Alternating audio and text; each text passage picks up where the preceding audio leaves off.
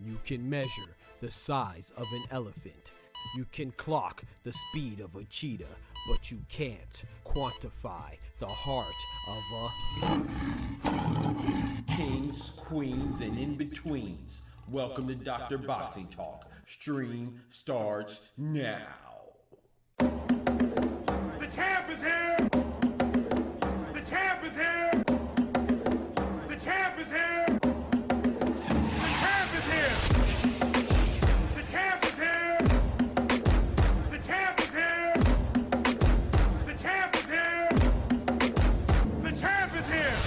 If I tell you I'm good, probably you will say I'm boasting. If I tell you I'm no good, you know one line.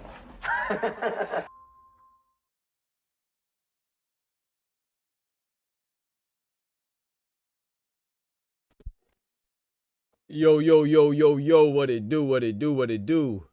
Hopefully the sound is good. I gotta check my settings and stuff. I forgot to do that before I cut on the stream, so y'all bear with me. Well, we've been going through some gosh dang technical difficulties lately, ain't it? But we here though. God is good. Let's see how we sound. Let's see how we sound. It's going down. Hold on.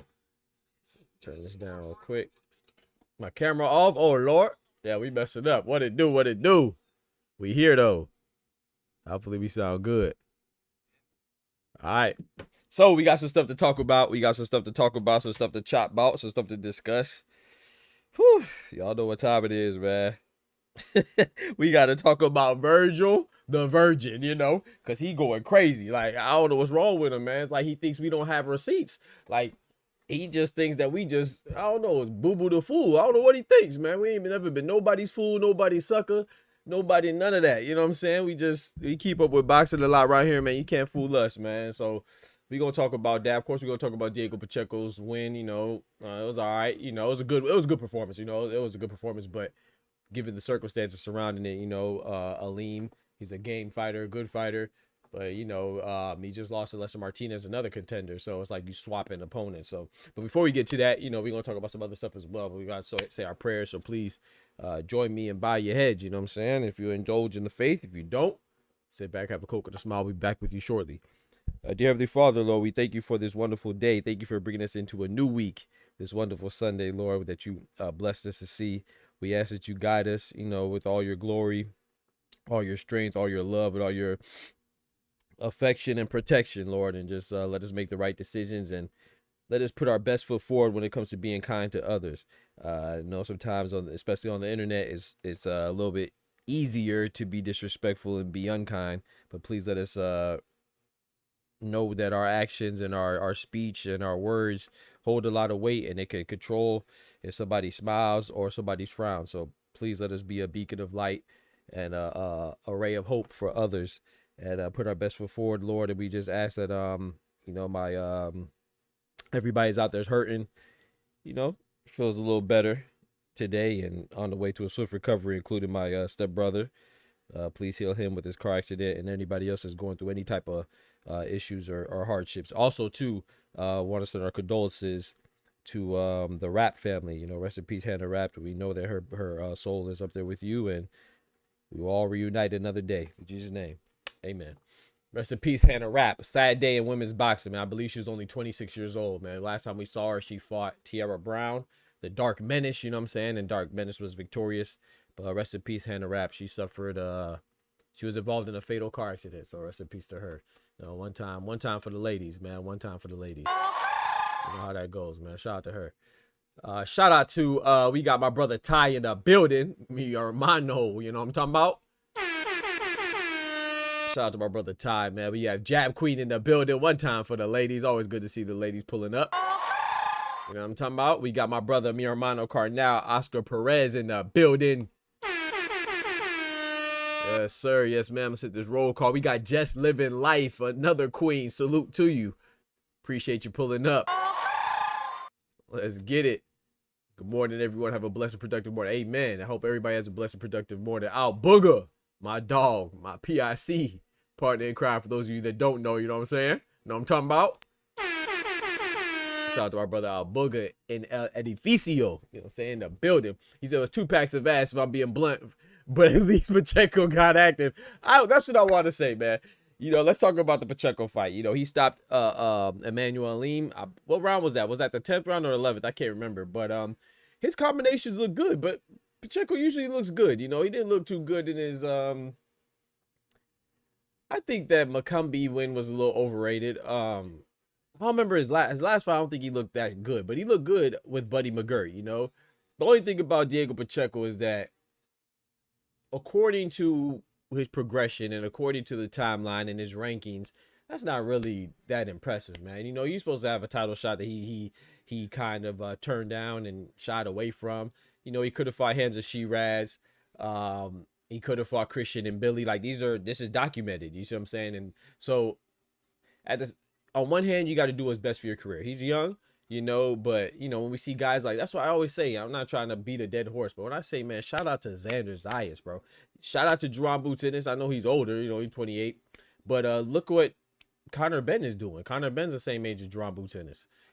Brent Whitaker is, he just turned pro not too long ago, but look what he's doing, same age as Jaron Boots Ennis. You see what I'm saying? Jaron Boots Ennis is a 2-time unified champion in 2 different weight classes. You know what I'm saying? 147 and 154. He had the IBF WBA in 147. He has the WBA WBO 154.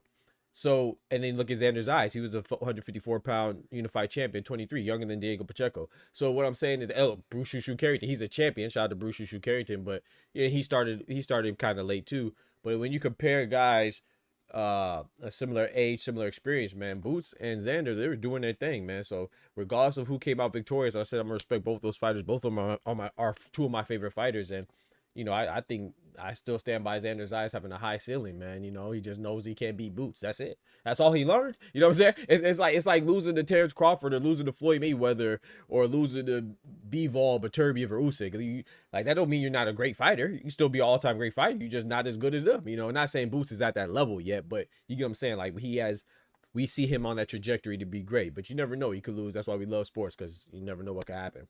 But yeah, so Diego Pacheco, that's why it's a little disappointing, because you would think that him being so highly ranked, he would be looking for a title opportunity, and it doesn't seem like that. But Eddie Hearn said that Canelo, if he beats Billy, they'll be looking to try to secure that fight. So that's good. But why would Canelo fight you? You're not a belt holder. You see what I'm saying? Like, if anything, this is why when you don't fight Hamza Shiraz, and Shiraz getting alley-oops and layups for his gosh dang title defenses and title acquisitions. I don't even know who he's been fighting, but he's a title holder now. So why would Canelo, if let's say Canelo beats Billy, why would they fight Pacheco? It doesn't make sense. Well, what is the glamorous, shiny, attractive thing about Pacheco? Nothing. You see what I'm saying? Now, you know, he could even have a, I don't want to see a Canelo and Jaime Munguia again, but he could have a rematch because Munguia has a belt. Pacheco could have fought Munguia in the past too, and he didn't. So, you know what I'm saying? So there's nothing that's attractive about fighting Pacheco. You see what I'm saying? So, and these are just ramifications of your actions, or better yet, inaction, right? Because when you don't take opportunities to fight, then the game keeps going, man. You get passed. You know what I'm saying? Nothing. Thank you, Jab Queen. There's absolutely nothing. Why? What is my incentive of fighting Pacheco? Nothing. Because you turned down the WBO opportunity you had. You turned down the fight, that opportunity you had with Christian and Billy. You know what I'm saying? Lester Martinez, now I don't have documentation on this, but it was rumored that Lester Martinez and Pacheco could have fought. You see what I'm saying? Like, there's no reason to fight Pacheco. So yeah, he looked good last night, but he looked good against somebody that another contender in Lester Martinez already beat. You see what I'm saying? So it's just like, who right now, Pacheco, you gotta tighten up, man. You gotta tighten up, man. You gotta Pacheco is crazy. Duck Checo is crazy. He's a duck. Pacheco out there ducking? Nah, he ain't no duck. Yeah, he might be a duck. He might be a duck. You gotta play them saxophone. Shout out to Mr. Holiday in the building. Big member in the building.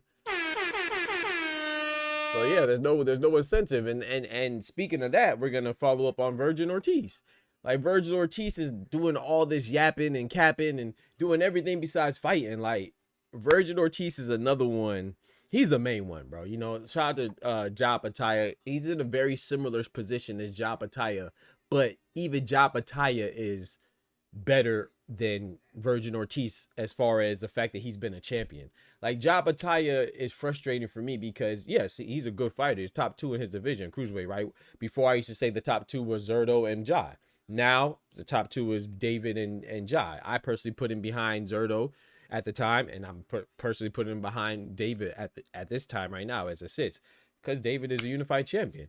Ja has no belts, but he has the IBF. But my frustration with Ja is that he's constantly and consistently doing what? Saying everybody's ducking him. Everybody's ducking. Noel McCallan's ducking him, who has the WBC belt. Badu Jack, when he had the WBC belt, ducking him. CBS, when he had the WBO belt, who has no belt now, he was ducking him. Zurdo was ducking him. Eddie Hearn was a problem why he didn't get any fights. You know what I'm saying? The WBC prioritizing David Benavidez versus Noel McCallan is the reason why Ja Pataya can't get the WBC belt. The IBF and President Daryl Peoples for stripping him is the reason why he couldn't stay a belt holder, even though he literally disregarded what they said about fighting with Zuffa. You see what I'm saying? Because Zuffa was very disrespectful at the time. Now, does that mean that when you sign a Zuffa that it's impossible for you to get belts and make fights with the other sanctioned bodies? No, we have Conor Ben and Ryan Garcia, but it's another hindrance. Ask Shakur Stevenson. That's why he's stuck in a tough position. You see what I'm saying? So Ja Pataya, you make your decisions, but then you try to blame everybody else for the ramifications and consequences and repercussions for those decisions. That's crazy. Vergil Ortiz is doing the same thing, but Vergil is worse because he's never been a belt holder. You know what I'm saying? He's never been a belt holder. Another guy who's approaching that territory of pussyfooting around is my boy Richard Hitchens. He's calling out Devin Haney, calling out Keyshawn, calling out was supposed to fight Oscar Duarte, saying that he wants to fight Teofimo. But then you fighting Ricardo Salas. And I'm not mad at the Ricardo Salas fight. But if you're talking about all these other guys ducking you, you know, you got to make some progression to fighting somebody else that is of that caliber of fighter that we want to see. So it looks like you just out here wolfing. And I don't respect the wolfing. You know what I'm saying? So back with Vergil Ortiz is like, if you don't want to fight, bro, boxing's a tough game. You want to protect your O, that's cool. You want to get the bag, that's cool. If you don't want to fight Boots, that's cool. You don't want to fight Fundora, that's cool. You don't want to fight Xander, you don't want to fight Bakram, you don't want to fight Josh Kelly, that's cool. You don't want to fight Bud, you don't want to fight Stanionis, that's cool. But don't turn around and simultaneously don't want to fight these guys and then have the audacity to say, oh, they're ducking me, that's why the fights aren't happening. Like, we're stupid. Like, we're not dumb, bro. Like, you are the interim champion for the WBC belt. I've never heard you come out and press for Fundora. I've heard Fundora say that he wants to fight you. Now, people can just be capping and talking out the side of their neck. That's true. But I've never even seen him make any type of progression to fight Fundora. I just watched the interview with him and Chris Maddox, and he said he didn't get the Madrigal fight when Madrigal was a WBA belt holder because Terrence Crawford stole it from him. The same Terrence Crawford that you were supposed to fight when Oscar De La Hoya shook Turkey out of Shake's hand. You know, they had the shake with the shake. You know, Oscar had a shake with the shake for a fight that included you and a deal that included you versus Terrence Crawford and and Shakur Stevenson versus Zepeda? Well, Shakur and Zepeda fought. How come Vergil Ortiz and Terrence Crawford didn't fight? How come Vergil Ortiz didn't fight Stanionis at 147, but it was the rhabdomyolysis, right? It was a rhabdo. Why did he get rhabdo? Because he's being a weight bully. What's indicative of him being a weight bully? The fact that he left 147 and went up to 154 and he still hasn't fought a title holder yet. And then he got the title opportunity for Bakram Murtazaliev, another fight that Turki Al-Sheikh approved. And Bakram Murtazaliev, the main event promotions, his promoter, came out and put that out there in the open. And he says, oh, well, I'm not going to fight him because of IBF. But then Robert Garcia just said Friday, 2 days ago, that he wants to move up to 160 and compete for what? The vacant what? The vacant what? The vacant what? That means vacant means that there's nobody holding the belt. He wants to compete for the vacant belt in what section of body?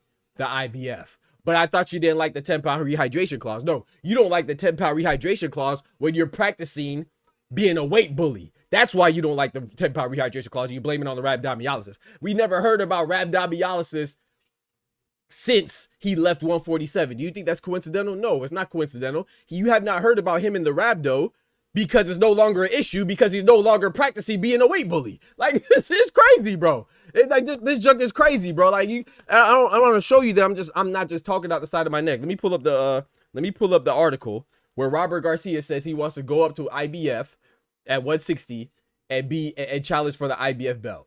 But that he literally just turned down gosh dang Bakram Murtazaliev because of the IBF due to his rhabdomyolysis. I'm gonna bring it up for you. Hold on, give me a second. Let me find this thing. Man. This is everything coming from their camp. They're contradictory at best. It's crazy. It's like, I don't even understand. Rick Meridian saying that he wants to fight Sebastian Fundora. They're ducking him. And then Samson's like, hold on, bro. We tried to fight you before, and you're the interim belt holder. And Mauricio Solomon, the WBC, they don't want a belt consolidation? That's crazy. It can't be all these things at the same time. Maybe one or two things, but it can't be everything. You see what I'm saying? It can't be everything, bro. Hold on, here go the article right here. Just so you don't think Doc is capping. I have no reason to lie about nobody. I think Vergil Ortiz is a good fighter. He's just a very, very, very scary and disappointing fighter. Here it goes right here. Just so y'all don't think I'm capping, which I know y'all don't think I'm capping anyway, but you know, just for my own integrity. What's this say right here? Hold on. I just lost it. What's it say right here? Hold on.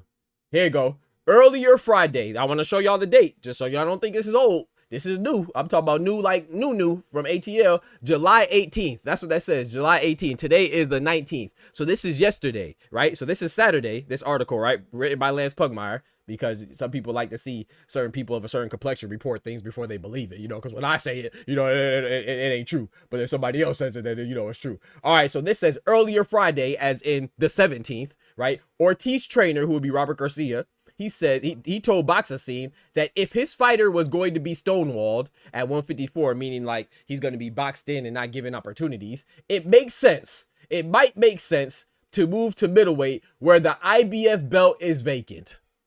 I thought we don't like the IBF belt because of rhabdomyolysis. I thought you had a disease that, you know, you couldn't abide by a 10-pound rehydration clause in the division that you fight at. But now you're saying at 160, you'll fight at the IBF vacant belt.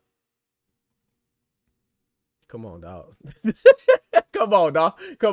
And the other belts that are worn by veterans, Janibek and Limkanuli, who's a PED drug cheat. That's the reason why the IBF is vacant, because the IBF, shout out to President Daryl Peoples and the IBF sanctioned body. Not saying that they do everything right, but at least they stand more on merit than the other sanctioned bodies, relative to the other sanctioned bodies, which might not be saying much, but at least they kind of abide by some rules. Janibek was a unified champion for the IBF, but because his drug cheating ass popped dirty for the gosh dang meldonium, you know what I'm saying, he was stripped by the IBF consequently. Now he's only the WBO belt holder. So that's who Janibek is, a PED drug cheat. Then we got Carl Sadamis with WBC, who said that he's probably moving up to super middleweight. He said he's trying to go up to super middleweight and fight Shiraz and the winner of Christian and Billy and Canelo. So he may no longer be there. And you think that they don't know this? They know this. You know what I'm saying? And then you have the 42-year-old Arizlani Lara for the WBA. So basically what Vergil Ortiz is doing, he's trying to, yeah, he's ducking for sure.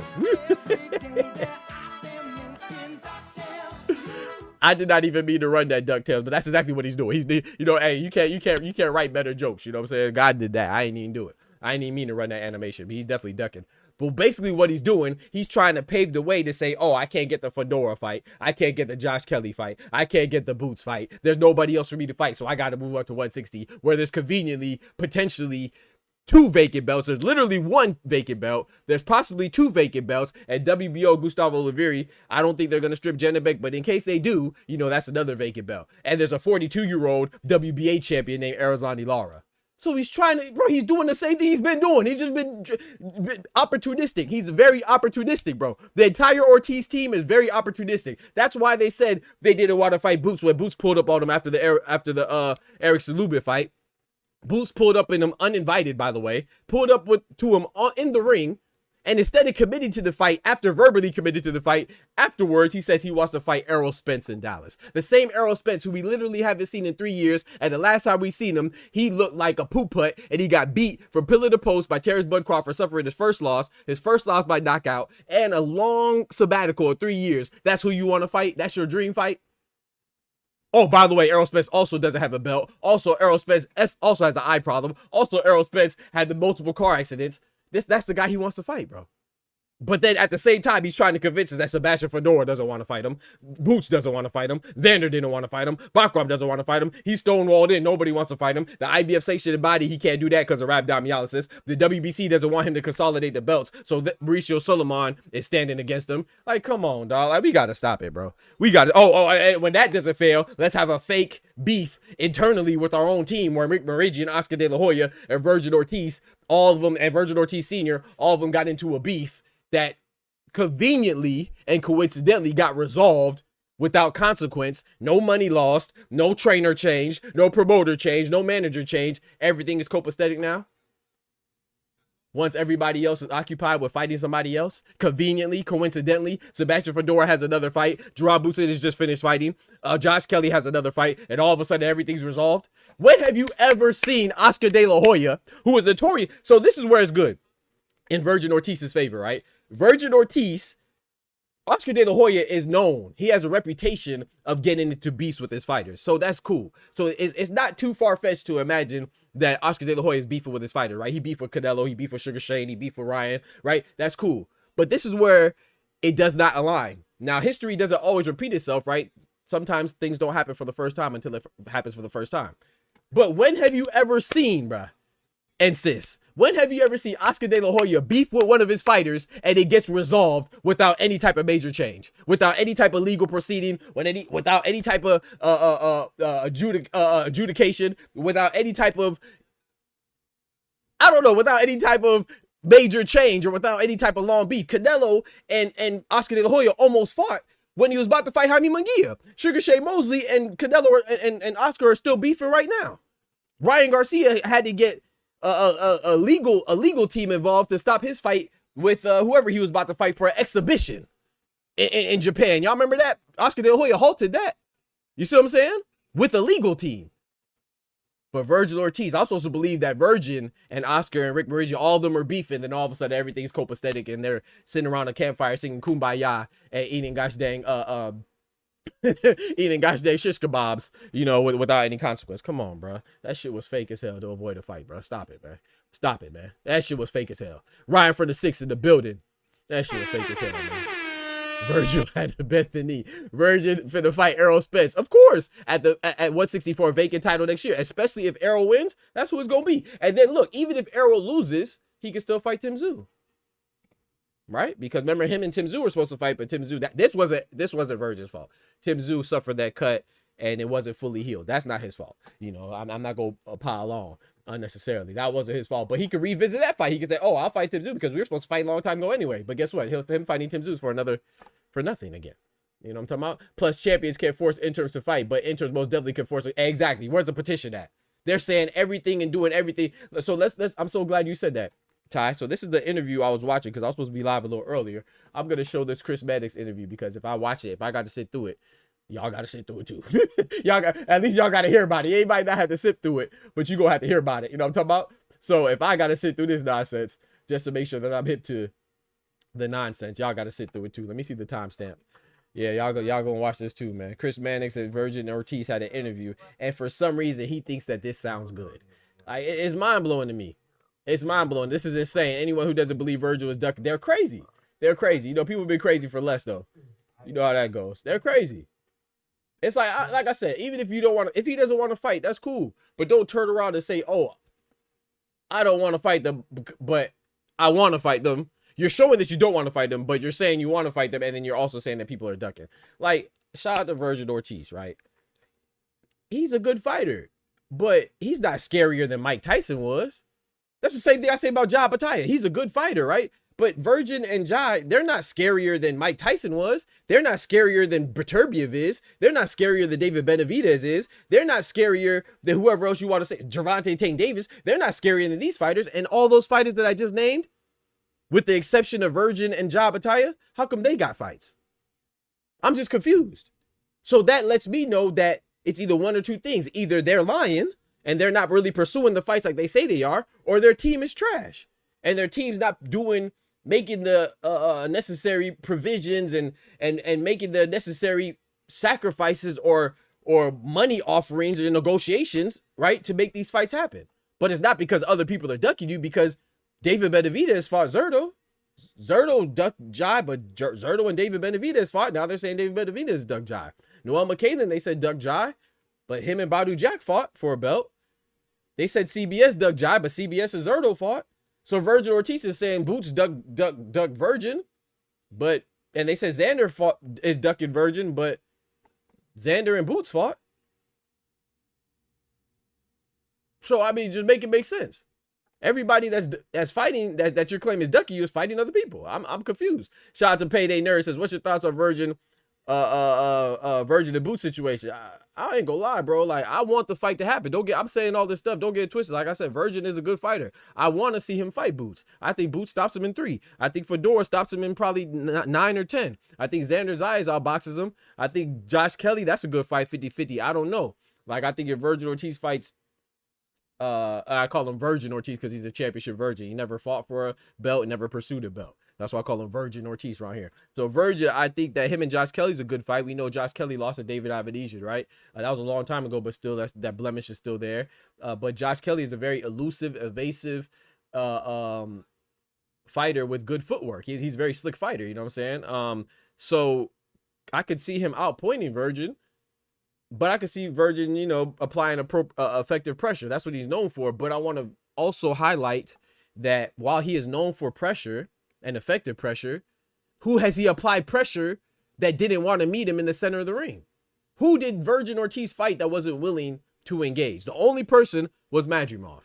And Madrimov throws a lot of feints, but, you know, they said he was sick, he was compromised. Again, that's not Virgin Ortiz's fault. But if you remember, when they tried to fight Madrimov, coming off of a 1.5 month notice after fighting Boachuk. The only reason why the Boachuk fight didn't happen because Madrimov ended up pulling out. But remember, that fight was made after the Madrimov and Boachuk fight was made.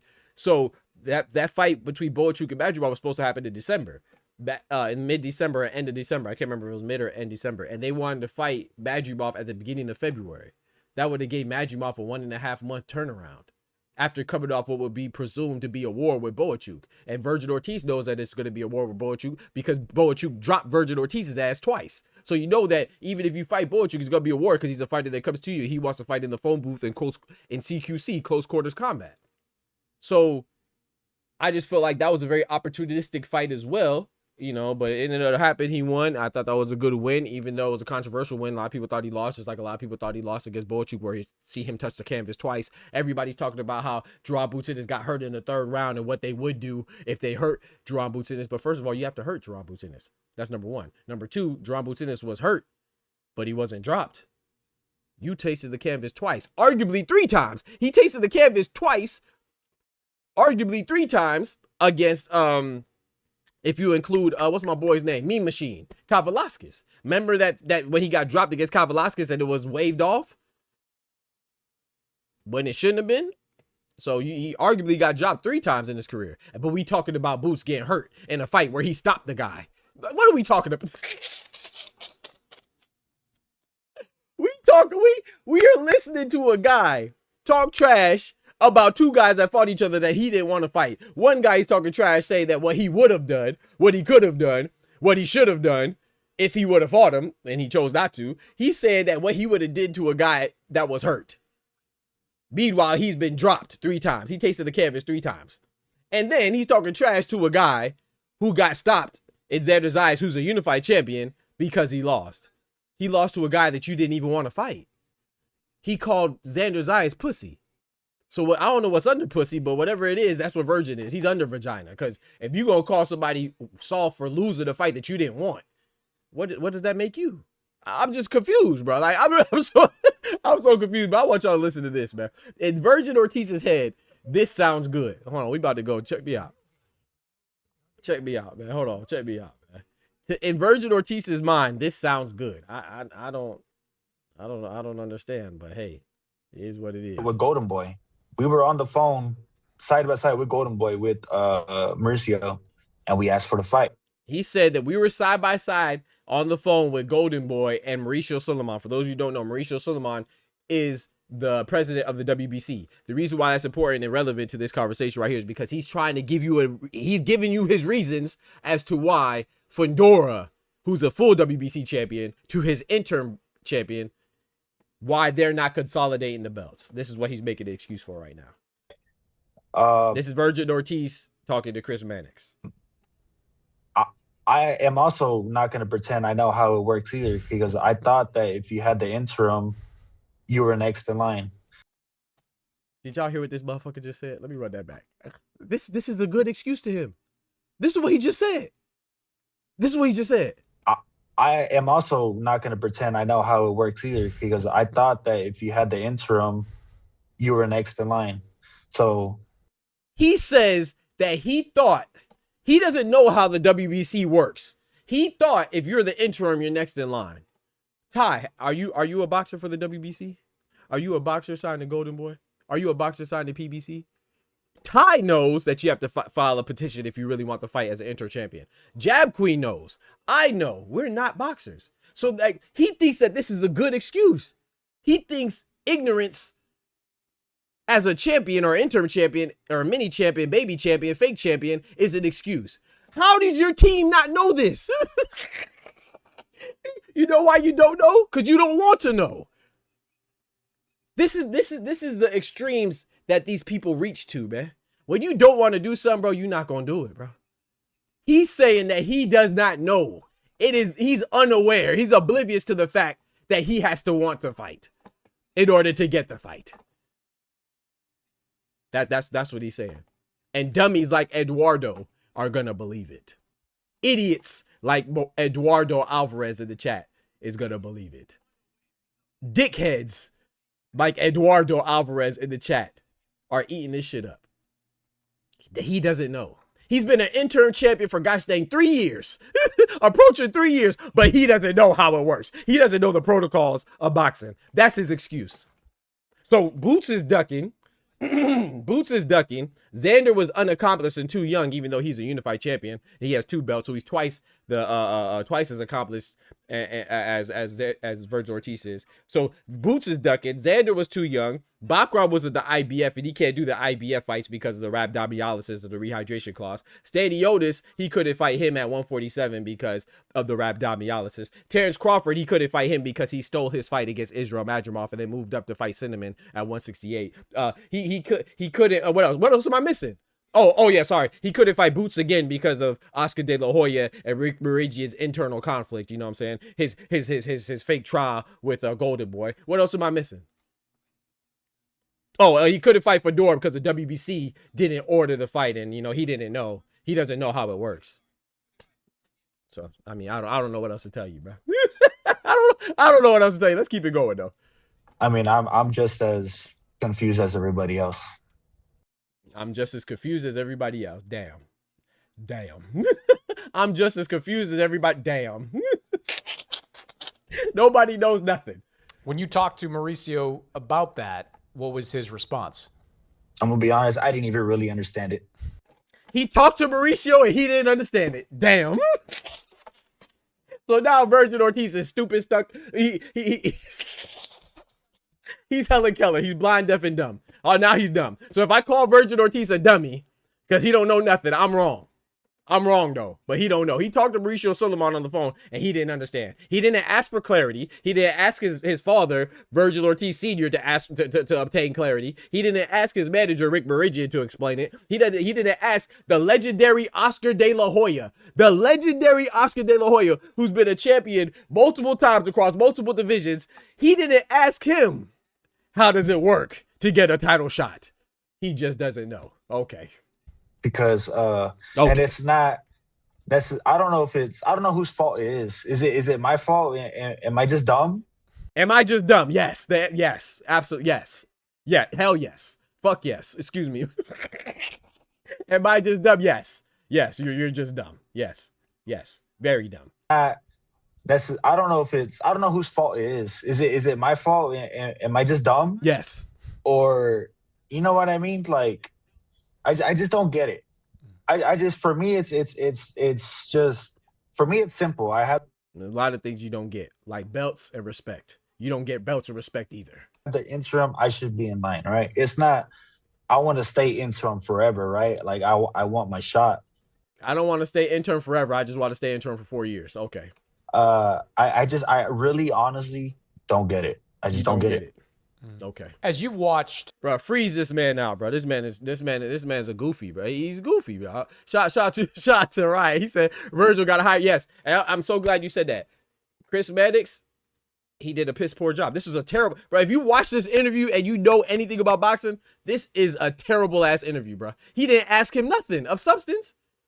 He basically just spoon-fed him all the excuses. Like, this was a terrible interview, and this is what I'm saying. Like, but you got to understand, it's DAZN. DAZN, they're notorious for looking out for golden boy fighters. You know what I'm saying? I'm not saying that's necessarily a bad thing, but look how they treated whether you like Devin Haney or not, it's up to you. It's not the point. The point is, though, look how they treated Devin Haney and Ryan Garcia. They acted like testing positive for PEDs was something that Devin Haney set up Ryan Garcia for. Like, somehow Ryan Garcia was the victim. Whether you think that the PEDs were significant or played a role in Devin Haney losing, that's besides the point. I don't care about that. I mean, I think that's retarded too, because PEDs mean something. They're performance enhancing drugs, so they're going to enhance your performance no matter what your performance is. It doesn't mean that you're automatically going to win, but it means that your shitty ass will perform better if you have PEDs in your system, because it enhances your performance. So if I'm driving a car in NASCAR and I have PEDs in my system, I'm going to drive better. If I'm Lance Armstrong and I'm pedaling a bicycle up a mountain, I'm going to pedal a little better. That doesn't mean that I'm going to win. It just means that I'm going to do better than I would if I did not have the enhancements in my system. That's what it means. So even if you're studying and you pop Adderall, the reason why people pop Adderalls is to study a little better than they would without the Adderall. So it doesn't matter what you're talking about, what walk of life. If you take any type of enhancement, it is enhancing something. That doesn't mean that your stupid ass is going to pop an Adderall and pass a test because you popped the Adderall. No, but it's going to let you study better. It's going to let you have qualities that you normally wouldn't have because you probably procrastinating. You probably ain't shit anyway. But anyway, the point is, shout out to my guy Ryan. He said Vergil got to hire manage. Yes, they need to hire manage because, you know, this is what they do. They act like the problem isn't the problem. They act like the problem is the victim. You see what I'm saying? Like Ryan Garcia cheated Devin Haney, had the Austrian in the system, and people act like Devin Haney did something wrong. He set him up. Oh, it was his strength and conditioning coach. Oh, it was ashwagandha. Oh, it was Scooter. It was Devin Haney's little brother infiltrated the dreams or whatever. They played Inception, whatever it is, man. But you know, so like this is crazy. He didn't ask him why didn't he put forward the paperwork. He didn't ask him, did he try to have a conversation with Sebastian Fundora and Samson Lukowicz. He didn't ask him why did he not be a man of his word and fight Jaron Boots Ennis as opposed to going through the lawsuit. He didn't ask the ramifications of said lawsuit. He didn't ask how it was resolved. Like, none of this stuff. We just know they had an issue. We know they went to court. We know it was resolved. That's it. What's the settlement number? We're a lot of us like the pocket watch, right? How much money did Oscar De La Hoya win? What was the settlement? How much money did Rick Meridian win? How much money did Vergil win? How much money did Oscar win? What changed? What changed? They're in the exact same position that they were prior to the lawsuit, after the lawsuit. What changed? But now we're supposed to believe that, oh, he's ready to fight the big fight. So maybe he is. I don't know, man. But I ain't nobody's fool. Chris Maddox know what he's doing. He tried to make Vergil look better. Talk to him, holla. Talk to him, holla. Damn, PED tested for I'm just saying. Like, it's crazy. Like, I have no like Conor Benn's a drug cheat. I have no problem. Drill Big Baby Miller's a drug cheat. I have no problem saying that. I have no problem saying Ryan Garcia's a drug cheat. I don't know why people have some problem saying some people are drug cheats. I don't get it. I don't get it, man. I don't like. They asked Boots, what's he gonna do? You remember? I want to shout out to Ty, man. You know what's crazy? What did this is Chris Mannix now. What did Chris Mannix ask Jaron Boots Ennis?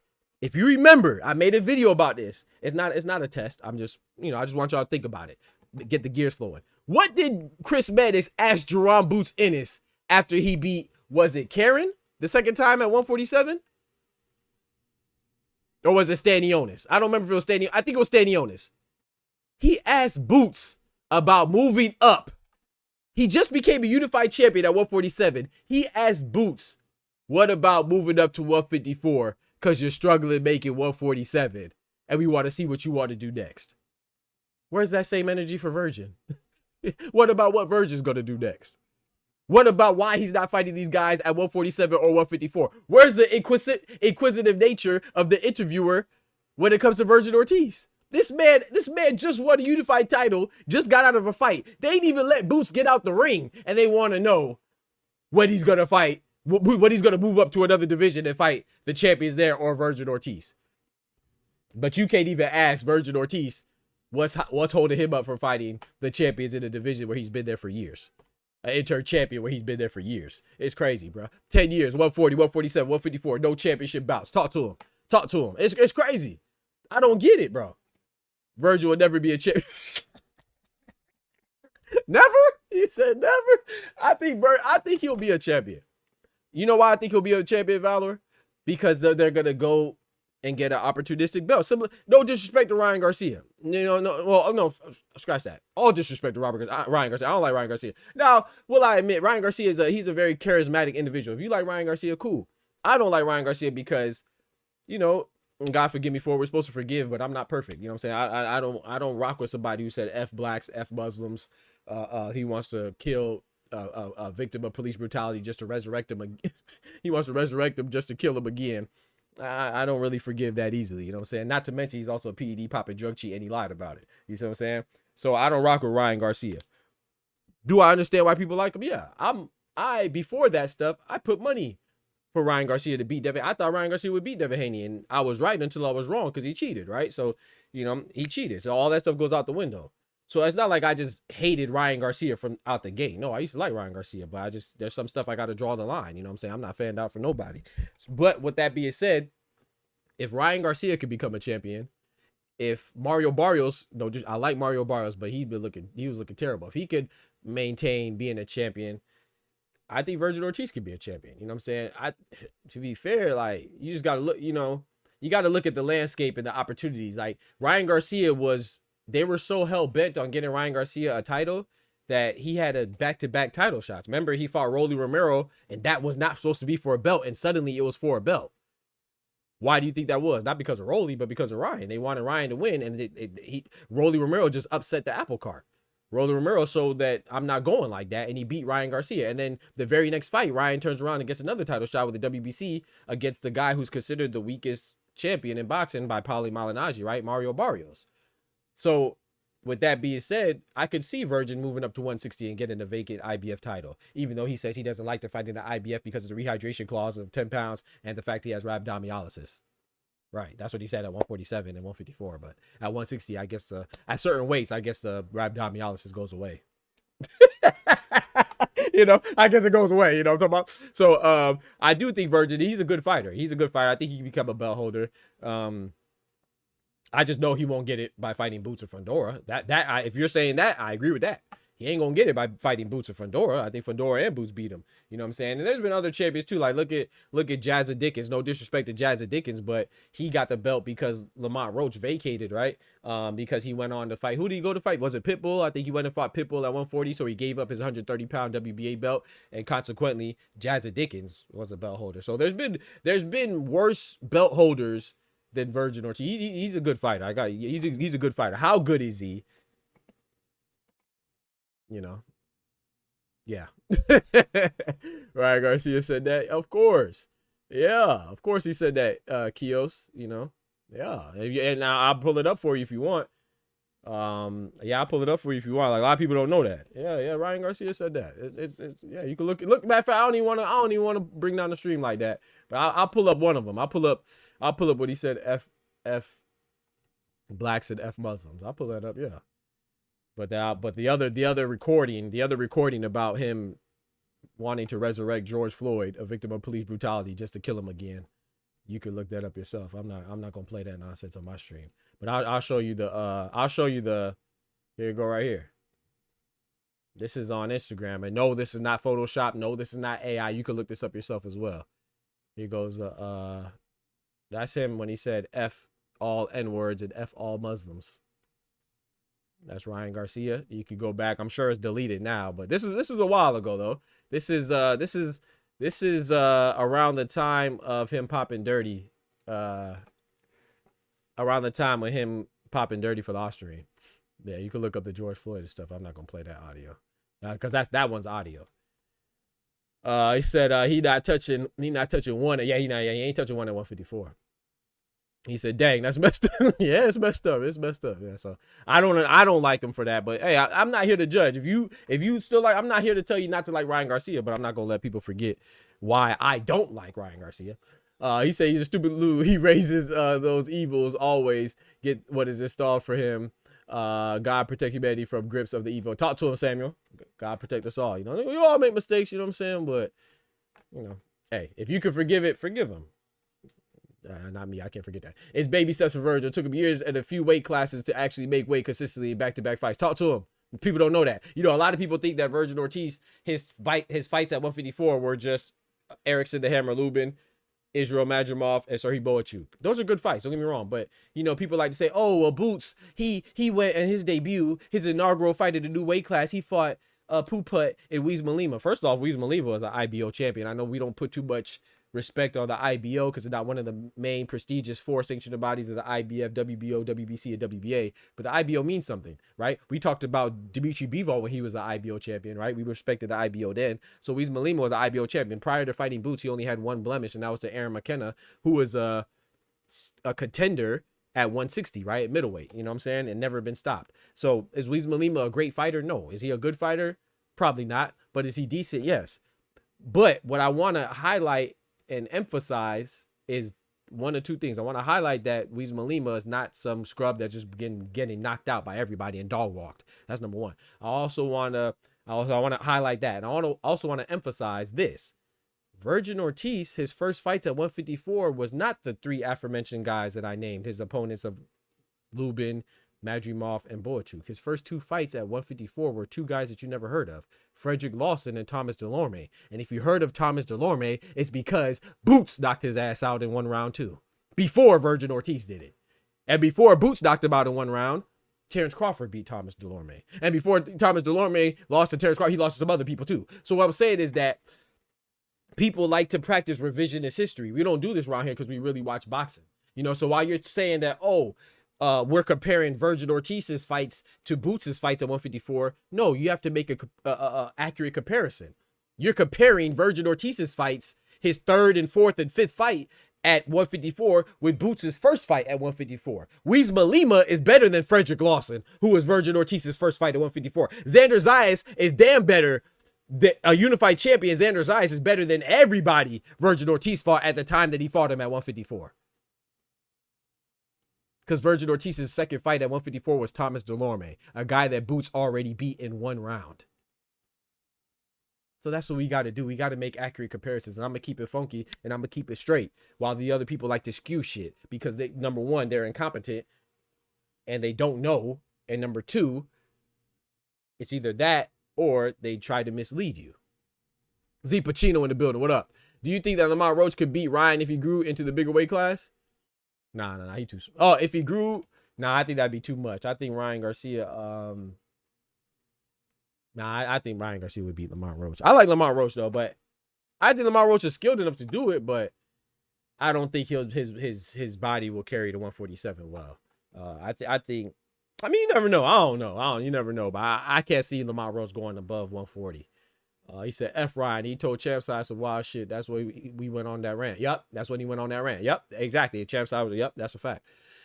He fought Thomas Delorme at a catch weight above him. Talk to him at a catch weight. At a catch weight. Okay. At a catch weight because of Rabdo. Hey, man, come on, man. Hey, he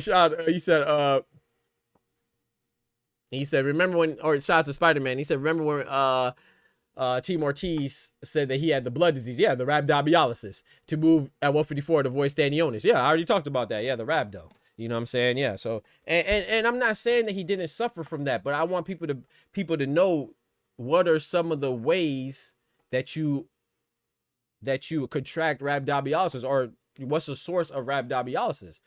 Well, the source is trying to lose weight rapidly, significantly and severely in a short period of time, exercising while you're dehydrated. I cannot make this up. I made a video about it. Look up how you get, what are the ways. There's a couple ways you get rhabdomyolysis. It's either hereditary, it's either through drug use, or it's either through working out while severely dehydrated and your muscles don't have the appropriate amount of oxygen and stuff like that for your body to function.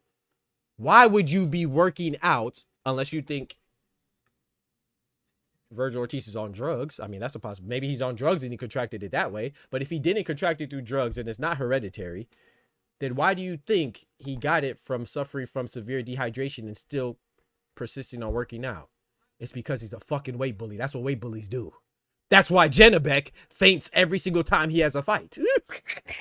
Why do you think Janabek, when he was going to fight Andre Mikhailovich, why do you think that fight was postponed and he was hospitalized? Because he's also a weight bully trying to go through a process of severe, significant weight loss in a short period of time to make weight, because he does fight for the IBF. He was an IBF belt holder.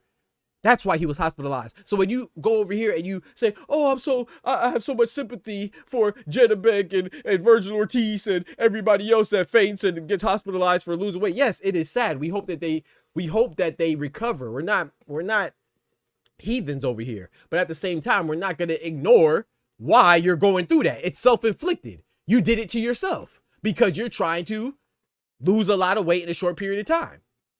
That's why you're fainting. That's why you're being hospitalized. That's why you're having fights postponed. That's why you're contracting rhabdomyolysis. Notice how, like I said, notice how he hasn't had any issues with rhabdomyolysis since moving up. Why? How come he doesn't suffer from rhabdo when he moves up? Because he moved up and he's no longer draining himself. These are facts. These are facts.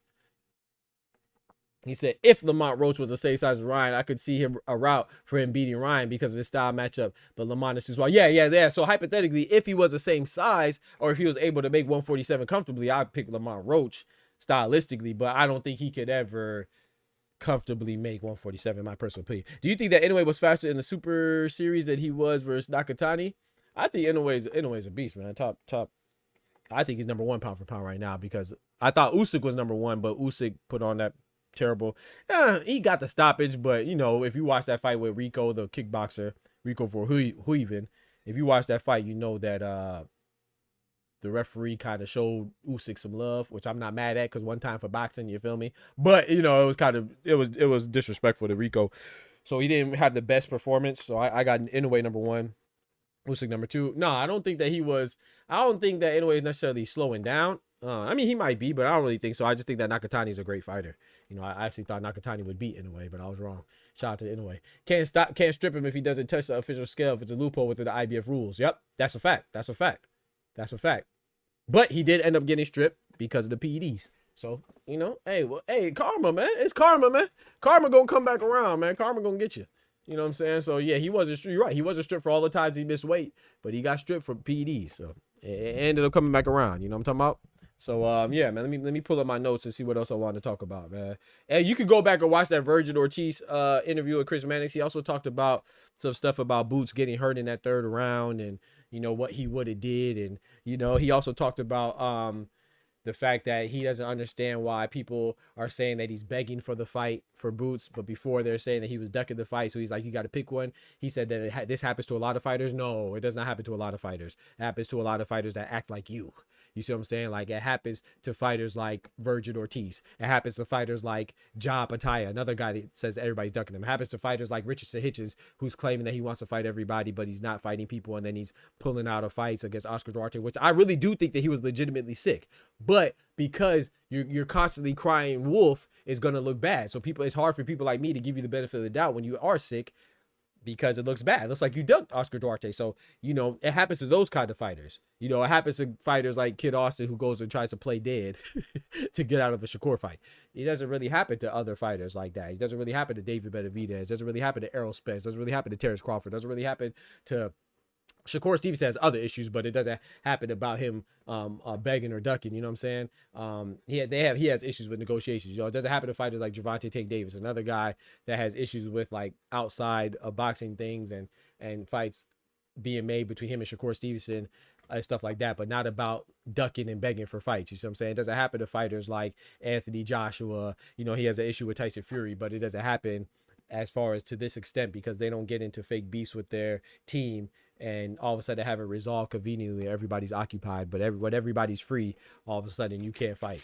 I'm talking about you, and they're talking about their dream fight is Errol Spence. That's crazy. That tells you everything you need to know, right? I don't feel like I don't even need to talk no more. You know what I'm saying? His dream fight is Errol Spence, not Errol Spence back in the day. This Errol Spence. I've never heard him say that or express that his dream fight was Errol Spence until Errol Spence looked how he looked, right? Just like he conveniently fought Madrimov after Terrence Crawford beat him, and he was trying to get him after he was going into war with Serhiy Boachuk. You see what I'm saying? Like, tell me, and I'm not trying to be harsh, but we know Boots just fought Xander. That was a fight between two undefeated, accomplished, unified fighters, right? They both put their O's on the line. Tell me who Vergil Ortiz beat that wasn't compromised in some way, or that didn't look like he was compromised. Erickson Lubin, like I said, this might not be his fault. It's not his fault how fighters show up in the ring, but it is your fault on when you choose to fight them, right? Just like they talked about Floyd Mayweather. Like, Floyd Mayweather fought so many champions, but people say, oh, he fought Pacquiao when he was old, even though Floyd was older than Pacquiao. They say, oh, he fought Sugar Shane Mosley when he was done, even though Floyd called out Sugar Shane Mosley when he was coming up, and Sugar Shane Mosley said no because Floyd Mayweather wasn't worth the risk. We really watch boxing around here, you know what I'm saying? And then Floyd turned around and fought him pretty much as a favor, and he beat him. But people say, oh, he was old, he was this, oh, Canelo was too young, Oscar really won, all these other excuses, right? But no one's talking about the opportunistic nature of Team Vergil Ortiz. He fought Israel Madrimov after he lost to Terrence Crawford, not when he was a champion, not when he was undefeated, and he tried to fight him after he was supposed to come out of a fight with Serhiy Boachuk. He fought Erickson the Hammer Lubin after he was already stopped by Charlo, and after they said that he didn't really look good, and he didn't really look good in that fight. I don't know what the hell Erickson Hammer Lubin's on, but that's what he chose to fight Erickson Hammer Lubin when it was reported that he was getting stopped by teenagers in camp. That's what they reported. They reported. Well, it's gonna sound like I'm making stuff up, but I'm not making up anything. Ty, am I lying? Shamar, am I lying? Somebody tell me, Jazz Queen, am I lying? Tell me Ryan, am I lying? Somebody tell me in the chat where I was told a mistruth and yet. Tell me where I lied. Somebody tell me where I lied, bro. Erickson the Hammer Lubin was getting stopped by teenagers in sparring prior to the fight with Vergil Ortiz. That's not Vergil Ortiz's fault again, but it's his fault at the time that he fought him. He fought Serhiy Boachuk. Everybody went crazy, but he got dropped twice, and a lot of people thought that he probably lost. It was a controversial victory at best. And Serhiy Boachuk already got stopped by Brandon Adams. And then he fought Brandon Adams again, and he lost again. And then he fought Sugar Shane Mosley. Sorry, not Sugar Shane Mosley. He fought Shane Mosley Jr., and he lost and got stopped by Shane Mosley Jr. These are the people that we celebrate Vergil Ortiz for beating. But then we talk trash about Boots beating Xander because he was supposed to win, even though Xander was a unified champion, undefeated at the time. We talk trash about Karen because Karen was unknown. We talk trash about Boots beating whoever else. He beat Stanionis, even though Vergil Ortiz didn't want to fight Stanionis. He ducked Stanionis at 147. Stanionis was an undefeated champion for the WBA when Boots fought him, and he won. But we don't respect those victories, but we respect. Come on, dog. Come on, bruh. Come on, man. Got stopped by Jit. Shout out to Lubin. Hey, I like Lubin, though. And I like Oscar De La Ponte. That's my guy, man. I rock with Oscar De La Hoya, but you know what I'm saying? If Vergil Ortiz is going to say, oh, I don't know how to get the fight with the WBC. Come on, bro. Hold on, bro. I messed up my animation. Hold on. You dumbass. he said, maybe I'm dumb. Yes, you're dumb. Yes, you're dumb. Vergil Ortiz said, maybe I'm dumb and I don't know how to get the fight. Yes, you're dumb. You dumbass. I think this also Oscar's fault for saying one thing in public but protecting one of only two starts on his route. I agree with that. I agree with that, Reef. I agree with that. I agree that it's Oscar's fault too. But it's the so I will say this too. You know, promoters gonna do what promoters do. You know, whether you talk about Eddie Hearn, you talk about Bill Haney, you talk about Oscar De La Hoya, or you talk about Ben Shalom or Leonard Ellaby, promoters gonna do what they're gonna do to a certain extent. But at the same time, Oscar did let Zurdo fight David Benavidez. That was a cross-promotional fight, right, between PBC with David Benavidez and Zurdo, between Oscar and Golden Boy, excuse me. And he let them fight, right? He's letting Conor Benn and fight Ryan Garcia. So what I'm saying is that, yes, Oscar wants to protect his fighters, and he's gonna say whatever's in their best interest. But at the same time, he's letting his fighters fight too. He was gonna let Kid Austin fight Shakur Stevenson, right? He was going to let Kid Austin fight Gervonta Tank Davis, right? So I do agree that Oscar De La Hoya could be problematic, but I do not believe that Oscar is the reason why. Let me be careful. Let me rephrase that. I do think Oscar is the reason why the Boots fight, the Vergil Ortiz and Rick Meridian and Oscar De La Hoya feud kind of happened, because I think that Oscar was willing to let the fight happen due to DAZN demanding the fight. Remember, Oscar said that DAZN wants to fight. I do not think that Oscar is the reason why we did not get Boots. I do not think even really Rick Meridian is the reason we didn't get Boots. I think they're all part of it, but I think the reason why we didn't get Boots is because of Vergil. Because Vergil wants Errol Spence. He wants his dream fight. So I'm not saying that Oscar's making it easier, but I do think that at the foundation of this dispute, if you will, this fake dispute, is that Vergil didn't want to fight Boots. It is what it is, man. It is what it is, man. It is what it is. You know, like look at Eddie Hearn, right? For example, Eddie Hearn and Conor Benn. All of a sudden, you ever heard Eddie Hearn say that Conor Benn's a clean fighter anymore? But when he was with Matchroom and Eddie Hearn, Conor Benn was, you know, he was a victim in all this, and he didn't really take the eggs. You know, he don't even like eggs. Man got a whole chicken coop in his backyard. No, I'm just playing. But anyway, you know, so Eddie Hearn hasn't defended Conor Benn. Last time I saw Eddie Hearn talk about Conor Benn, he said he's a mediocre fighter. So to your point, yes, the promoters are going to promote their fighters. You know, it's in their best interest. They're going to make them seem invincible, have an aura of invincibility. But, you know, if Vergil Ortiz, trust me, if Vergil Ortiz leaves Golden Boy, the truth gonna come out from Oscar. Oscar De La Ponte gonna have a whole clapback Thursday. He gonna have a clapback Thursday for about 3 weeks going in on Vergil Ortiz and Rick Meridian's ass. Believe that. But right now, you know, Vergil Ortiz is a big fighter. We can't deny the truth. He is a big fighter. He is a popular fighter. But that's why we got to get back to boxing where it's based off of merit and what you're doing, not just popularity and followers. Because Vergil Ortiz, whether you like him or not, bro, he's been disappointing, man. It's been disappointing, man. You know, like, how long are you going to be an interim champion? Like, even if it's not Boots and you're ducking Fundora, like, it's just crazy, man.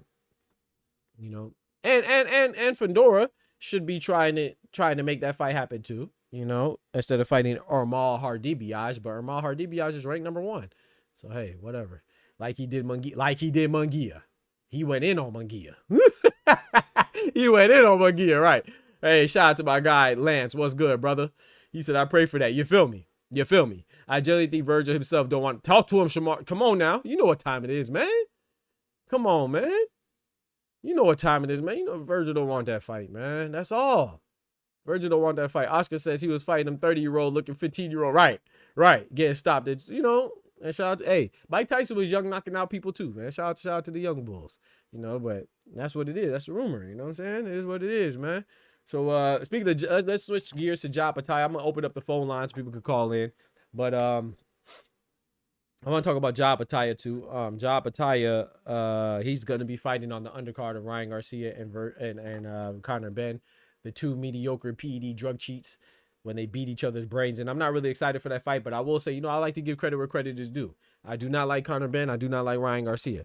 But I will say I watched the press conference. And they did a good job of making it intriguing, man.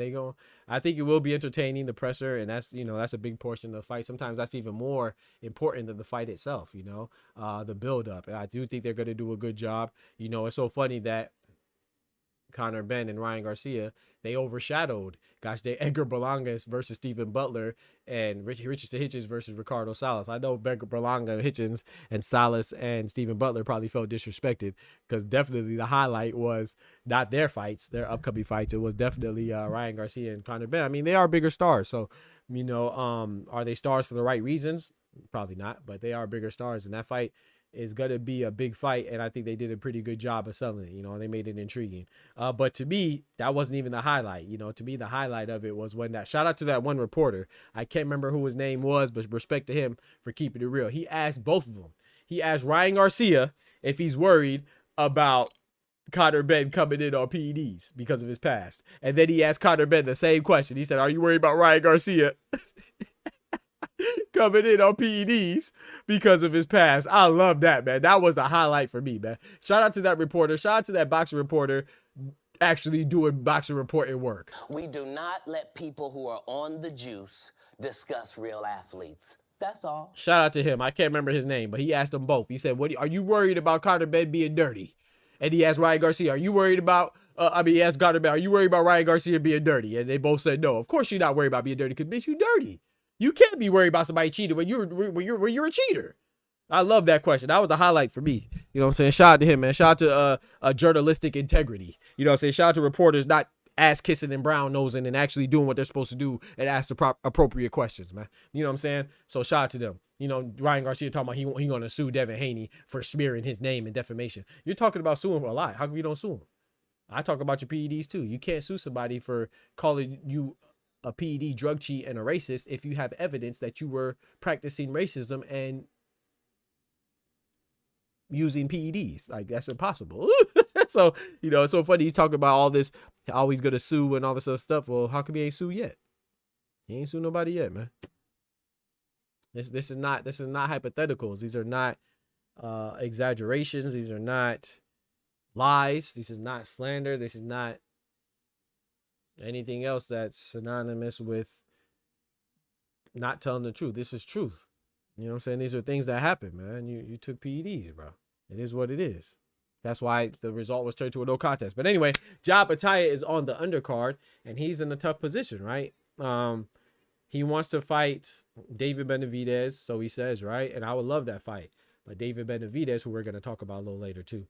David Benavidez, unfortunately, he's fighting. Not unfortunately. He wants to pursue legacy, and there's no bigger legacy than getting undisputed. And I'm rooting for David Benavidez to get undisputed at cruiserweight. I think he can do that. I think he's capable of accomplishing that, man. Shout out to David Benavidez, one of my favorite fighters, right? But Ja Bataya was trying to get Noel McCallan, who's a WBC belt holder at cruiserweight. The WBC and President Mauricio Suleiman swooped in and said, nah, man, Zuffa was disrespectful, man. And David Benavidez is our guy. He's a bigger champion, right? Remember, they stripped Bivol in order to make Benavidez a WBC champion at 175. And now Benavidez moved up and fought Zerto and got the WBA, WBO belt. They want him to get that WBC belt because Benavidez is a cash cow. He's a big name, and he deserves to be. He's a beast, right? So instead of Noel McCallan fighting Ja Bataya, they swooped in and said, nah. Ja Bataya is getting on the back burner. David Benavidez is fighting Noel McCallan. So now Ja Bataya lost a potential opponent. So his next opponent would be, obviously that's two birds with one stone. He can't fight Benavidez or Noel McCallan. His next option will be the former WBO belt holder, Chris Billiam-Smith, a.k.a. CBS. Well, the only issue with that is that CBS said that he wants to fight Ja Bataya, but he just literally fought, who did he fight last month? Ryan Rozicki in June, the Canadian contender, right? That was a pretty rough fight. And he said he wants to fight Ja Bataya, but he wants to fight him in October, November, December. When is Ryan Garcia versus Conor Benn? Well, that's in September. And Chris Billiam-Smith already said he would love to fight on the undercard of Conor Benn and Ryan Garcia against Ja Bataya, but not if they fight when? If they fight in September. He said that's too early of a turnaround. And I agree with him. Although I want him to fight Ja Bataya, I think that's a good fight. That's the best you're going to get. you know, and there's a good little storyline there because Ryan Rozicki called out Ja Pataya, and then Chris Billion-Smith beat Ryan Rozicki, you know, and then Chris Billion-Smith and Ja Pataya had their little stories intertwined when they were supposed to have unification back when he was a WBO belt holder and Ja was an IBF belt holder. So they have a good storyline there. But, you know, if Chris Billion-Smith thinks that's too fast of a turnaround, which I agree, that's a pretty fast turnaround, then so be it, you know. So what can they do, man? It doesn't look like Ja Pataya will get a sufficient opponent, man. He's going to get another disappointing opponent, you know, signing with Zuffa.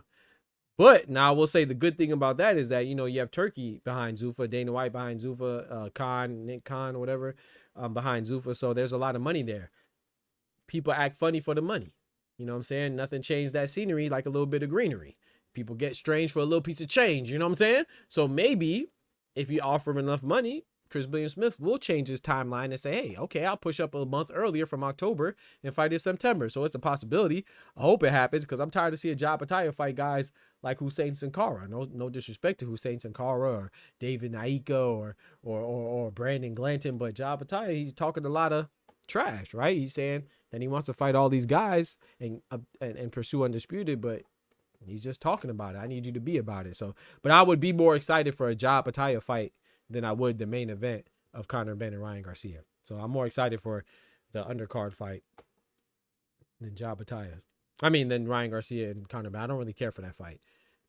You know, like I said, it's a fight between two mediocre drug cheating boxers. So I ain't really interested. Man, Ryan got sued. Talk to him. Ryan got sued. Exactly. I hope you have a great day. Hey, shout out to you, bro. You too, man. Have a great day, bro. He said that's a joke, but we are not advocating for that goofy shit. Wait, what happened? Oh man, yes sir. But yeah, look, check this out, man. I'm about to open up the phone lines. Oh, also speaking of David Benavidez, though, I want y'all to see this real quick. I like David Benavidez, man. But you know me, Cinnamon's one of my favorite fighters. Shout out to Cinnamon, man. You know, shout out to Floyd, shout out to Clarissa, shout out to Manny. You know what I'm saying? Shout out to Bud. You know, I have a lot of favorite fighters, man. You know, I like Caleb Plant a lot. Junto Nakatani is still one of my favorite. I like Xander. I like Boots a lot. I like David a lot. But what gets on my nerves with David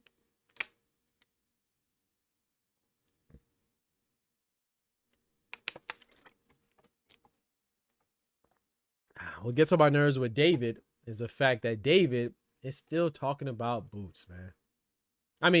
Canelo, man. Talking about Boots is crazy. Talking about Canelo, man. I want to show y'all something. Just joined YouTube shopping.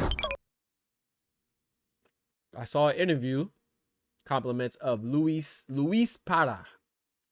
Luis Para. So I want to go to 3 minutes. Y'all can watch it yourself. This is a pretty old interview. Compliments of my brother, Oscar Perez, you know, in the chat, man. I saw this interview before, but in its entirety, but this is a little clip. I want y'all to see this. Listen to what, now it's in Spanish, so you know some things get lost in translation, but it's a pretty good translation. Look at what David Benavidez says. This is why I say I have no problem with Canelo not fighting David Benavidez. I had no problem with nobody at 168 fighting David Benavidez. Listen to what this man just says. I start a bit slower, and, well, as I saw, yes. Well, when you don't have to lose weight, it gives you much more strength, much more energy, and it gives you more of everything. Again, this is translated to English. The Spanish subtitles are up, over here.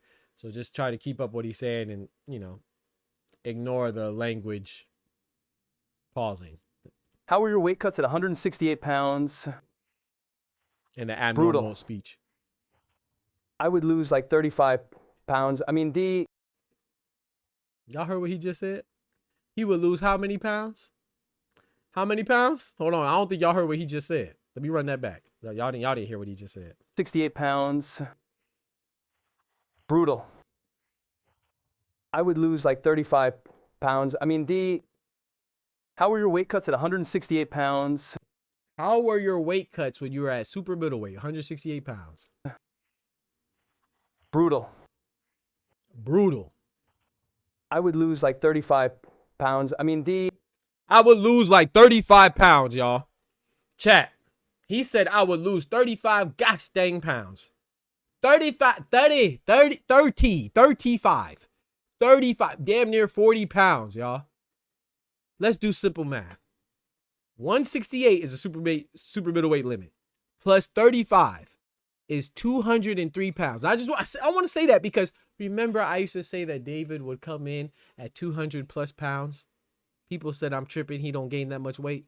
That's number one. Number two, he just admitted it. Number three, remember back. This is the most important. Remember when Canelo said, and they were talking about Turkey trying to make that fight, and people are asking, oh, Canelo, why don't you fight David Benavidez? And Canelo said, why? For what? The only thing he has to offer is 25 plus pounds on fight night. Well, Canelo was wrong because it was 35, gosh damn. he didn't even say the right number because he gave him too much credit. You know what I'm saying? David Benavidez exceeded the 25 that Canelo gave him. 35 pounds, bro. That's who Demetrius Boo Andrade fought. David Benavidez is fighting that cruiserweight. He's a unified champion, bro. Let the Canelo fight go, bro. Canelo is considered a small 168 pounder, which is why Terrence Crawford fought him. And what Terrence Crawford did was amazing. I'm not saying that to say that, oh, he took advantage. No, you can't take advantage of a guy that's two divisions above you. I say that to say that there's a reason why Terrence Crawford didn't fight David Benavidez at 168. There's a reason why he didn't fight Christian and Billy at 168. Diego Pacheco. These are real 168 super middleweight pounders. You see what I'm saying? Canelo is, name a time that Canelo wasn't the smaller guy at 168. I can't even think of a time he was the same size or definitely not bigger, but even the same size of his opponents at 168. I've always said that I think Canelo should fight at 160. I think he should fight at 160 because Janabek, who's a champion at 160, is bigger than Canelo. You know what I'm saying? So, you know, I'm just, like I said, David Benavidez is one of my favorite fighters, but I just want people to realize they're saying that, oh, Canelo ducked Benavidez or whatever. If you feel like he ducked him, cool. But David Benavidez, that's a big boy, man. That's a big guy, man. You know what I'm saying? That's a big guy. You know, that's like saying Roy Jones, because he fought John Ruiz at heavyweight, he should have fought Lennox Lewis. No, there's certain people that are more comparable in body composition that you could fight at a higher weight class. It doesn't mean that you could campaign at that weight class. You see what I'm saying? But yeah, I'm opening up the phone lines now. If anybody wants to call in, feel free. You know what I'm saying? I want y'all to say y'all piece. I kind of said my piece, so I'm going to run this ad while I open up the phone lines and get my headset popping. Y'all check this out. Don't forget to smack that like button as well. Oh, and before I go, you know what I'm saying? Let me put this link in the chat, man. Put this link in the chat. I have a new channel called Doc Learns. Doc Learns, where I'm posting, you know, those of you that are tapped in and locked in with the channel, I appreciate you. Shout out to all the members. Shout out to all the people that like. Shout out to all the subscribers. Shout out to everybody that comments. Shout out to those that hit the Cash App. You know, yeah, I got to put my Cash App on here too in my Zelle. Shout out to those that do that though. Shout out to people that hit the super chat and all that good stuff and bonbons. I appreciate you. But I also those of y'all that's locked in and tapped in. I post my workout videos, you know what I'm saying? I post my workout stuff. A lot of people ask me, so I post my workout videos. But now, because I don't want to confuse the algorithm on YouTube, you know, I made a new channel, you know what I'm saying? It's called Doc Learns. Doc Learns, you know what I'm saying? So if you want to join the journey, you know what I'm saying, feel free to subscribe and join the journey. You know what I'm talking about? It's how to stay healthy, stay fit, work out, and all that good stuff, man. The link is in the chat if you are interested in joining the journey of, you know, getting your health game up, you know what I'm saying? Staying fit, staying active, you know, in case one of these young whippersnappers want to run down on you, you know what I'm saying? You in good shape, you can handle yourself. You feel me? I do mostly calisthenics, body weight training, and all that. So if you're interested or you just want to watch my progression and my journey, I do backflips. 38 years old, I taught myself how to do a backflip. You feel me? It's all part of the journey and getting better. So pull-ups, muscle-ups, pistol squats. You know what I'm saying? I'm not just, you know, my goal is to learn together. And, you know, I don't come off as an expert. You know, I know a little bit about working out and calisthenics and stuff like that, but I'm trying to learn and get better and improve, you know, so we could go on the journey together. So yeah, y'all tap in with your boy. You feel me? Doc Learns. Go ahead and subscribe to your boy. If you want to join the journey, do not feel obligated. And follow your boy on Twitter as well. If you love my takes here, follow me on Twitter. You see what I'm saying? Because on there, I can not only be more free, I could also be less filtered. So check me out over there as well, man. Follow your boy on Twitter. And it's the same thing, Dr. Boxing Talk. My thing is tangled up, man. My bad, y'all. All right, we got my brother Ty in the back. The link is in the chat. It's posted. It is pinned.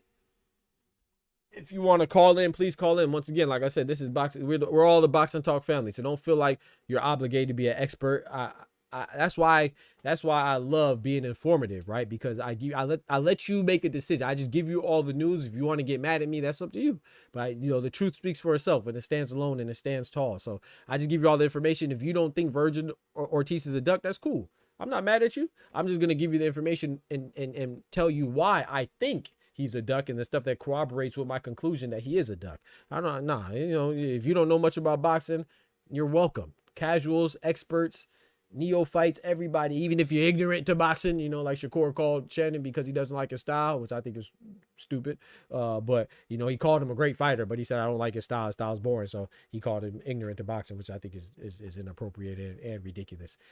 People could like styles of things. Everybody likes vehicles, and some people like certain vehicles more than others. That don't mean that they're ignorant to vehicles because they don't like the way a Ferrari looks. They prefer a Tesla, a Cybertruck. That's just stupid. Everybody has a preference. I don't have to like as a heterosexual male, I don't have to like every shape and size and color of a woman and complexion of a woman. That don't mean I'm ignorant to women. Because I like buying slim, chocolate, and dark. You know what I'm talking about? Yo, but let's get it, man. Shout out to my brother Ty in the building, my guy. What's popping? Yo. Talk to me, man. I'm gonna need you to go off, Ty. I need the old Ty. You know what I'm saying? I need the old Ty and his bag tie, the cooking tie. You know what I'm saying? The flick of the wrist, the water whipping tie, man. I don't need this nice guy tie. I want the old Ty. That's what I want. Talk to me, man. All right. I don't have to keep it PC. I ain't got no affiliation to none of those guys. Thank you. Quite frankly, it ain't no real way to sit there and dance around it or try to say it nice. There's certain guys that are just maneuvering around people. Mm-hmm. How's my audio? Sound good to me. All right, good, because I'm on the trap phone. I might have a shiesty on. Oh boy, masked up. Oh boy, masked up, man. Yeah, nah, it sounds good to me. Hopefully it sounds good in the stream too. I just checked on my phone. It sounds good in the stream too. And I ain't trying to hear no type of sympathy for the guys on Golden Boy. Especially when we see repeat offenders. Yep. Or just them doing the same play over and over again. Why do we have to accept that? Right. We ain't ever seen a Golden Boy fighter who was holding the WC interim willingly fight the standing champion. Especially if it was somebody that we deemed to be the goods. Right. It was only one, and he got paid a premium to cross that street. Right. And that was JoJo Diaz. Yep. How do you do, by the way? My bad. I didn't mean to interrupt. My bad. Oh, he got beat. He got beat? Dang. And so his debut, he lost in the BKB? That's tough. Oh, no. I ain't see that. Oh, okay. I don't follow him, Freaky JoJo. Freaky JoJo. Yeah. I think his debut was... He on that Robert Kelly list. I'm telling you. No Diddy. But he didn't switch to bare knuckle. Yeah. Yep. I think he fought yesterday. Or maybe it's today or next week. I don't know. Like you said, I don't keep up with it, so. I think it's a quick turnaround for him fighting, though. He just fought. He just lost. Yeah, you take on a little bit more damage. Right. I kind of hate seeing our boxers transition over there because they look at it as an easy lick. Yep. But y'all be over there, y'all might be winning some fights and you still get fucked up bad. Look at Victor Ortiz. He just won. Look at his face though. Shit, Paulie Malignaggi. Facts. That boy was on life support. Facts. Rick, what's good, bro?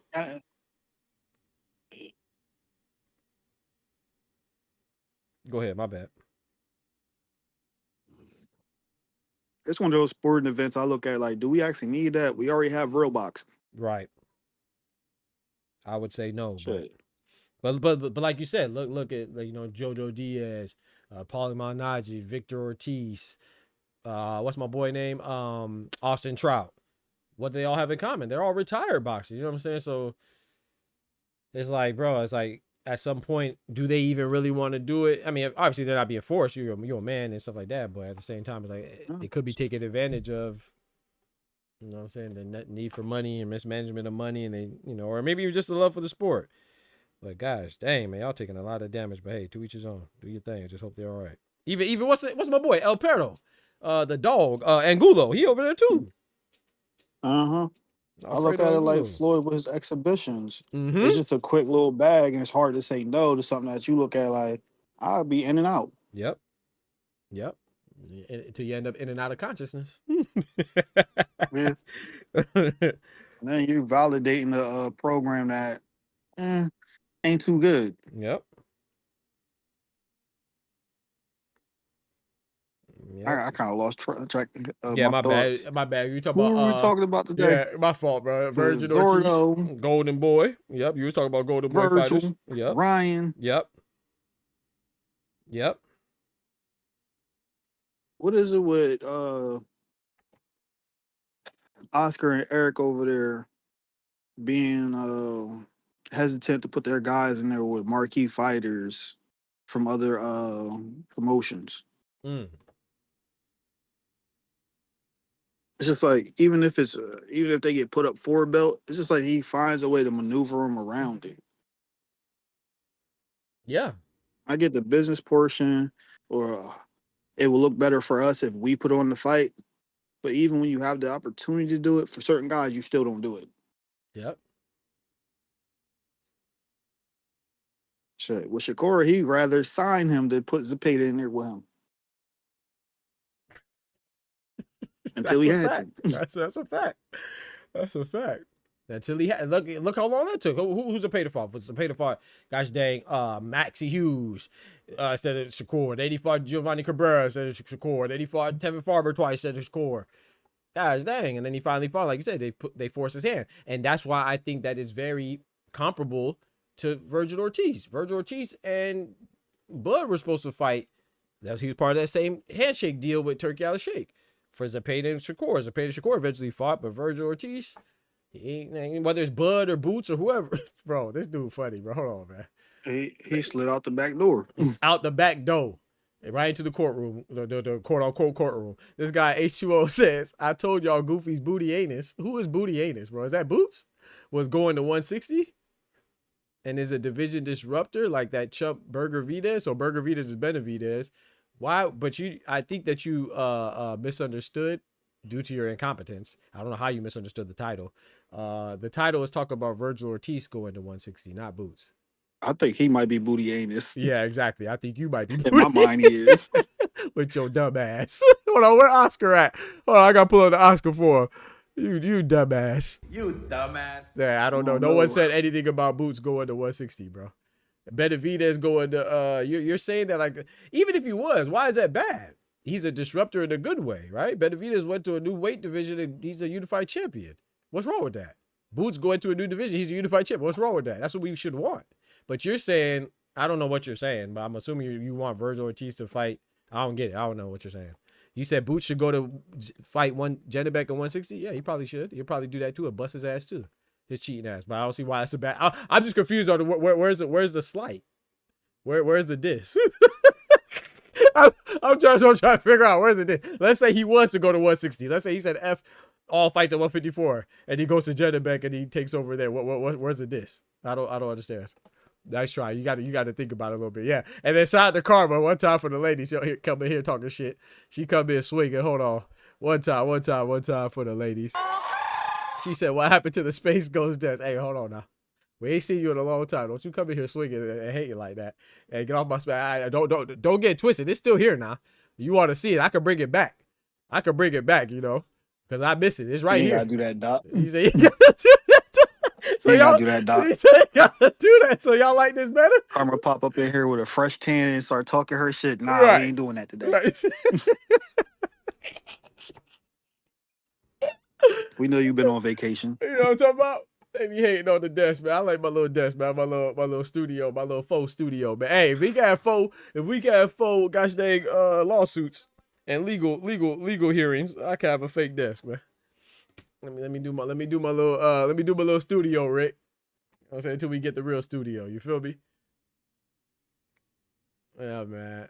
Hell, legal hearings, man. Motherfuckers went to private arbitration. Private arbitration, bro. Private Who was doing arbitration. the arbitrating? Right. And then they release a statement. Oh, well. Eric Gomez? Right. And they said, oh, arbitration avoided. You see what I'm saying? Like, bro, like, shout out to Ty. I think I brushed over that. Bro, that's so crazy. Like, they didn't go to court. They had a private arbitration, right? So for those of you who don't know the difference between a traditional court hearing is like, okay, you have a judge, you have a jury, witness, whatever, right? Arbitration is when you have a third party come in and they make a decision to resolve the case. And it's usually more efficient. It's usually handled more quickly, right? Goes with efficiency, and it costs less, right? It's more effective, more efficient, and it costs less, right? And there's no official court hearing, no long procedure, right? Remember, they avoided, so because they went to arbitration, they avoided the court hearing. And then after the arbitration, they come out and say that arbitration was avoided. So basically they handled it themselves. Yeah. So what changed? Nothing changed. I'm even giving it, y'all people, some of y'all think that I'm being disrespectful by calling the whole disagreement and dispute fake. I'm probably, by calling it a fake hearing is worse. I'm not even doing it justice. I'm giving them too much credit because they had an arbitration that they didn't even have. So basically they just had an argument and the argument stopped the Boots fight. Fuck out of here. Basically they had an argument. That's what we're doing. Come on, bro. Come on, dog. Come on, dog.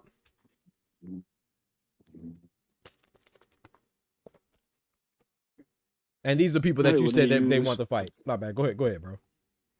I was about to say, I hate when sports or leagues or whatever use private arbitration. All that means is they defer to whoever the fuck the commissioner was at the time. Mm-hmm. Anytime an NFL or NFLPA goes to private arbitration, that means they talking to Roger Goodell.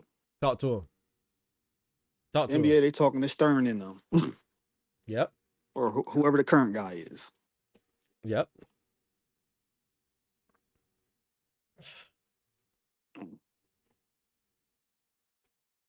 That's crazy, bro.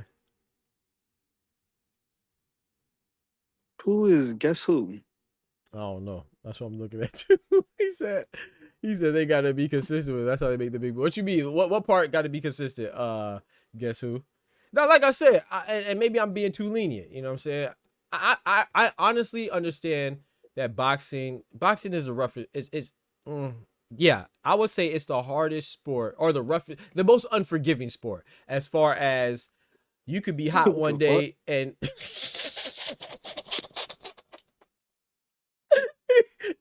a fact. We shouldn't care, but I'm just trying to be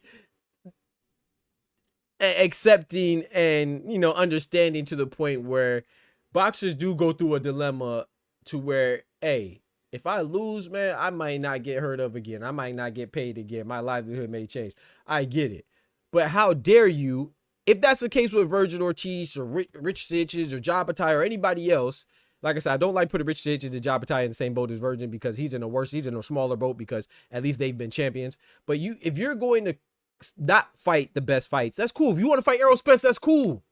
That's fine. But don't say you want to fight Errol Spence and make it seem like, oh, it's because Boots does not want to fight me. It's because Xander does not want to fight me. It's because Sebastian does not want to fight me. I can't get no other fights. No, bro. They're not ducking you, bro. You don't want to fight them.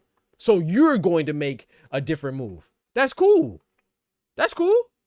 But how dare you? No, I got to stick up for boxing, man. I got, like, if anybody believes, like, maybe one fighter's ducking a fighter. Maybe two fighters duck you, but everybody's ducking you. And if it's not the fighters duck you, it's the promoters. You know, like Jabatai said, oh, well, I couldn't get the fights with Eddie Hearn. That was Eddie Hearn's fault. Or I couldn't get the fight with Zerdo because it's Oscar De La Hoya's fault. Like, come on, dog. It can't be everybody's fault. It can't be fighters' fault. Oh, and then he lost his belt because it's the IBS fault. And then he lost Noel McCain because it's WBC's fault. It can't, bro. He blames promoters, fighters, sanctioned bodies. This is crazy, and no one says nothing. Oh, I'm gonna say something because, like Ty, what was Ty's introductory speech when he came in? He said, "I have no affiliation to any of these. I have no affiliation to any of these fighters or any of these promoters or any of these companies. Maybe one day, you know what I'm saying? Maybe one day, good Lord willing, you know, they give me the big bucks. But no, we keeping it funky around here because I have no affiliation with Top Rank, PBC." Gervonta Tank Davis, Ja Battaglia, Dave Benavidez, Eddie Hearn, or whatever other entity in boxing. I could speak freely and speak on what I see, and that's what I see, bro. And what I see is nonsense. Like Ja Battaglia may be scary. Vergil Ortiz may be scary. Richardson Hitchens may be scary. Mike Tyson was scary. They're not scarier than Mike Tyson. Mike Tyson got fights. Artur Beterbiev, they're not scarier than Artur Beterbiev. He got fights. Dave Benavidez, they're not scarier than Dave Benavidez. He's getting fights.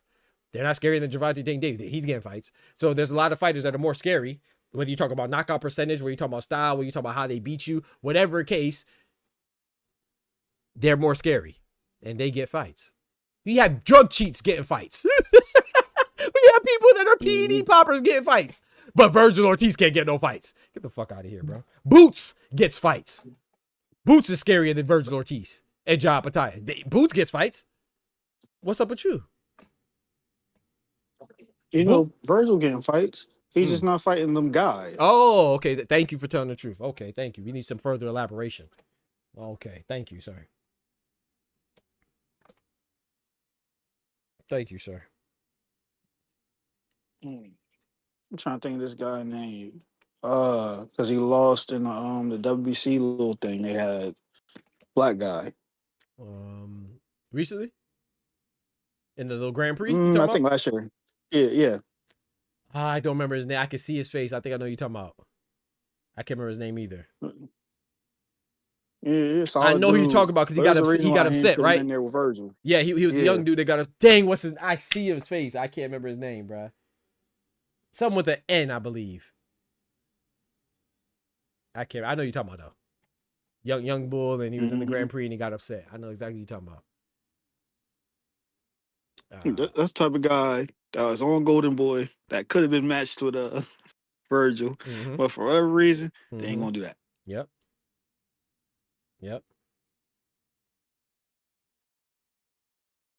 I can't, bro. I remember he got upset by that one dude. The white guy. I can't remember his name either.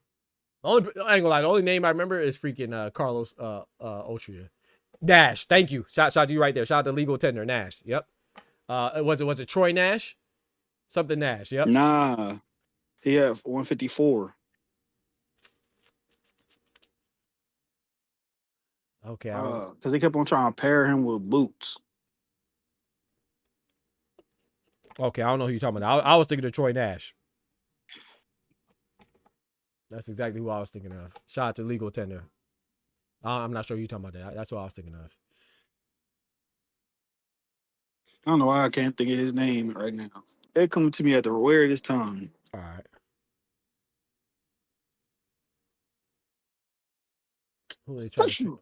God bless you. Who they try to pair with? Thank you, Vergil. Yep, for sure. You're welcome.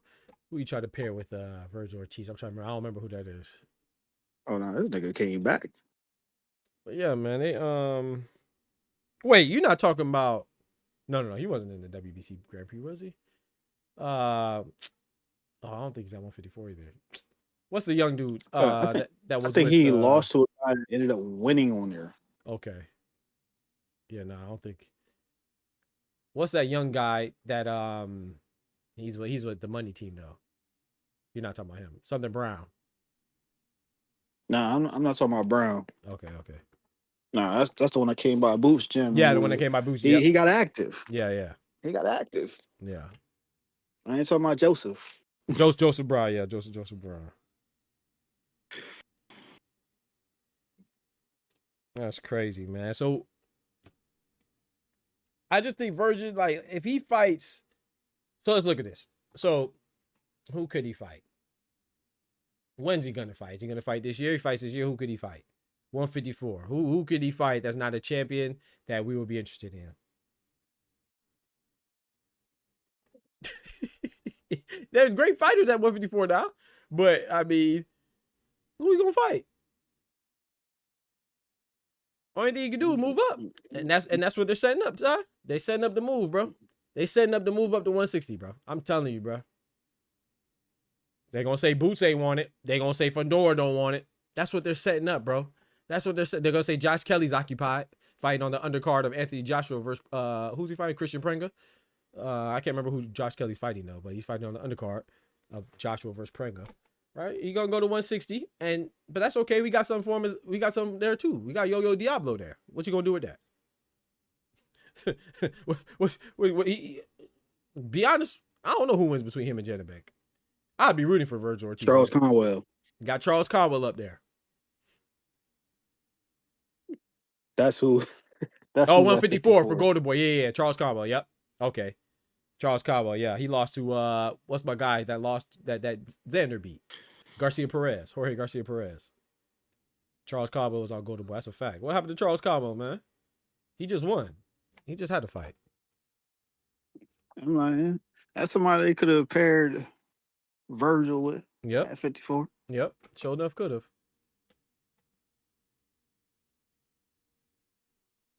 Didn't he just fight? No, you know who I'm thinking of who just fought? I'm thinking of Jahai Tucker. Jahai Tucker just fought. Oh, yeah. I always confuse Jahai Tucker and Charles Conwell. Matter of fact, I think Charles Conwell's last fight was against Jorge Garcia. Gosh, dang, they shelved my boy. That boy shelved. Xander Zayas beat Jorge Garcia Perez for the WBO belt and then had a unification with Boots. And we still ain't seen Charles Conwell since. That's tough. That's what happens. Yeah. Certain fighters over there, they get you beat and then shelf your ass. Look what they did to Blair Cobbs. Blair the Flair. Woo, Cobbs. Yeah, shout out to Blair Cobbs. He needs some shots too, man. He said get out there and make that. What you talking about, bro? But yeah, I think that 154, like, of course, so 154, you got Fundora, Boots. I'm not counting Xander. I'm putting him at 160, even though he didn't officially confirm, but putting him at 160. We got who else at 154? Josh Kelly. To all those guys, he doesn't want Boots, doesn't want Fundora. Josh Kelly, not an option. We got Boachuk still there. He already fought, to his credit. We got Badrimov still there. He already fought, to his credit. We got who else? Jesus Ramos at 160. Who else we got 154? Let me pull up the rankings. I know I'm missing some people. Junior middleweight. I was looking at Golden Boy's roster. Oh, he dead. He ain't got nobody over there. He dead over there. 154, he dead. If you talk about on this roster, oh yeah, it is stable. Oh, he dead. Oh, Brandon Adams. I forgot about Brandon Adams. He just beat Boachuk, or not just beat, because Mosley just beat Boachuk, but he beat Boachuk in that rematch. Oh, he still got Bakram. He still got Bakram too. I forgot about Bakram. He won't fight Bakram. If he ain't fight Bakram for a belt, he definitely ain't gonna fight him for GP. What about my guy too? Oh man, what's the dude? Not my guy, but I think that's who is Josh Kelly fighting. The Black Thunder, I think they call him. Aguiarco. Remember him? It was Black Thunder versus Black Panther when he fought Ishmael Davis. Yeah. I think that's who Josh Kelly's fighting, right? Yo, bring the shovel in the building. What's good? Yeah, so you can fight him. But once again, he can fight a Bass Barau. Shout out to Bass Barau. But I mean, like, once again, who's moving the needle? None of those guys, because you are a big name. So we need you to make big splashes, bro. You can fight. What's my boy's name too? From Cuba. Is he from Cuba or DR? I think he's Cuban. Tellus. Jonas Tellus. You can fight Jonas Tellus. Cuban, right? Yeah. You can fight Jonas Tellus, but is that really gonna move the needle? I mean, Abbas Barau beat him, upset him, and then Xander beat the guy that beat him. So you know what I'm saying? So it's like everything's a disappointment, man. You got to fight, and that's why they try to say he's Stonewall. No, he's not Stonewall. People have expectations of him for him to live up to, or he's getting the publicity for. We talk about Vergil like he's a star. So if he's a star, he got to do things that we expect from Devin Haney. He has to do things we expect from Jaron Boots Ennis. He has to do the things we expect from Shakur Stevenson. He has to do the things that we expect from David Benavidez. Like, bro, no, he's been sluffing this whole time. Talking about fighting Errol Spence. What are we doing, bro? No, dog. We're great things come great expectations. With great titles come great expectations, bro. You know what I'm saying? You've been crowd. He said he was bragging that he was pound for pound number one. Well, Boots snatched that. He was pound for pound number one in the ring. Not pound for pound, sorry. He was ranked number one in the Ring Magazine rankings for 154. Boots snatched that. He was bragging about that, right? So, you know, he's a glorified prospect, bro. Is he not? Yeah, when you said that, all I heard in my head was from SpongeBob. He was number one. Facts. He's number one based off what? The man has no belt. Ranked number one, bro. This is disgusting. And I'm not supposed to say something? No, I'm going to say something, bro. Go. If you rank number 10, then I might let you slide. You know, we might not talk about you. Go fight who you want when you rank number 10 and you don't have a big name and you're not calling out everybody. Stop calling out people. Then cool, fight who you want.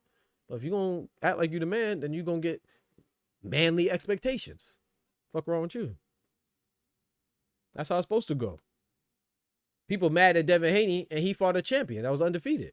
Knockout artist when he moved up. And Brian Norman Jr. People still want him to do more. Which I'm not saying we shouldn't want him to do. We should.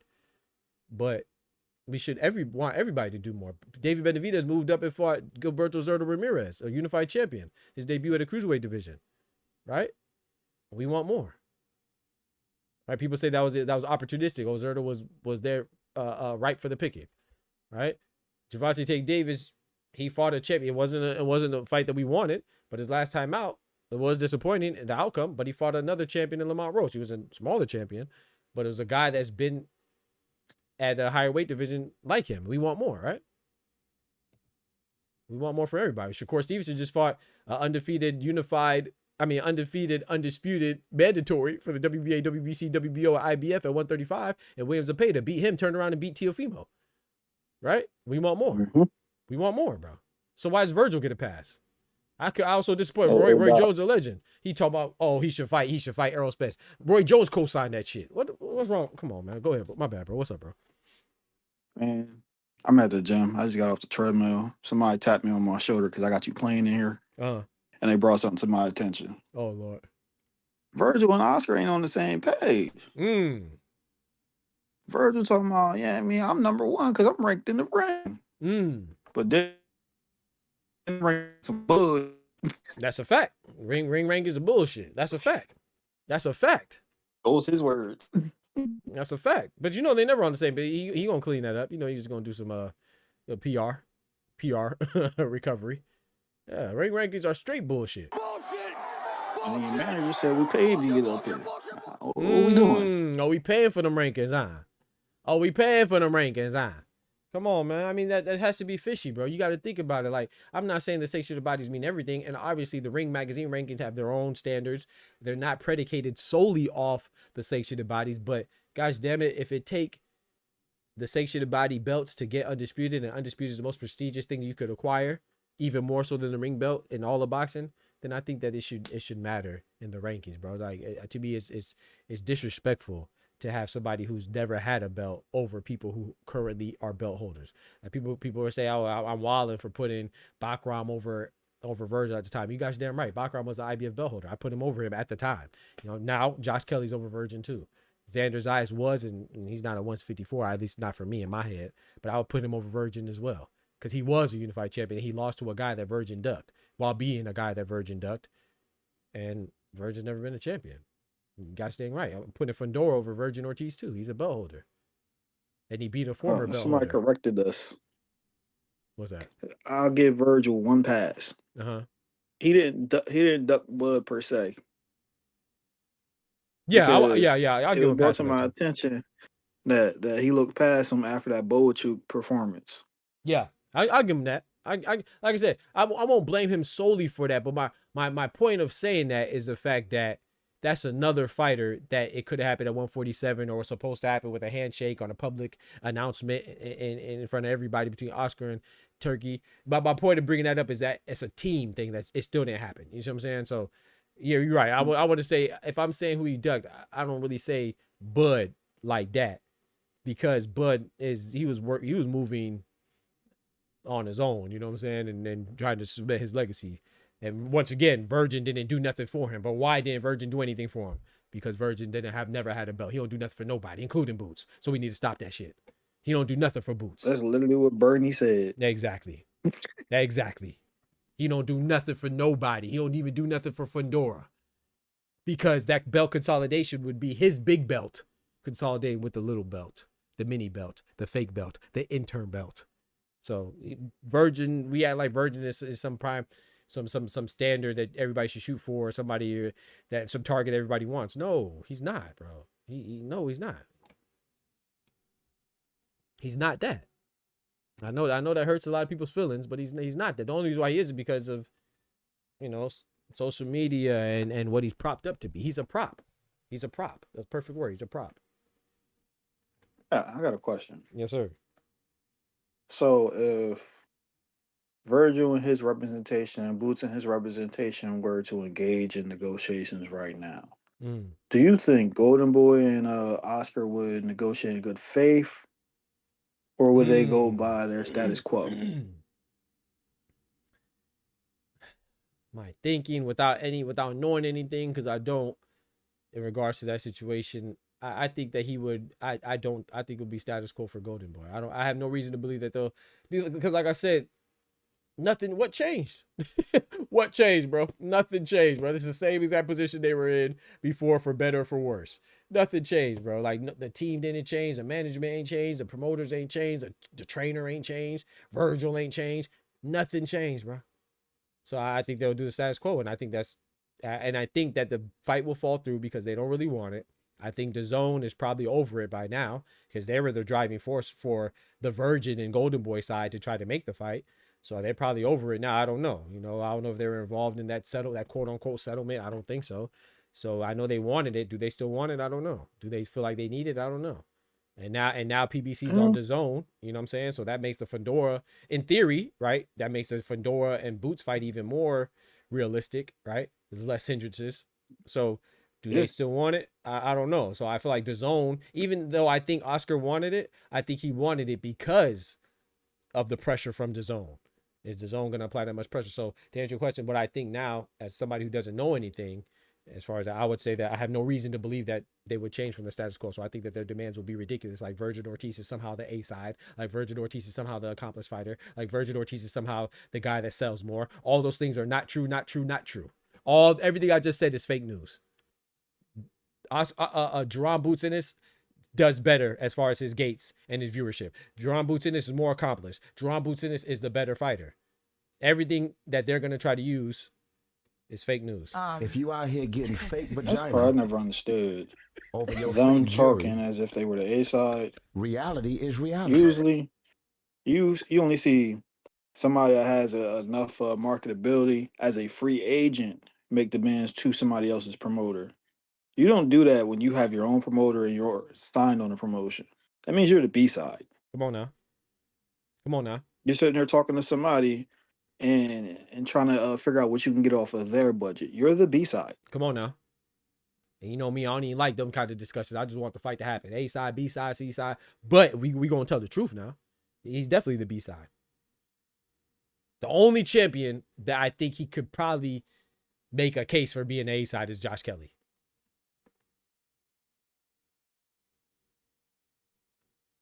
Yeah. I'm trying to think. Has Josh actually headline? Right. Is he really selling tickets? Right. That's something I have to look up, but Right. I would doubt he is. Exactly. Not more than Vergil. Exactly. He said he wanted to go home, and Eddie laughed that shit off. He said, "Who the fuck is going to buy that?" When your promoter is saying that, yeah, you the B side, bro. You the little B bro. side, bro. You the B side. Shout out to Pretty Boy Kelly, man. Come on, man. You know what time it is. Assume the position. Pause. Vergil and his team was talking like he was Canelo. You feel me? No, did he? Only Canelo could pull up to somebody's establishment and say, "I'll take this." Yeah, you can give him 8 mil. Yeah, you can get that little. You can get a little homie 10 mil. Right. I just want his belt. I just want his belt. Like I said, all that being said, I want these fights to happen, but they tripping. They tripping. It gotta make sense, both logistically speaking, economically speaking, and freaking more importantly from the boxing standpoint, man. Like, bro, you gotta respect the belt holders, man. You gotta respect all the fighters, but especially the champions, man. Come on, dog. Like I said, Sebastian Fundora, critique him too. If Tim Tszyu, Cordell Booker, Keith Thurman, but at the same time, Keith Thurman is he a Hall of Famer, Ty? I don't know. Keith Thurman? Yeah. I think he's on the Borderline. fringe. He's on the fringe, right? So he's a great fighter, and and even though he's older in circumstances, there's still Keith Thurman. Vergil don't have that. He don't have that type of person that he has fighters that we think are good, sturdy, decent guys like Boachuk and Madrimov. But when Bud fought Madrimov, what were people saying? Oh, nobody knows Madrimov. He only has 10 fights, and he's a champion, but no one knows him. But then that's Virgin's best win after Terrence Crawford beats him. So the guy that was undefeated and a champion wasn't a good opponent, even though Terrence Crawford was moving up. He wasn't a good opponent for your debut at a new weight class, but you're telling me that's one of the best wins. That's a selling point for Vergil Ortiz as his what? 1, 2, 3, 4th fight at 154, and the fact that he already lost and he was sick. If you want to add all those other circumstances in there too, come on, dog. What are we doing, man? I'm not going, bro. I watch too much boxing. I have too good of a memory. I'm too observant to be fooled with the nonsense. I'm not saying I can't be fooled, but you're gonna have to try to work a little harder than that. The Goofies had so much to say about Madrimov. Talking about he only had 10 fights. Bro, he was 10-0-1. Come on now. He's still a champion, and he's willing to fight. Come on now. It 10-0-1. I forgot about that draw. You're right. 10-0-1. He had 11 fights. You're right. 10-0-1. It was kind of ironic how the tunes changed literally after seeing the fight. Mm-hmm. Now, the same people were sitting there saying he was basura. He only had 10 fights. Who is this guy? Mm-hmm. Come out they and say, oh, he beat Bud. Come on now. Same people. Same people, bro. Same people said the man trash. That's a highlight win. Know your fucking place, trash. But I do agree with your point you made about Oscar and Golden Boy because they track record. Thank you. I honestly see Oscar finessing his way out of making this fight because it's what he been good at for the last couple of years. That's what my boy good at, man. Put out there that they want something.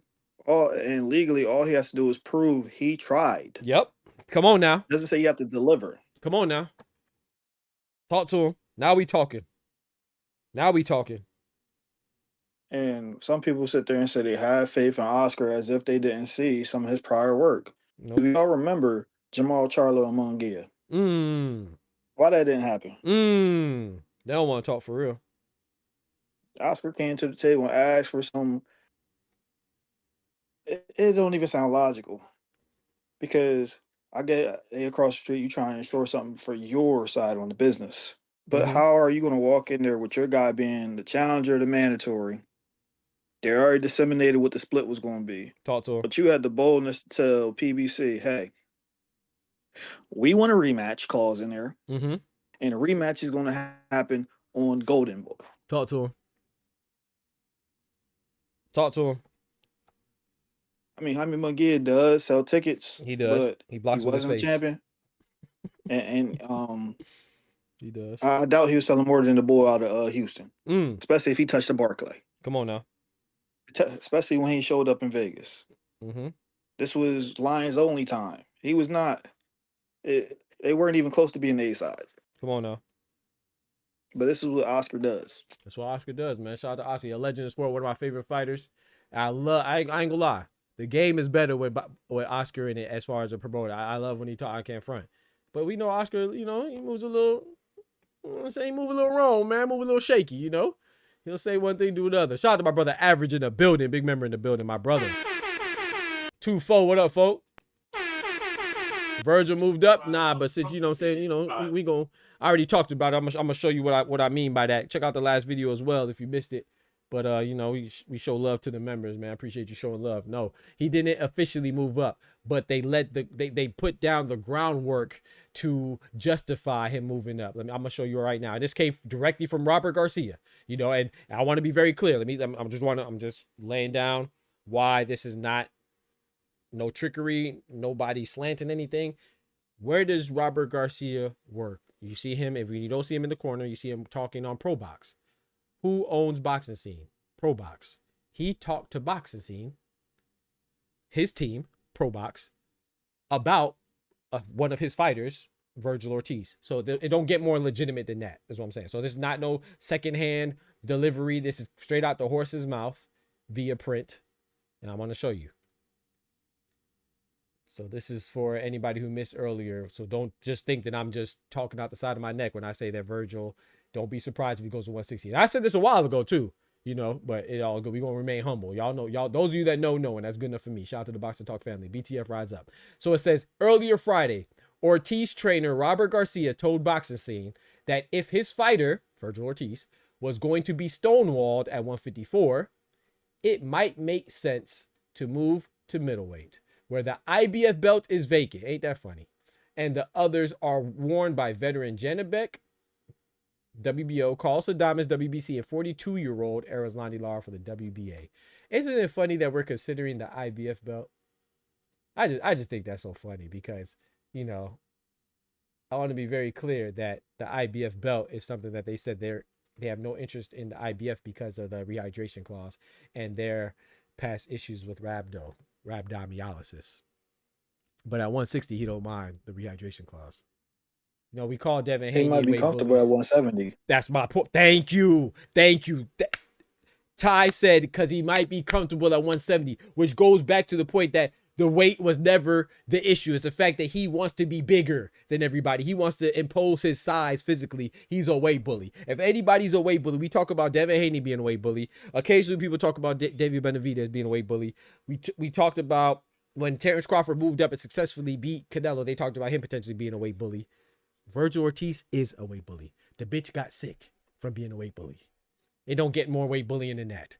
Same with Janibek. When I said Janibek was a weight bully, people said, "Oh, doc, you full of crap, man. He's hospitalized. Oh, we feel bad for him." Yes, bro. I'm not inhuman. Of course, we feel bad for people. Anybody being hospitalized for whatever reason, we feel bad for. But let's not go overboard, right? It's a difference between somebody shooting somebody else in the leg and shooting themselves in the leg. Yes, you want them both to recover, but one of them's a dumbass and the other one's not. So when you are self-inflicting your dehydration and your hospitalization and your fainting and your loss of consciousness, you're a dumbass. Yes, I want you to recover, but you're also a dumbass. So when Janibek gets hospitalized and his fight postponed because he drains himself so much trying to be a scary fighter that doesn't want to fight at a weight class that suits him, like moving up to 168, you're a dumbass. You dumbass. It is what it is, bro. I'm not with it, bro. Some of us are too soft, man. We too freaking soft, man. The man had rhabdomyolysis because he was at 147 trying to squeeze in skinny jeans. Like he's part of the new boys, and this is the early 2000s. Over there trying to do the jerk. Y'all remember that? You a jerk. Y'all remember that? Y'all remember the jerk? Some of y'all was out there trying to jerk too. Our boogers out there trying to jerk. No, I'm playing our booger. But yeah, boys. Man. The new boys, you feel me? He out there trying to squeeze the skinny jeans and shit that can't fit him. And the consequence was you getting sick. Janibek missed how many fights due to hospitalization trying to squeeze in a division that he don't belong in. And y'all out here saying, "Oh man, you know, he got hospitalized." All this extra sympathy. But then the guy who gets cheated for an overweight PD drug cheat, you don't have no sympathy for. You make memes out of him though. He fought an overweight drug cheat, and you make memes out of him. Come on, bro. But you feel bad for the fat ass trying to squeeze the skinny jeans. Okay, my bad. Go ahead, Ty. Bro, you put a nasty image in my head.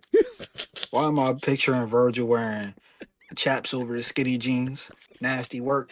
Nasty work. That's how we doing out there in Grand Prairie. You feel me? With the heels. He gonna borrow the heels from Oscar De La Panti and Golden Shower Promotions, man. Come on, man. Shout out to my brother Oscar. Though. I talk a lot. You know, it's great. I do talk a lot of shit about. I really like Oscar. Though. As a guy, bro, I like Oscar, man. Oscar funny, man. But I like talking shit about Oscar too. It's too easy, man. Oscar earned his right to do some bullshit right now. Right. He fought them fights. He might have did some mick at the back end of his career, but he still fought guys. Yep. That's a fact, man. Oscar. It's just a shame his guys won't fight nobody. Right, that part. Vergil. And when they do, they get smoked. They get smoked in the pancake. Shout out to Oscar, man. He done fought Tito, Trinidad. He done fought B-Hop. He done fought Manny. He done fought Floyd. He done fought, what's my boy name? The Vargas daddy, Fernando Vargas. You know what I'm saying? He done fought them dudes, man. He said Jenna, yeah, Jenna McFell. Hell yeah, he felt. That's why he got stripped. He was a unified champion at 160. He had the IBF and WBO. He got stripped, not for all the times he missed weight. He was stripped for popping dirty for meldonium. The same shit that what's the tennis player? She was on. What's her name? Sharapova. Maria Sharapova. Same shit she was on when she got busted. Meldonium. How the hell you get meldonium? You don't trip and slip and fall on meldonium. Meldonium is a very specific PED that you get from a very specific place. You know what I'm talking about? Yeah. Yeah, you can take it a couple ways. You're right. Right. Still waiting on that Oscar. I ain't got no more emoji slots, man. We got to get more members, man. And I'm not trying to, say I appreciate shout out to all my members. We do want to grow, but I'm not being greedy. I'm just saying that in order for us to unlock more emotes, in order for me to get an Oscar emote, I got a emoji. I would have to replace one. I don't have an extra slot. We got to get more members. We got to keep going and growing, baby. We're going to get there though. Oscar, the next one, average for you, bro. He the next one. Good Lord willing. It's not CTE. That's a case of booger sugar withdrawal. He started being coherent and making sense, putting that wig on when he on that, I mean. That booger sugar withdrawal is crazy. On that white girl, that snow. My boy out there skiing on that 8-ball, man. Shout out to Oscar. My boy be trying to party, man. Shout out to him, man. He be trying to party. He pulled out that Black Boy Max wig. Oscar, man. Shout out to Oscar, man. Oscar's funny, bro. Oscar's funny. But yeah, man, I just think that like Ty said, bro, it's just a little suspicious. Moving suspiciously, and it's a lot of golden fighters and just where is EJ fighting at? Weight wise. Oh, 160. Come on now. Okay. Well, please keep going. Is it fair to say he can't make 54? Okay. And that's the one thing that everybody's talking about. He can't make 54, and it's damn near making 60. But talk to him. He gonna have to be at 60. Okay. For like last 2 years, people have been saying he need to go campaign at 60. I find it kind of odd that Robert Garcia decides to go back to his good old boys and start putting out in the airways, his guy might be going to 60. Thank you, bro. Ain't that his dream fight? Thank you. And I said that in the last video. No, I think I might have forgot to say that. I don't know. I brought up the 160 in the last video, but I don't know if I said that. I hinted towards it or something. I don't remember. Yes, bro. He conveniently, Errol Spence, was it 48 hours ago, moved his fight to where? 160. Robert Garcia is suddenly putting into the airways that Vergil Ortiz could go where? 160. Come on, bro. If y'all think this shit is coincidental, bro, I don't know what to tell you, man. I got a bridge in Brooklyn. And then when you really think about it, either Tim Tszyu or Errol Spence Jr., they have the notoriety behind their name to get a shot at good markets to generate money. Yep. That's enough to go to the sanctioning body because of all these potential vacant belts. Yep. And be like, look, I'm fighting him. Yep. Put your belt on the line. Put your belt on the line. Why not?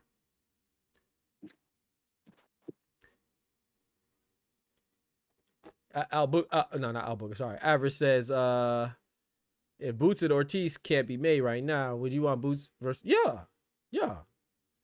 To be honest, it's not a priority for the zone. Yeah. I don't think so. We seen on the opening press conference for PBC, the head of American Boxing for the zone sitting there talking about, I've been waiting for Fundora to get here. He was the guy that opened up, the black guy that started talking to him. Yep, I remember. He wants Undisputed. Yep. On his network. He ain't mentioned Vergil. Nope. They would like the idea of it, but they don't see it's not likely for them. Right. Talk to him. Too sizzle in the building. So it makes sense when Robert Garcia is out here saying, if we get Stonewall and this, you already know what's going on. You already know, bro. He's laying down the groundwork, man. This guy doesn't want to fight. Nope. And the people that fund these fights is looking at better options. Yep. Yo, Bean, what's good? Yusuf, what's good? That dream fight, it makes me so mad. Disgusting, Al Booger. So, Average, so Kelly, remember Kelly's fighting, I don't remember who he's fighting, but he's on the undercard of Anthony Joshua versus Prenga. So he's occupied. But just in the ideal world, I'll be cool with Vergil fighting. Like to me, Vergil there's very few fights I feel like has to happen next. Vergil does not have to fight Boots. You know what I'm saying? next. He could fight Fundora or he could fight Josh Kelly. Like, you know what I'm saying? But it should be a meaningful fight. Like, nah, bro. It should be. We talk about fighters like Tank for not fighting guys we want to see him fight. You know what I'm saying? Or not fighting this person or that. But he's fighting champions. Shakur Stevenson fighting champions. David Haney fighting champions. Dave Benavidez fighting champions. Who else? Like the stars are making meaningful fight. In a way, fighting champions. Who else? Bam Rodriguez fighting champions. Who else, bro? All these other stars are doing star type shit. Even Ryan Garcia. Bro, Vergil Ortiz got a belt after Ryan Garcia. What are we doing, man? Oh, and by the way, Ryan Garcia beat him in the amateurs too. Since we love amateurs so much, we always talk about, Andy Cruz beat Keyshawn Davis in the amateurs. Gary Anton Russell beat Jaron Boots Ennis in the amateurs. Well, Ryan Garcia beat Vergil in the amateurs too. So, if that means something, I don't know. It don't mean nothing to me, but for some of y'all, it means something. But anyway, Ryan Garcia is a belt holder. Conor Benn could be a belt holder before Vergil Ortiz if he beats Ryan Garcia. Think about that. Think about that. Think about that. Think about that. Sounds crazy. It sounds crazy, bro. Shit, another Golden Boy fighter could be a belt holder before him. Who that? Floyd Coast. Floyd Schofield. Floyd the third. Floyd Kid Austin played dead. Floyd Kid Austin played dead. Schofield could be a belt holder before him. And he's younger too. Everybody else around that age doing what he's doing, we call him a duck. We call him a 28-year-old, 28-year-old, 30-year-old prospect. But we don't have none of that same energy for Vergil. Bruce Shushu Carrington, before he became a belt holder, he was a 28-year-old prospect, right? Vergil Ortiz is 28, bro. He's never been a belt holder, bro. I mean, I just need the consistency with the energy. That's it. Shit, Ryan and Rolly got belts before. Come on now. Rolly, a 3-division champ. Stop playing my boy Rolly. Chill on Rolly. Chill on that. Rollies. You thought I was joking when I said he was whooping on 2 particular dudes. Ever since he ever put on gloves. Ty said that a minute ago. That's a fact. He said he was whooping on Ryan and T.O. He done whooped on Ryan under the lights now. Is T.O. next? And T.O. used to be his best friend. He was putting hands on him. Hands and feet and that judo flip. Judo hip toss. Oh, he did worse to him in there. Them dudes is wild. Two Sizzle says Ryan over Vergil is nasty. That's whose fault is it? Ain't my fault. I'm just telling you what the facts are, Don't get mad at the messenger. I say a lot of I have don't get me wrong, I'm not saying everything I say is factual. You know what I'm saying? I opine as well. I'm human. I have preferences. I have certain fighters I like more. But I'd also tell the truth. That's my priority. You know what I'm saying? But I'll tell you, who I think is winning. Nothing factual about a prediction. Nobody knows. That's why it's fun to predict. I'll tell you who I like more. I like Tank more than whatever. I like Canelo more than whatever. I picked Canelo over Terrence Crawford. I was wrong about that. You know what I'm saying? I get stuff wrong, but I get a lot of stuff right too. And then, but that I'm able to, which I don't really see in the boxing world too much. And that's why I think that's my lane. I don't really see too many content creators in the boxing space that are able to separate their feelings from what's going on. I'm not going to lie for anybody. I like Tank. I think Tank should rematch Lamar Roach. If not, it looks weak. I have no problem saying that. I'm not going to, what I'm saying? I think it looked weak that he was going to fight Jake Paul. But at the same time, I still like Tank. I still think I still think a Tank on his stuff and focused. I don't think anybody beats him. You know what I'm saying? It is what it is. I think Canelo is that dude. Did he get smoked by Terrence Crawford? Yes. Do I still like Canelo? Absolutely. It is what it is. I don't have to say, oh, David Benavidez is trash. No. Do I think David Benavidez should fight Canelo? No. Do I think that David Benavidez and Canelo should have fought at 168? Yeah, I would have loved that fight. I just think Canelo would have won. But I don't think David Benavidez is just because I like Canelo more. That don't mean I don't like David Benavidez. But I do think he should move on because he's that cruiserweight. That's just boxing. That's just how boxing goes. But yeah, I don't have to. So I say all that to say that when I say Vergil Ortiz is not doing what he's doing, I'm not saying it because I don't like Vergil Ortiz. Bro, I've been known to say me and Ty got into discussions and arguments about. I've said that Vergil Ortiz and Jaron Boots Ennis is a 50-50 fight. I used to say that. I used to say that, bro. He said she. I used to say that, bro. I used to think that was 50-50 not fight. even 50-50. Right. So if I see somebody who doesn't believe in himself, how could I think that he has a good chance if he clearly doesn't even believe in himself? Hell no, man. Boots going, and then now I'm looking at it. And this was before he got dropped by Boachuk twice. This is before, you know.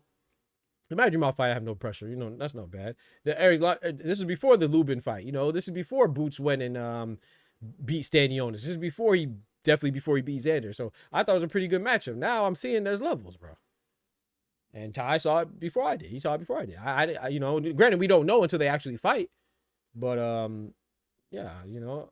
So I'm saying that I will change stance accordingly, and I think that while I still think it's a good fight, I think it's a good fight in name only. I don't think it's a good fight in. Like, you know, but I could be wrong. Vergil could get Boots in trouble and get him out of there like he claims. Maybe. Man, I'm a firm believer of ask that man daddy. You'll find out if the daddy is either delusional or a believer. But at least be one of those two for me. Don't be sitting there shying away from smoke for me. Yep. His daddy don't want that fight, so why would he want it? Yep, that's a fact. That's a fact. Hey, shout out to Average. Average said he ain't gonna let me live this down. He said you had Morrell beat, but I did, bro. I get. I'm human, bro. I had Morrell beat. Who else I got wrong? Let's go through it, cause you know when we go through the ones I got wrong, we gonna go through the ones I got right too now. But we gonna go through the ones I got wrong. I had Pitbull beating Rayo. I was wrong. I had Morrell beating David. I was wrong. I had Junto beating Inoue. I was wrong. Who else? I'm trying to think. I'm sure there's more. I'm sure there's. I know there's more, but I can't think of some right now. He all like never forget. You acting like Morrell put that 5% 10 on that boy eye. Come on now. You acting like that boy got starched or something. Come on now. David put them paws on him. Now, David put the paws on David. I was proud of Morrell. I didn't think he did bad, but David Benavidez is that guy. It is what it is. Oh, I picked Canelo over Bud. That was a big one. I picked Canelo over Bud. I was wrong on that. I picked Spence over Bud. I was wrong on that.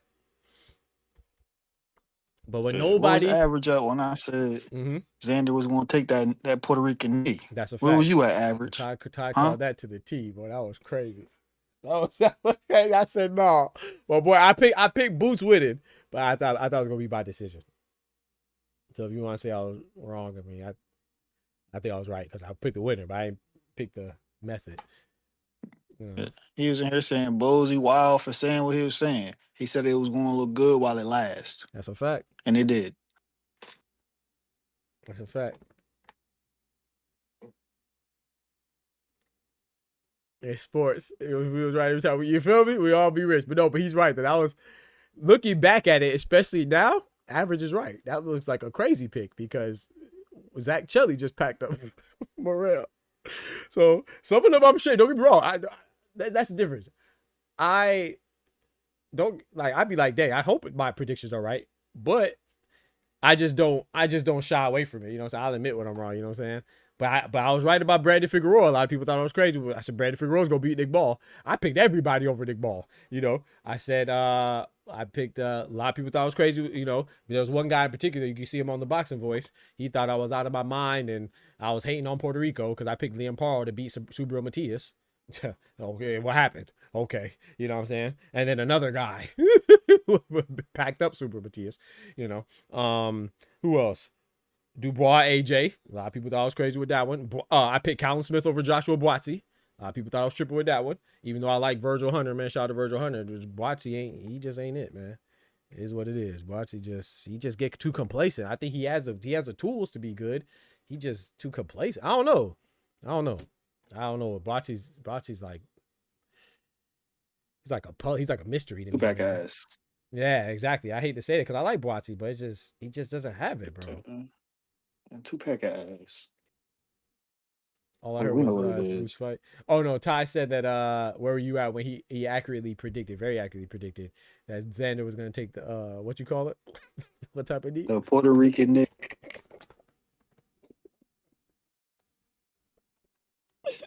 I don't know. I think that's so funny, bro. Shout out to Xander, man. Xander's my guy, man. But and I was wrong. Speaking of Xander, I was wrong when I thought that he wouldn't fight Boots. I didn't think that fight was gonna happen. I was super wrong on that one. Yeah, Yeah, folks behind the scenes talking about, I don't know, bro. You might want to change Yeah, that. yeah. I was like, oh man, I rock with you, but you might want to change this one. I was like, nah, bro, I stand 10 toes down, man. I don't think it's gonna happen. I was pleasantly wrong, pleasantly surprised. I was glad to be wrong, and that's why you got to respect Boots and Xander, bro.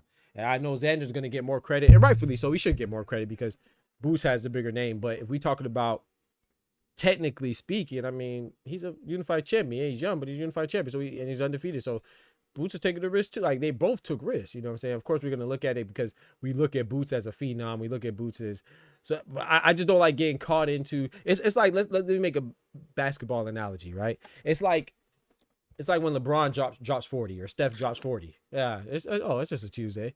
But if Austin Reeves drops 40 or a guy or Terry Rozier, well, I shouldn't use him because he's stuck in that gambling thing. But you know what I'm saying? Like a guy that's not as highly, I don't know, celebrated.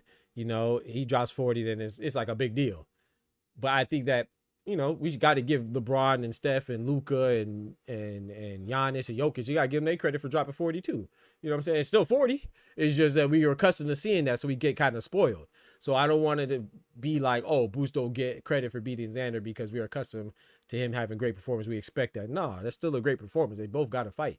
Xander showed out, put on a very good, in my opinion. Now let me speak for myself. I speak for Ty or anybody else. I think that Zai put on a good performance, a very solid performance, credit-worthy performance, and the fact that he was willing to make the fight with Boots, we got to give Xander his credit, but we got to give Boots his credit as well because we see other fighters, like the guy that's talking about moving to middleweight, that does not make those strides to even get a belt, let alone a unified belt, let alone have aspirations for gosh dang undisputed. That's the point. Everybody doesn't go for undisputed. Everybody doesn't go for unified. Everybody doesn't even go for fucking belts. Vergil Ortiz doesn't go for belts. Salute the guys that are going for belts. Boots is going for belts. Xander's going for belts. Sebastian went for belts. He's a belt holder too. You know what I'm saying? So we got to respect that, bro. We be crowning people that don't deserve it. Gosh damn, we be crowning people that don't even deserve to be in the fucking castle. Excuse my French. They don't even deserve to be in the yard. They don't even deserve to be in the kingdom, much less on the throne. Fuck out of here, man. Do I think Vergil is good enough to be a champion? Yes, of course. I would never say no nonsense like that. I think he could become a champion. So why doesn't he try? There's champions that he's better than. You know, I think he's better than Ryan Garcia. But now we're going off what we think. I'm talking about show me. Like, you know what I'm saying? Like you're from the show me state. Like you're from Missouri. You got to show me something, man. It don't matter if I think you're better than Jazza Dickens or Anthony Cacace or Ryan Garcia or whatever other guy that you don't think is that good. That's a belt holder or was a former belt holder. It matters what you're doing with it. And some people like, and it's a thing. No disrespect. And I know it's going to sound crazy, but hear me out. Let me try to explain first. Should we not respect Xander in a loss more than Vergil in all of his wins? And Yeah. Thank you, Ty. Okay, so yeah. So remember he said yes now, right? And I agree. Now people are going to tell me crazy for this one. Should Vergil be respected more than Anthony Yarde? Anthony Yarde fought Beterbiev. He tried to get a belt. Anthony Yarde fought Sergey Kovalev. He tried to get a belt. Anthony Yarde fought David Benavidez. He tried. He came up short 3 times. No, 4 times. He lost to Lyndon Arthur too. But even in his loss to Lyndon Arthur, he fought him twice and revenged those twice. He got that back. What has Vergil Ortiz done? Vergil Ortiz, he failed, but he tried. Vergil Ortiz hasn't even fucking tried. Okay. So you tell me who you should respect more. Who should we respect more, man? I know who gets respected more. Vergil Ortiz gets respected more. Should we respect him more? I don't know. I don't know. I don't know either, bro. This is just things I wonder sometimes. And then the respect thing, he might give more respect to Yard over here. Right. Can't do that in the UK. Right. Xander Zayas went in there and tried to fight the guy that they called the GOAT or future GOAT, right? Potential GOAT. Vergil Ortiz is sitting on the sideline talking trash about the guy that they call the potential GOAT and talking trash for the guy who tried to challenge himself against a potential GOAT. He called him a pussy, bro. Like, that's crazy. That's so crazy to me, bro. That's so crazy to me, bro.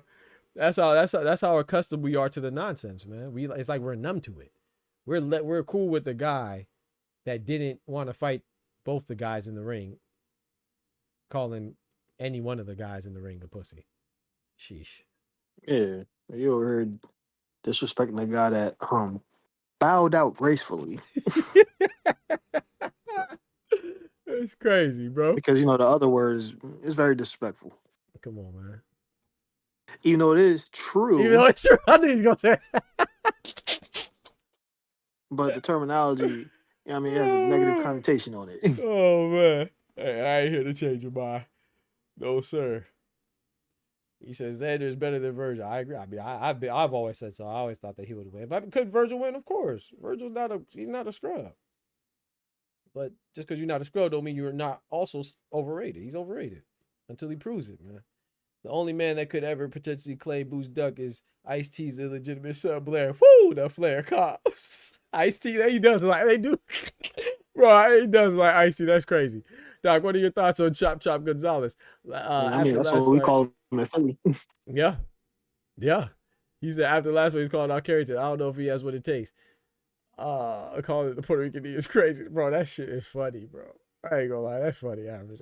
No disrespect to my Monique decision, but he has reasons to say that, though. I mean, look, there's a lot of Puerto Rican American fighters that have done the little knee thing, That's why, that's like a boxing term, to be fair. It's not any type of I should have got that patent. discrimination. Yeah, you should, though, because that shit is funny.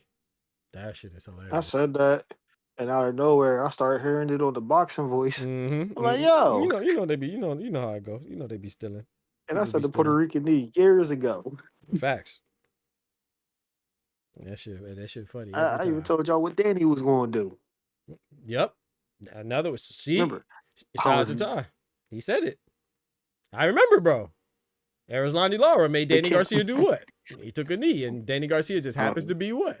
That's why it's so funny, bro. Like I say, I don't say that term because I don't be trying to disrespect nobody, but that shit is funny. I'ma laugh. You get mad at me for laughing. I don't care. We've been telling you that wasn't Swift.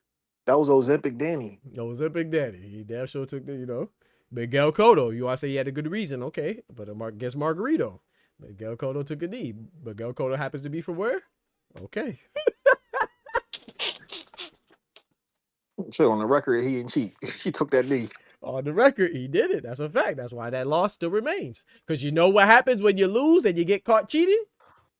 Or you know what happens when the fight finishes and you get caught cheating? Well, go look at what happened with Devin Haney and Ryan Garcia. For those of you that don't think that, that think that people bought a decision or a change of a decision, which is the stupidest thing I ever heard in my life, but whatever. For those of you that subscribe to that idiocy, that Devin Haney paid to get his loss removed. Okay, well then they say Margarito cheated. How come Margarito's win hasn't been voided against Miguel Cotto? Because what Ty just said, it was never proven that he cheated. We just think that he cheated. You know who was proven that he cheated? That would be Ryan Garcia. And you know what happened when they proved that he cheated? It got changed to a no contest. You know who else had a no contest? And he didn't even use the PED? You can go back to Keyshawn Davis versus Nahir Wu Albright. Not their rematch, their first match. Right? That's why this was a rematch. Even though no one got a win or a loss, it was a rematch because it was the second time staring in a circle. It's a square circle, right? Because the first time they fought in Texas. In the state of Texas, marijuana is a banned substance. It's not a PEDs. All PEDs are banned substances. All banned substances are not PEDs. Marijuana in the state of Texas, in the state in which they fought, marijuana is a banned substance. Keyshawn came back positive for marijuana. Consequently, Keyshawn's victory over Nahir Albright was changed to a what? Say it with me. A no contest. Do you also think Keyshawn Davis do you think Nahir Albright paid to get the loss removed? Oh, but Devin Haney, because I don't like Devin Haney. He paid for the loss. Y'all know I'm not even a big Devin Haney fan like that. But I'm just not a fan of the nonsense. And that's what I was talking about earlier when I said that I'm one of the few boxing channels that could separate the logic from the emotion. I could root for somebody and still tell you what the news is on their behalf. I could give compliments and critiques pretty evenly. You know what I'm saying? So a lot of boxing media, whether you talk about the one on the Zone or you talk about the ones that are doing their humble channel on YouTube, a lot of them, they cannot separate their emotions from logic and from what it is. Doc, Yes, sir. you might have to chill because one of these days you're gonna be sitting at the Last Supper table. I seen many guys in this space change up that tune after they touched that Last Supper table. Somebody came here and they was saying this and that about the Hades. He was just sat at that table. Sat at the table and switched it up. Hey, man. Had a couple drinks. Hey, they say, man, hey, don't go through a man's stomach, man. You make him, hey, give me the good food. Ask Bozy, you know what I'm saying? Bozy he'll be up with a pizza. I ain't say nothing bad about Bozy sitting. No, I'm joking. Imagine it had pepperoni. It had the roadies on it. Facts. No, I'm joking. But Ty is right. Though people will switch up. I ain't gonna hold you now, chap. But the only thing I will say, what Ty just said, is that I'm not saying that if PBC hit me up and say, hey, Doc, we want you to such and such, you know what I'm saying? We want you to put on. Then I get it. I'm not knocking it. Hey, man, you got to do what you got to do. You got to you got to speak on the behalf of your employer. I get it. You see what I'm saying? But ain't no one called me yet. And if they did, I ain't gonna hold you, Doc. If they did, I'm gonna be back there tomorrow. You better take that motherfucking money. You feel me? You better go put that taco hat on. You feel me? Because you my guy. You see what I'm saying? You look it out.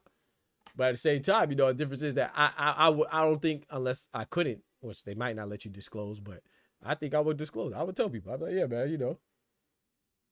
I think that's, you know, I feel like me, as far as a boxing brand that I'm trying to build, I have a responsibility to tell the truth with somewhat. You know what I'm saying? I'm gonna give my opinions, but I have a responsibility to say the full story. That's why I look at it. I read too much articles and watch too many interviews not to disseminate accurate news, bro. Yop says, you don't know nothing about boxing. Knocks it off. You might be right, bro. I don't know nothing, bro. I just be up here making up stuff. Yes, indeed. Boxing, a.k.a. Queen Shawala. Y'all in the building. What's good, sis? One time for the ladies. We got the queen in the building. Doc will be a paid man. Just don't turn into no damn Kellerman. Appreciate that. Please put that into the universe, Shawala. Nah, I can't do no Max. Nah, I got to keep my integrity now. At some level, I can't do. Shout out to Max. I get it. You know, Max, you could argue they did Max dirty on ESPN, you know, which I do think they did, but Max, he's crazy, bro. Like, this is ridiculous. Like, Max used to be my favorite guy, man. My favorite boxing person, man. Him, Jim Lamp. I like the whole HBO team. I ain't gonna lie, I was like a homer for HBO, but no disrespect to Showtime and who was on there, like Al Bernstein and, you know what I'm saying? What's the guy on ESPN? What's their team? Tim Bradley, Mark Kriegel. Shout out to Tim Bradley as a fighter. One of my favorite fights of all time. Tim Bradley was involved. Him versus Ruslan Provatnikov. That was dope. But yeah, Max Kellerman, man. I couldn't do that. I get it. You know, he got shelved, so now he's trying to keep his job, so he got to eat. But he act like he knew the boxing. Like he called Ja Battaglia undisputed, bro. He said, "Yeah, man, you undisputed champion, bro." What? So he ain't got to get the 4 belts? Nah, bro. You was good as undisputed. Damn. Yeah, Roy Jones, Jim Lampley, Max Kellerman, those are my guys, man. I ain't really rock with Larry Merchant like that, but at the same time, you could appreciate the necessary contrarian and the necessary evil. So Larry Merchant went up there and talked to the silly shit, and that kind of gave way for the good dialogue for, you know, for Lennox Lewis to check him and Roy Jones to check him. You know, occasionally Jim Lampley say something a little bit, give a little pushback, but the only one dude I couldn't stand was gosh damn Jim Gray. I can't stand him. Oh my gosh. Yeah, I can't stand Jim Gray, bro. You tap dancing ass goofy. If you're saying with the earpiece, you know he was on bullshit. Facts. Yeah, I know you're talking about Zuffa Max specifically. I know. Yep, that's a fact. Yeah, Zuffa Max he's terrible, man. I used to like Max, bro. I can't do it. I almost put a bitch on the end of that. Don said, come on now. Talk to him. Thank you, sir. You should have put bitch on there. I almost did. You should have. Let me be nice. Never mind. Shout out to you. Why would anyone take your opinion with any validity when it comes to boxing? Sit back, relax, enjoy the show, sir. Make sure you also like and subscribe. Talk to him. Make sure you smack that like button. I know I got a lot of hate watchers. That's okay. Smack that like button for your boy. What you say, Ty? His watch is fake, though. How you know, bro? bro. Your avatar is a fake watch, bro. Oh, that's what it is? I couldn't even see it. Be honest, it's so small on my screen. I see it now. I had to click on it. That boy Rolly tick tick tick. Mm-hmm. Yep. Tick tick. You know that boy 666. Facts. You hear that thing? Tick tick tick. That boy 6. Zuffa Max comes with knee pads. It's crazy. That's a fact, though. I mean, let's look at there. Right. I try to watch everything, and I watch it sometimes, but as much as I watch everything, I can't watch them. It's so difficult, man. But let's look at their roster. They got Max, Shady McCoy, good football player, but boxing analyst. I understand he's there for the comedic relief. He's like the Rashad McCants of Gil's Arena, if you want to say. So I get it. Ain't no damn Rashad. He might not be that bad, but I'm saying he's like a similar. Egregious. Yeah. You're right. And then who else they got up there? Max Coppinger. Mike Coppinger. Excuse me. Like, come on. Like, and then they occasionally have Cappinger. Yeah, Cappinger. Exactly. So thank you. That's my point exactly. So it's like they made a roster for just saying whatever is going to move the needle, and I get it. I mean, the blueprint's laid out by other successful podcasters and people, even Stephen A. Smith and Skip Bayless and stuff like that. But I try to be. My approach to my boxing coverage is more like, I'm trying to think who I compare it to. Like a Bomani Jones. I like Bomani Jones. Where it's going to be funny, or Dan Lebatard, but it's going to be truthful. It's going to be enlightened. It's going to also speak on social injustices and unfair takes. I'm not going to alienate anybody, because I want, I rock with everybody, every color, complexion, gender, and stuff like that. But at the same time, we got to tell the truth. It's not going to stop me from telling what I feel is the truth of what needs to be said. And that's why I like having guys up here like Ty or ladies up here like Shawa who also speak their truth and stuff like that, whether we disagree or not, it don't matter. Or Dane or Oscar or Kendrick, Oster, whoever it is. Different levels of opinions. Like Ty, he has experience in the gym and, I've experienced people in and around it. I've had experience as an amateur level. So that just gives a good discourse and a good dialogue and all that good stuff. So, and then you have people that don't really know from a personal standpoint. They just observe a lot, or even casually. They just give their. I like it. That's how it should go. All them dudes just be grifting and pandering. Yep. Like I know we talked about this before. It's like I don't want to say easy. None of it, because content creation is not easy as far as being good and blowing up. Like, some people might say some people are plants, but I always respect people that, hustle and have consistency and go. Because especially if they have some other gig or they have family obligations, it's tough to do anything consistently with discipline, anything, not just anything. But I respect it because it takes some type of consistency and stuff like that. But at the same time, too, I do acknowledge that there is a blueprint on how to reach a certain level. Like, you could be a troll. You could make your page, instead of being a boxing page, which is what I strive for. I want a boxing channel, not a boxer's channel. You could make your channel cater to one particular boxer, and then so that way you have the best of both worlds. Like the people that that share your views and like that boxer, they're going to come to you because you're saying the same shit that they want to hear. That's what people do. People don't want to hear the truth. People want to hear what they already believed, articulated for somebody who's talks better or talks good or sounds good. You know what I'm saying? Or that's believable. That's it. They just want to hear what they want to believe. What they already believe. They don't look for the truth. The majority, there's very few, but the majority of people, right? I mean, you see that anyway, but you see that everywhere. Politics, or whatever it is, right? They want to hear somebody repeat what they already believe. So that you're going to get the crowd. If I make a channel about a certain boxer, you're going to get the crowd that likes that boxer. And then you're going to double up, because then you're going to get the people that want to argue with you that are contrary, have the contrary views of that boxer. You see what I'm saying? So, Hey, Doc. Yes, sir. That Boots and Vergil fight, that shit cooked. That's what I'm talking about. I love it. Let's go. I want the fight to happen, but no, it's not. Yeah, that's It's good. cooked. Good. That's what I'm saying. I want the fight to happen, but I'm glad it's not, because, bro, we got to stop rewarding this fugazi behavior, bro. Like, we got to stop it, bro. Like, Vergil Ortiz did not want to fight. I don't care what nobody says. You can be mad at me all you want. He did not want to fight Boots. He did not want to fight Xander. He did not want to fight Bakram. He does not want to fight Fundora. I think they should. I just made a video about it. They should all freeze him out, bro. Make him go to 160. That's fine. Let Yo Diablo punish his ass. Let who else at 160? Let Jesus Ramos punish his ass. You know what I'm saying? Who else at 160? You know what I'm saying? I'm not even sure if he beats gosh dang PD Papa Jennebeck. You know what I'm saying? Put him in there with him. I don't know if he gets past old man Lara. Put him in there with him. Carlos Adames, I'm counting him as 168, but he is a belt holder. Put him with him. Bronco beats the hell out of Vergil. Says Eddie Snitch, I can disclose this. Appreciate it. That boy Vergil not only wanted to be the A side, he wanted Boots to shave his beard clean off. Oh yeah, I saw that. You talking about the interview from Eddie, right? I saw that. Go ahead. Yeah. He also wanted it to be in Dallas. Yep. I thought this part was ridiculous. Yep. As far as his ring attire, you know the Trojan style shorts, or trunks he wear. Yep. The gloves too. Regular trunks. Yep. Talk about the gloves too. Yep. Yep. No colorful stuff. Yep. And no excessive Vaseline. Yep. Yep. They wanted this man to come out looking like a Zuffa fighter. Oh, Xander up there too. Xander, pack him up. Thank you. Shawa. Yep. Yonli Hernandez. Yep. Yo, pack him up. Xander, you already know. I think Xander pack him up. That's a fact. Yeah, I saw that.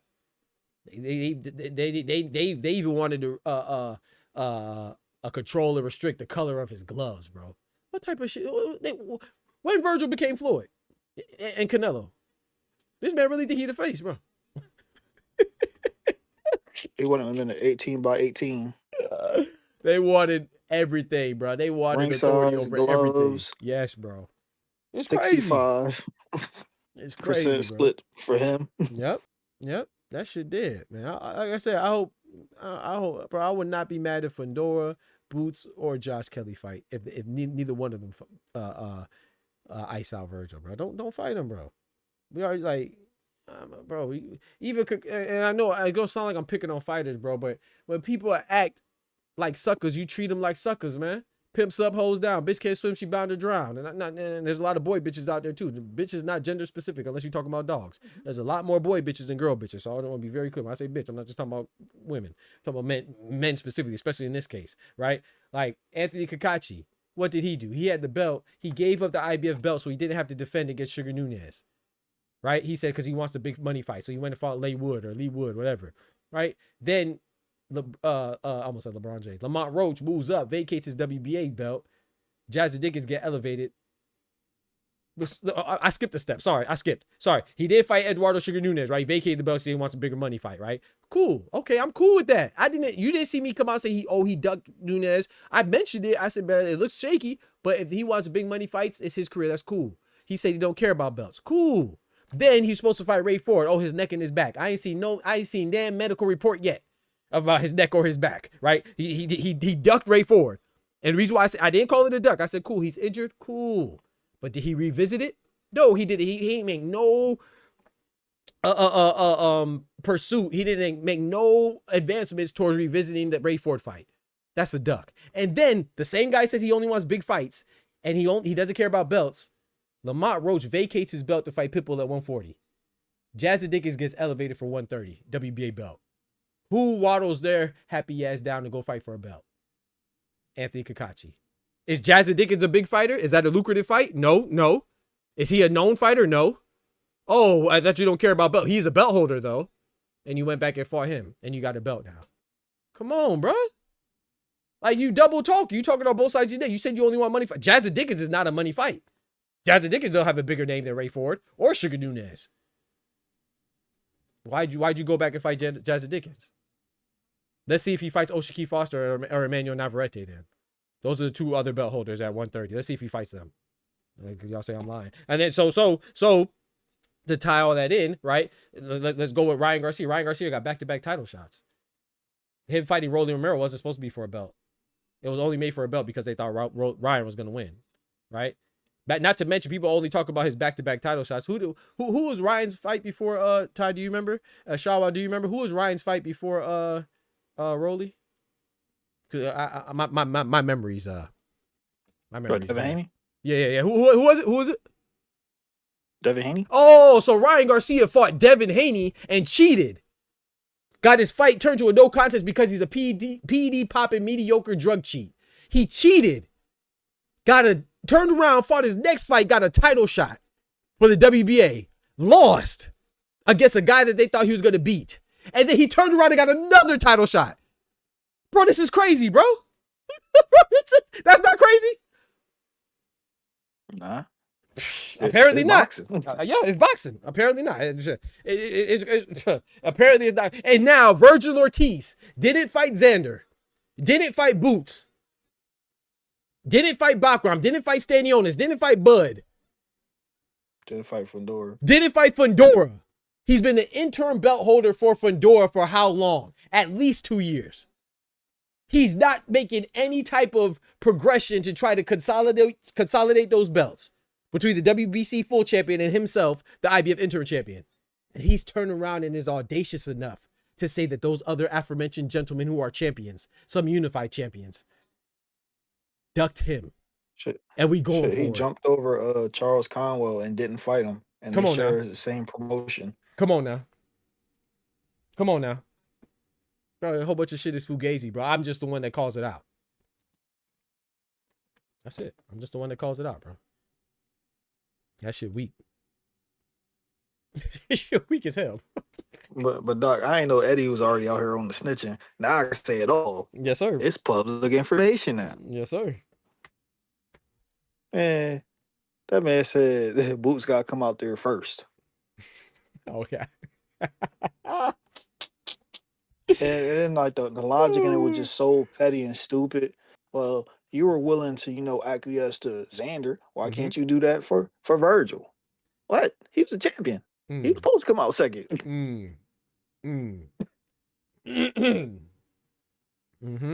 But it sounds like I say, I don't know, bro. It's crazy, bro. It's to a point where, how can I say? It's to the point where him wanting to fight is a duck in itself. And what I mean by that is like he's setting up so many roadblocks himself and asking for so much that it is essentially a duck. He knows Boots ain't going to agree. Nobody would agree to that. You see what I'm saying? So he's making his demand so unreasonable for the fight that he's putting it out of reach. But he could fall back and say, hey, I offered the fight. I wanted the fight. I was willing to make the fight. That's why I asked the questions I did earlier in the way.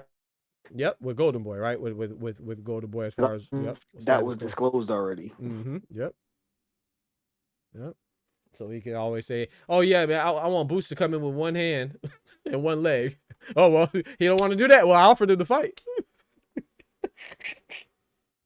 The stipulations are so ridiculous that. Don't be mad at Vergil because he's the man. You're right. You're right about that. He's the man. The man weird. According to boxing. The boxing. Shit, he ain't even a man in his own city.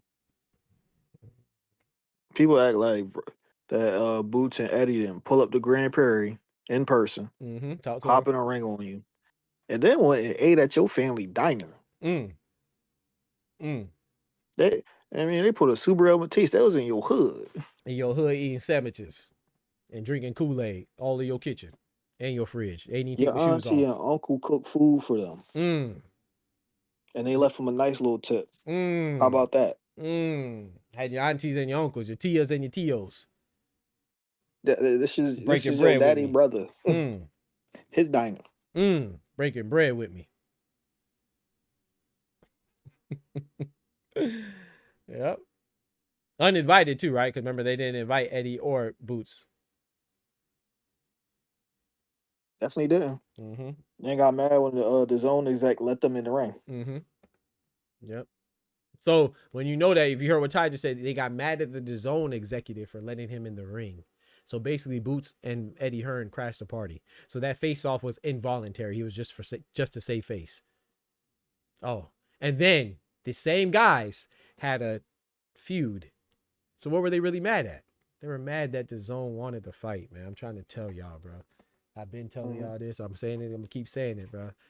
Like, if you don't want to hear it, you don't want to hear it. It's a backstory how they tickets though. Say it again. It skipped out. It's a backstory to how Eddie got them tickets. For the people that say Eddie ain't trying to spend that shit. somebody already had those seats prior to them. He bought somebody tickets and sent their ass on vacation.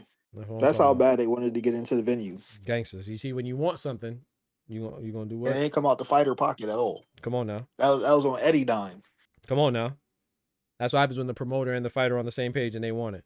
That's what happens. That's how a team operates. If you go look at any interview right now for Jaron Boots Ennis, Boots Ennis, and Eddie Hearn, they're all saying the same thing. We want legacy. Fuck Vergil. In so many words. They didn't say F-U-C-K Vergil, but you know. They're saying that. Nah, fuck Vergil. Right. So that's how a team works. That's how it works.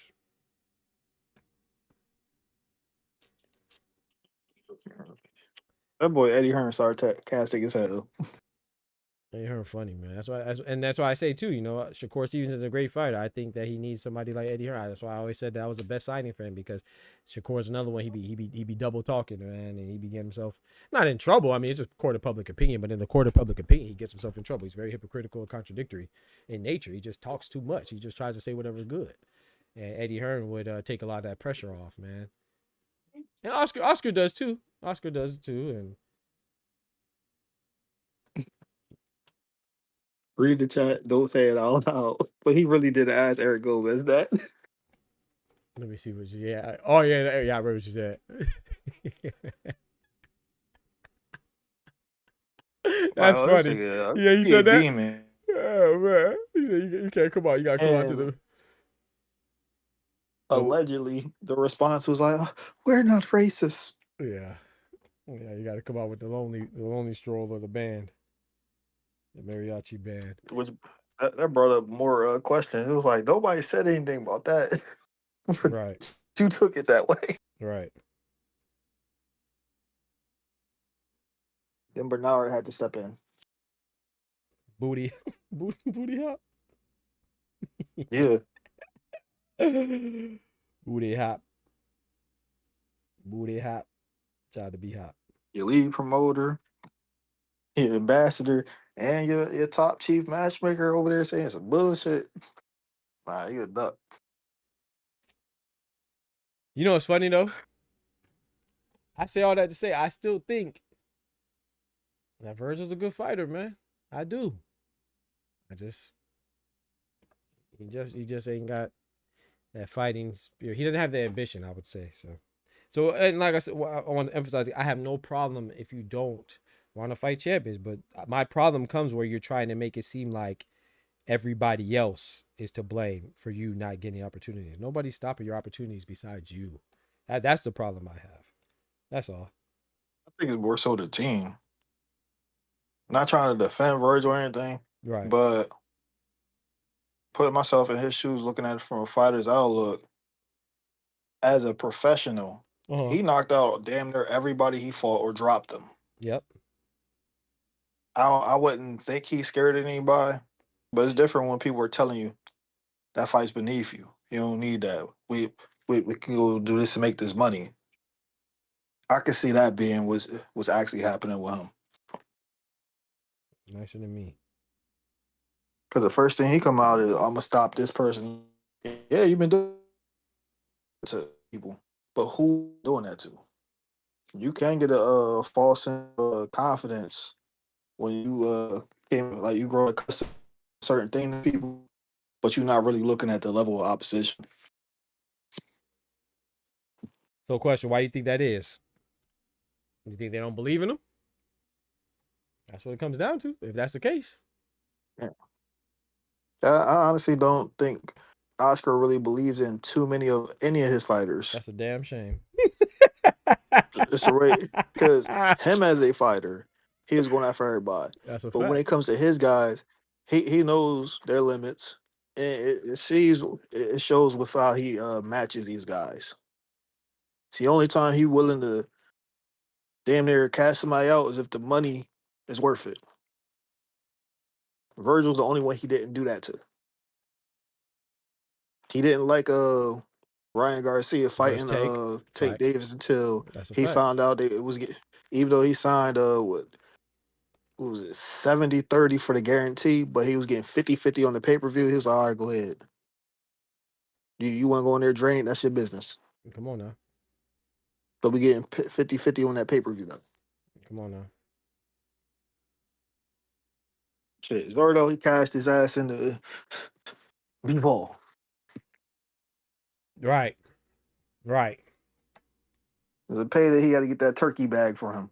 Mm-hmm. That's a fact. JoJo Diaz, he had him go fight Devin Haney for $1 million over market. Yeah, I mean, even the Schofield, even that was on a turkey joint. It was Mhm. supposed to be. It's like, shit, if you want to go do that dumb shit, well, at least we're going to get paid for it. Right.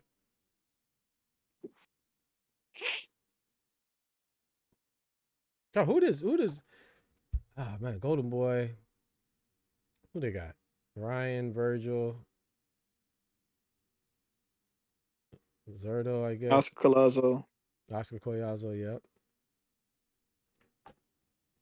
Gabriella Fundora. Arnold Barboza. Barbosa still with him? Okay, Barbosa. Yeah. Okay. They still got a Or straight. at least they still have him listed on the site. Okay. They still that's straight, man. They got That what's the boy name too? Raul. What's the heavyweight? Rocket Edwards. I don't know how much I have faith in him, but what's his name? Joshua Edwards. Yeah. Yeah, Joshua Edwards, a young heavyweight. I'm not sure, but I'm not sure. I'm still holding out hope, but I'm not convinced yet. I think They Shawwell only have likes 2 it. heavyweights. So yes, Doc They only have Shooketh. Joshua and Pacheco Jr. Oh yeah, Pacheco. He got a weird. Did you watch it last night? Well, his opponent. I think it should be called a no contest, right? I don't know. I didn't see. I don't know if it counted as a win or not. I was kind of in and out of sleep too. He just won. I think it was Pacheco Jr. the heavyweight. You said right? Yeah. His opponent bicep tore. All right, like in the second round. So I don't think it should count as a victory, but you never know. I don't know, but it should count as a no contest. I think. But it was only a 6-rounder too, though. But yeah. What was his record before he fought? Because they got him listed at 10 wins, 7 knockouts right now on their site. Yeah, I don't remember. But yeah, and it wasn't like there weren't no punch. Like he threw a punch and his bicep. You could see his bicep tore. It was all the way damn near the shoulder. It was crazy. He had El Gigante, Mexican heavyweight, but he took an L early. Okay. Matchroom looking good. They got, of course, Boots, Bam. They still got Bam, right? Yeah, Bam still with Matchroom. He read up. Mm-hmm. Boots, Bam. Who else? Josh Kelly. Andy Cruz still with him, right? Yep. Andy Cruz, who just won against Montoya last night. Who am I missing? Katie Taylor's about to have her last fight, right? She's still in Matchroom, right? Or no? Oh, no. She might have left. I don't remember. It's her last fight with Matchroom? Oh, I don't know. But they still got AJ, of course. So, Matchroom's still good. PBC, Fundora, Benavidez. Tank a little bit, I guess. Who? Nah, I said PBC. You said a name. Who? Hey, here you go. Oh man, her last fight is coming up. Yeah, but is she with Diego Pacheco still in Matchroom too? Yep, obviously, duh. I talked about Andy Cruz in the undercard. I didn't talk about the main event. Yeah, Diego Pacheco. They got Amari Jones on Golden Boy? Nah, not which one? The Olympian from Orlando. Nah, Amari, not Omari. Oh, they're both on there? No, sorry, you said Golden Boy. Yeah, Amari, yeah, sorry. Amari's on Golden Boy. Omari's on Matchroom. Yeah, sorry. Yeah, exactly, yep. Sky Nicholson, yep. Alif Nurturhan's on Matchroom? Oh, I didn't know that.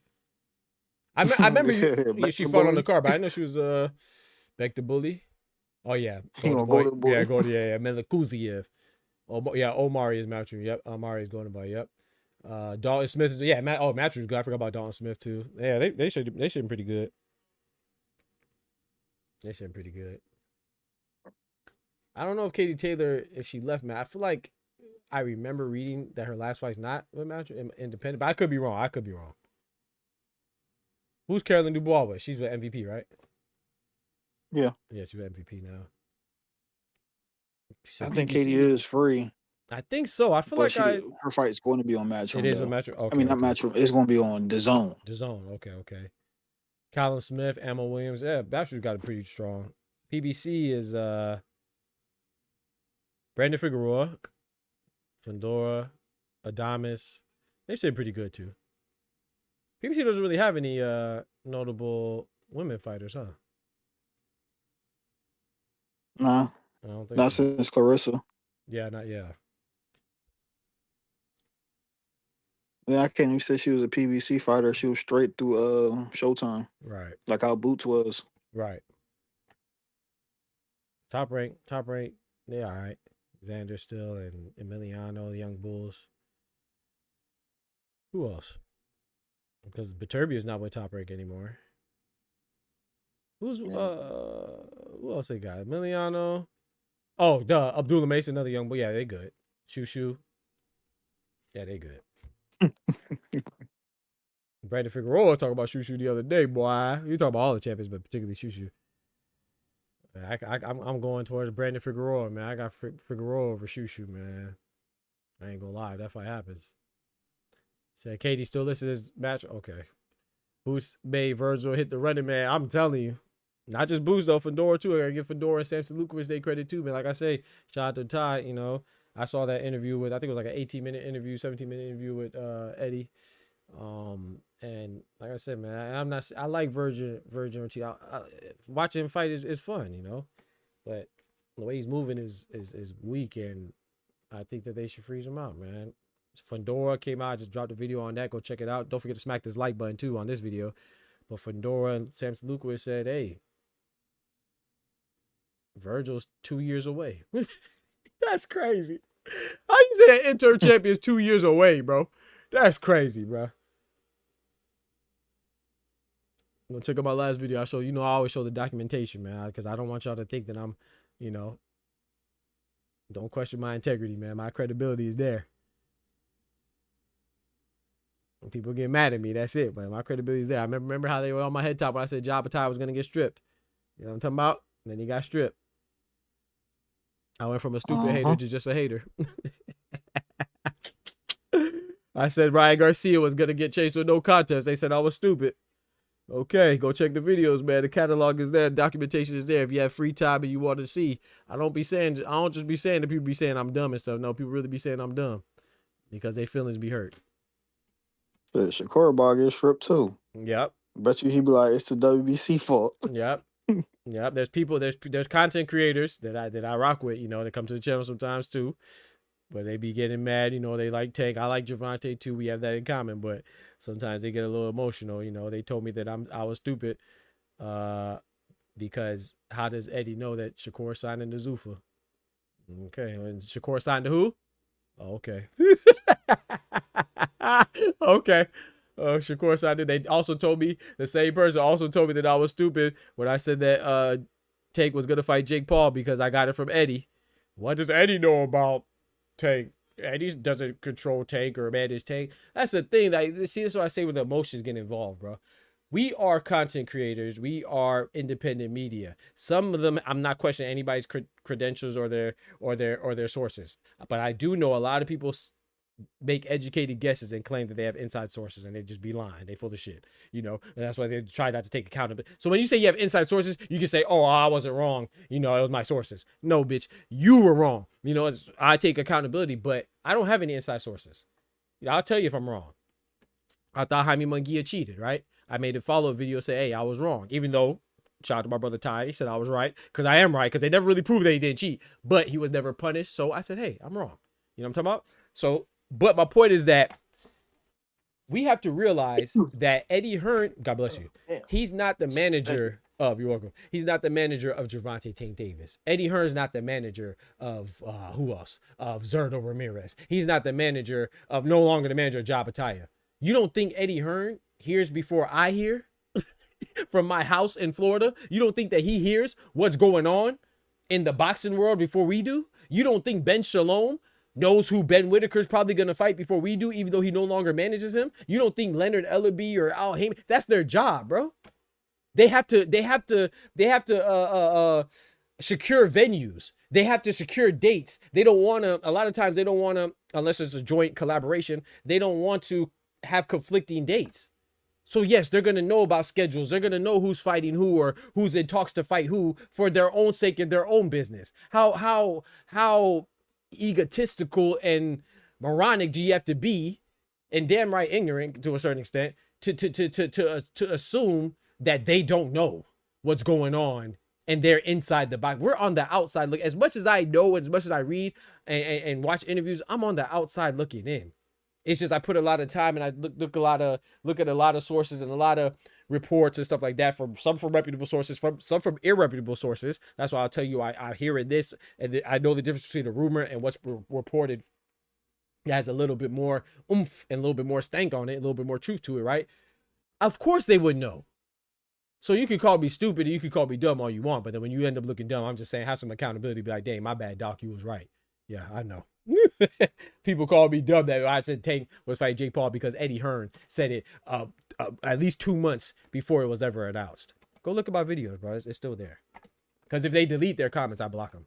Because I think that's weak as an adult. You should have maturity and have accountability and responsibility. It's okay to be wrong, but don't run from it. It's just the internet.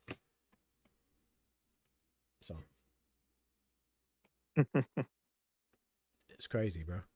But they do the same thing every time. They do it again. The same person that told me Take wasn't fighting Jake are the same people that told me that Shakur wasn't signing to Zuffa. Are the same people. You know, it is what it is. Yes, sir. Rest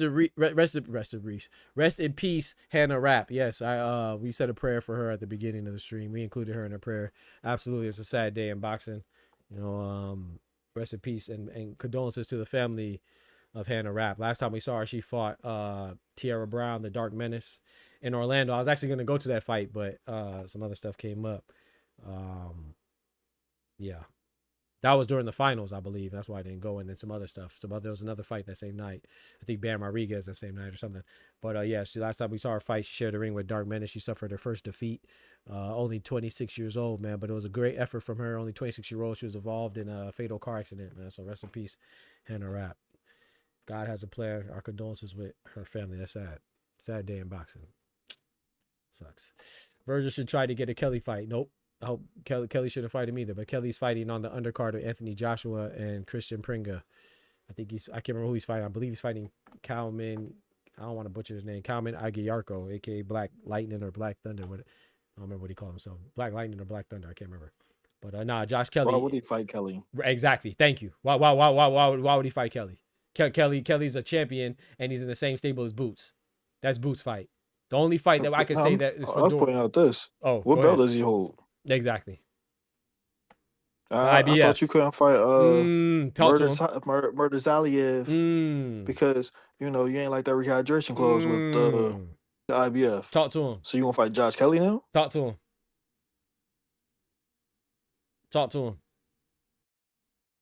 It don't make sense. This man he conveniently has an internal conflict. He conveniently has a disease. This man has a whole bunch of convenient reasons not to fight. It's crazy. It will look like Richardson Hitchens. Yeah, I'm not gonna fight that guy. Facts. But we're turn around fight this guy. Facts. Which Hitchens got tightened up too, boy. He get real close to that territory, boy. He looking shaky. He already looking shaky, but Tyson Fury, but hey, bruh, Tyson Fury looking shaky too, man. His fight ain't even televised. That's crazy. And that don't sound like some Mickey could happen. It sounds like some Mickey might happen. Come on, man. I saw that. The fight happen. Right. If the fight even happens, right. I'm not gonna lie. You know me, I like Tyson Fury more than AJ. I'm a Tyson Fury guy, but man, he looking shaky too, bro. Yeah, he is fighting Aguiarco. So Josh Kelly's fighting Aguiarco on the undercard of Anthony Joshua and Christian Pringa. I just had to make sure his name is Black Thunder, nickname Black Thunder. Last time we saw him out, he fought the Black Panther, Ishmael Davis. That was a good fight. I think Josh Kelly should be the favorite, but as in he should win. I think he will be the favorite. He should win, but I don't know, man. You never know. Never know. E Glue, what's good? Anyone see Pueblo last night? They said someone ran her and her boy. Oh. No, I didn't see Pueblo. It was murder. Whoa. I didn't know that. I thought it was just an accident. They said someone ran her and her boyfriend over intentionally. Oh. Oh, wow. Wow. That's terrible. Yeah, I didn't know that. Shout out to Shawa. I did not know that. Oh no. God bless. Hope they find him. That's wild. That's very wild. That's very wild. No, I didn't see Pueblo. Pueblo fought last night? I didn't see it. Nope. Me, Richardson snitches, talk to illegal. Hey, snitch. Hey, man. When I first saw it, I'm gonna be honest. You're right. He definitely snitched. W snitching. Right, I ain't gonna lie, Ty. He snitched for sure. But when I heard it, I didn't think much of it. I'm gonna tell you why. And this is how I check myself. And sometimes we gotta check ourselves. Like that's why me and Ty be talking about this stuff. And I say it sometimes too. Is like sometimes we don't realize how much boxing we consume, man. Like to me, that's common knowledge. Like I've been new Gervonta, and I thought he was creep for that too. You're gonna hit It's not funny, bro. Or your daughter? Yeah, so he had interactions. Yeah, he had relations with Floyd's daughter. I think that's kind of messed up. But I've been known that. So when I heard him say it, it didn't even like do anything for me. But then I realized knowledge. Yeah, I think it is common knowledge, right? But he definitely snitched. You don't say that, bro. Like, what are you doing, bro? You on what was it, Fight Hub? I don't even remember. The one of the largest boxing platforms as far as media, and you say that, but that just let you know he just snitches. Just I don't know, man. He just can't get right, bro. Just because you got money don't mean you ain't a lame. I'll tell you that. I don't want to say that he's a lame for sure, but it's just that was definitely it was not over gangster. a bitch too. Right. That definitely was exactly that part too. The same with him and Devin Haney's beef is what I'm hearing too. So it's just that's definitely not gangster. That's definitely not street. I think not saying you got to be street. You thought the stripper chick that worked for Floyd wasn't going to choose Floyd over you? Right. I'm not saying that anybody got to be, but if you gonna carry yourself and act that way, then that's definitely not that. That's contradictory at best, my brother. Shout out to Advance. He said Boots. What you say? Oh, you beefing with Dev because India Love said ill? Right. That's what they say. So that's not yeah. That's not becoming of a man. I'll say that. Advance says Boots came to his fight and Ortiz turned it. Yeah, man. Boots came to the fight, still turned it down, man. Like I said, he doesn't have to fight him, but at the same time, stop capping, bro. Stop saying that people are ducking, bro. If you don't want to fight him, don't fight him. That's cool. But how dare you not want to fight all these guys and say all these guys are ducks and bullies and pussies. And he says, supporter says, would Brian Norman beat Liam? Ooh, that's a good one. I don't know. I'll be honest, I would lean. Ooh. I like them both, man. I don't even know who I'll be rooting for, but I might have to lean towards Paro. But I might be rooting for Norman. I like them both. I don't know. I'll probably be rooting for Norman in that one. I think I like Norman a little more. I don't know. I like them both. But I would lean towards just off of opponents. Like Brian Norman fought the best guy between them. But Paro had the more consistent quality guys, fighting, even though he lost to Hitchens. He beat the better guys. He beat the better guys, right. Subra Matias, even Montana Love is a good fighter. May not be known like that to many people, but in the boxing space, he's a good fighter. And Paro knocked him out. He stopped him. So that damn dog. That damn dog. That damn dog. To that man dog. It's crazy, bro. So I would say Liam Barr has a better body of work. Who'd he just beat too? He just beat another champ, Lewis Crocker, right, for his IBF belt. So I think that you would finessed his ass. Right. So I think you would have to. I think I would lean towards Paro in that one. That's a good fight though. What are your thoughts on Baron? Oof, I think it should be banned. That's a good one, Glue. I don't know if it should be banned, because at the end of the day, that's what you want to do. But yeah, I don't like it. I think that if you're not gonna ban it, then you should put more restrictions on the participants, right? What I mean by that is, like, there's a lot of retired fighters that, and of course they do good. Like Austin Trout got smoked his last fight, but he did good. He was a champion, right? Angulo, El Perro, Alfredo Angulo is doing pretty good, or did pretty good. Victor Ortiz just won, but these guys are older fighters, and I think sometimes you got to protect people from themselves. So I don't know, like Paulie Malignaggi, you know what I'm saying? And You're 40, go sit down. yeah, that part, it's like some people, there's some anomalies out there, like LeBron, he's 40, still playing at a high level. Arizlani Lara still fighting at a high level. And they're 40. Beterbiev still fighting at a high level. Usyk, Bud, if you want to throw him in there, he's not quite 40, but 38, 39, whatever. But that's a rarity, you know what I'm saying? Victor Ortiz, he was getting his jaw broke by Jose Zito Lopez while he was in his prime. You know what I'm saying? So it's like some of these guys, they were, no disrespect, I like Victor Ortiz, Victor Vicious Ortiz, but he was mediocre in his prime. Is he good enough to beat people in BKB? Obviously, he just won, and yeah, obviously he's gonna be, because those guys aren't high level, high caliber professional boxers. But at the same time, too, that don't mean you're not gonna get hurt and you're not gonna get punched on. So, like Ty just said, bitch, you 40, man. Can you imagine Amir Khan doing that? Yeah, bro. I don't even want to think about that. He might be DOA. Facts. Unfortunately, he said Paro can outbox him, but if B gets his shit off, he stops. Yeah, he could potentially stop him. Yep, he could potentially get stopped too. I don't think Paro will stop him, but you never know. Doc, what could remember? Yeah. Supporter says, Doc, what about Maul versus? Man, I'm not talking about Jamal Charlo, man. I'm done talking about the Charlos, bro. Until it's fight night, like when they're in the ring, and that first round bell goes ding, I'm not talking about Charlos, bro. This one might not be his fault, but it's your fault. You know what I'm saying? So I mean, it is his fault. He facts. got arrested. He got arrested. recently. Facts. That's the reason why I was saying he wasn't gonna make it through customs Yep. Facts. behind the scenes. Facts. I'm done. They're not even. I like the Charlos, bro. But I'm done with them. And like Ty just said, bro, when the fight got caught, I said, bro, DUI. don't be surprised if it don't happen. Yeah, it was DUI. Yeah, don't be surprised if it doesn't happen. That's why I said, and I had no reason. I wasn't like, oh, he's not gonna happen because he's injured. I didn't say, oh, I didn't add any further specificity. I didn't say, oh, it's because he's gonna get in trouble. I just said that I know somehow, some way.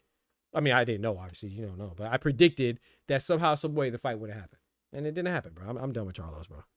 They wasted time. I ain't gonna lie until they fight. Crocker couldn't pull the trigger against Paro. He landed the bigger shots, just like you said, it was sporadic in nature. Like it wasn't consistent. Paro did the more consistent work. He could have stopped Liam too. He had applied the pressure. Had he applied pressure, let his hands go. I don't know, man. I don't know. I ain't gonna say he gonna stop my boy Paro, but he was landing the more significant, heavier shots. Who's to say he wasn't letting go of his shots or trying to apply the pressure? Right. And then Paro a good boxer. He was getting outworked on the inside, or outthought. Outthought, right? Is the better word. Right.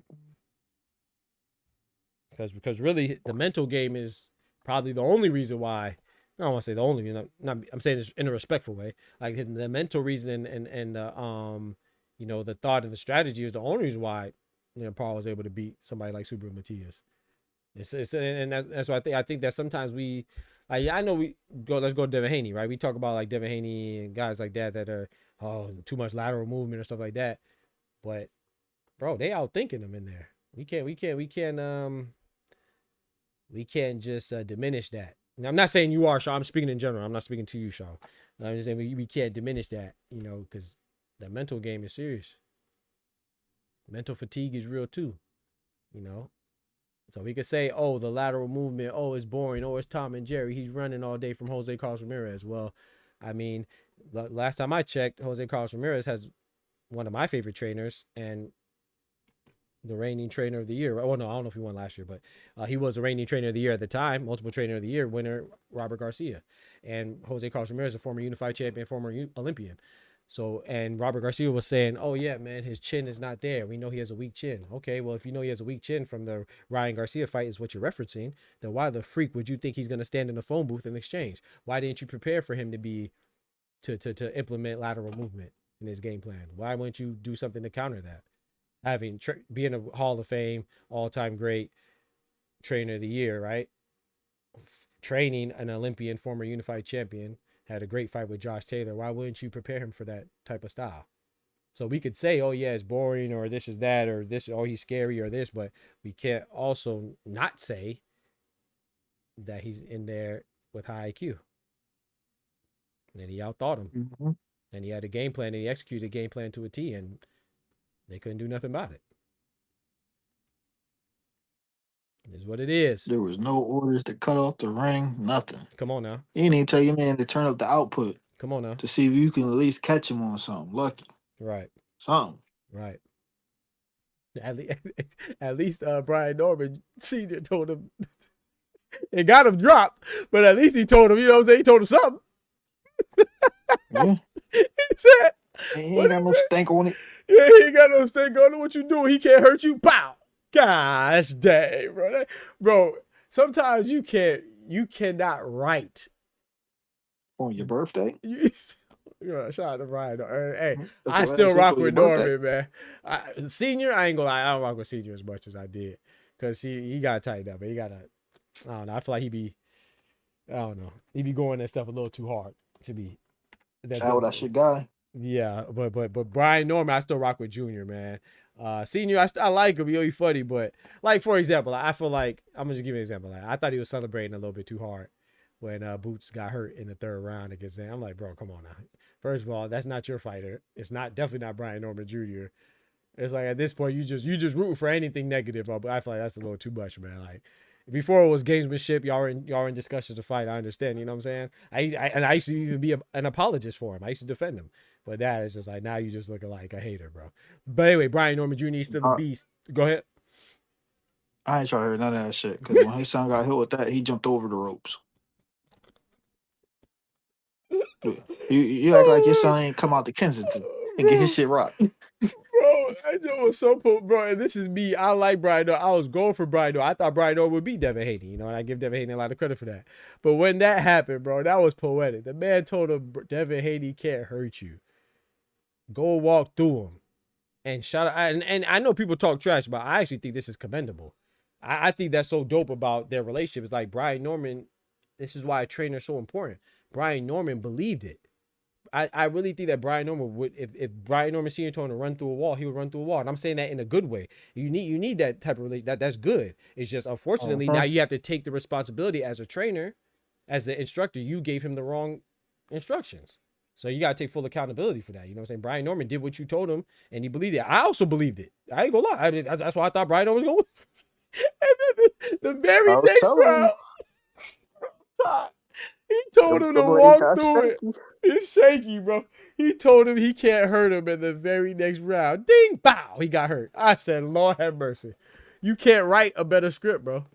That was crazy. But Rashad the Jr., though, man, hey, I respect that. He ain't have no hesitation. He showed that he's a warrior, bro. That's what I take from it, you know what I'm saying? And it showed me that Devin Haney, it should show a lot of people that bitch, hey, everybody that they call pillow-fisted ain't necessarily weak with punches. They call Floyd Mayweather pillow-fisted too. People weren't just running through his punches either. So there was a reason why they didn't just run him down. Ask rest in peace, you know, the late great Hitman Hatton. Ask him what happened when he tried to run through Floyd Mayweather's punches. He got checked hooked right into the turnbuckle. Punches still hurt, y'all. These are grown men punching each other. Some people undoubtedly hit harder than others, of course. But all punches hurt. Facts. You been busy? Cap. Junior's still my dude. Yeah, I rock with Junior heavy, man. Senior's still my guy too. People be people, and that's a fact. Nah, he wasn't peopling. He was saying some bullshit. He was. I saw that video of it. I was like, come on, bro. Like you going too hard, Senior. Like I said, I still like him, but in my personal opinion, he didn't shy away from the blame, but I feel like he should have took a little bit more, for the lack of game plan, taking more accountability. It's kind of like what T.O. Senior does. He's not as bad as T.O. Senior, nowhere near, but T.O. Senior, he don't take responsibility. Like even with the Shakur, to this day, he's saying, "Oh yeah, well such and such, it was this, it was that." No, it's your lack of game plan, like you usually do, bro. You didn't have a game plan for Shakur. You know what I'm talking about? It is what it is, man. Just take accountability, bro. You're the trainer. And that's why, hey, I don't know who's gonna win this one, T.O. or Rolly, man. I don't know. I know I'm rooting for T.O. I'm rooting for Rolly. I'm kind of leaning T.O. a little bit, but I don't know. Not with his daddy in that corner. I'm telling you, T.O. might get sat on his back pockets. I feel like a DQ coming.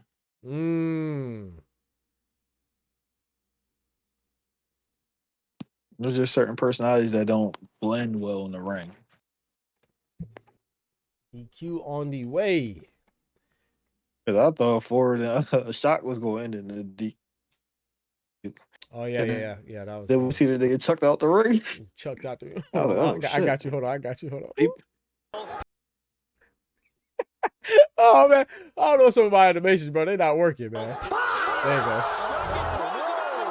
Yeah, that was crazy. I thought that was gonna end in the DQ too. Go ahead, bro.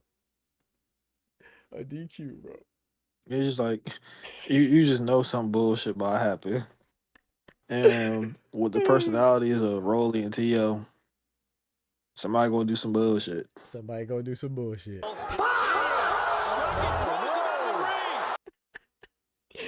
ain't gonna lie, bro. That Shock throwing Ray Ford was funny as shit, bro. Hey, Shock is also one of my favorite fighters too, man. I watched the interview. I watch all the interviews I can, but the last interview I think it was who was it with? Versace, I believe. Rick Reno. That was a good interview. I wonder what's next for him, man. Hopefully he gets a Navarrete fight, or at least a Kakachi fight for unifications. I love that. But hey, speaking of Ray Ford, though, salute to Ray Ford. Ray Ford, unlike T.O., didn't make no excuses for the loss. Ray Ford, unlike Fulton, didn't make no excuses for the loss. Who else made excuses? Ray Ford, unlike all the people that made them excuses, he ain't make no excuses. Shout out to Ray Ford, man. I respect Ray Ford for that. You got to. Got to give credit where credit's due. You just say, hey, I lost. He said it's still F that boy. He said it's still F that boy. But no excuses. I lost. And shout out to Ray Ford. He didn't make any excuses. He mentioned the weight stuff, but that's because he was asked about it. I don't recall him making any excuses against Nick Ball either. You know what I'm saying? We knew about the weight drain and stuff, and the fact he should have moved up. So it was mentioned, but I don't recall him making it seem like it was the reason why he lost. So shout out to Ray Ford, man. We need more Ray Fords as far as fighters go. We don't need no crash dummies. Yeah, we don't need as far as the accountability at the end of the fights. And not making no excuses, He got fresh pitch Bel Air. We couldn't get you in the ring, so we gonna get you at the gas station. Yeah, that's crazy. Yeah, they gotta tighten up. Yes, don't forget to smack that like button, man. Ty, man. Any closing thoughts? I'm finna go get some food. I ain't eat yet. Let's see. Hitchens a snitch. Vergil's a bitch. Boots over old boy across the pond at 6. Hey, I like it. Bars. Bars. I like it, man. That's a fact. Because that seems to be the play. Yeah, if Josh Kelly wins, especially if he wins. Who's Aguiarco they keep on with? rumor in Atlanta. Yeah, I like the A. Yeah, they've been talking about the A heavy. Who's Aguiarco? I don't know. He might be with Matchroom. I don't know. I don't know. Yeah, I don't know either. Honestly, I didn't see his name until he got paired up. Oh, okay. Yeah, I seen Aguiarco. I feel like Eddie, he reached into the the club level circuit and was like, "Come here, yeah, Shimon." Because who's Ishmael Davis? Ishmael Davis with Matchroom still, right? I think. Was he with Matchroom? I think so. I'm almost certain. So either way, Aguiarco is known for he's on this Matchroom card now, so that means he has some good rapport with them. So hopefully, even if he wins, which I don't think he does, I think Josh Kelly wins, but even if he wins, that should still be the fight that's there for Boots, regardless. So I like that, man. Shit, I hope he loses Because if he wins, the first thing he gonna say when Boots fight him is, "Who the fuck was that guy?" Mm, Josh Taylor. Josh Kelly. He was a 2-pack of ass. Told you. true.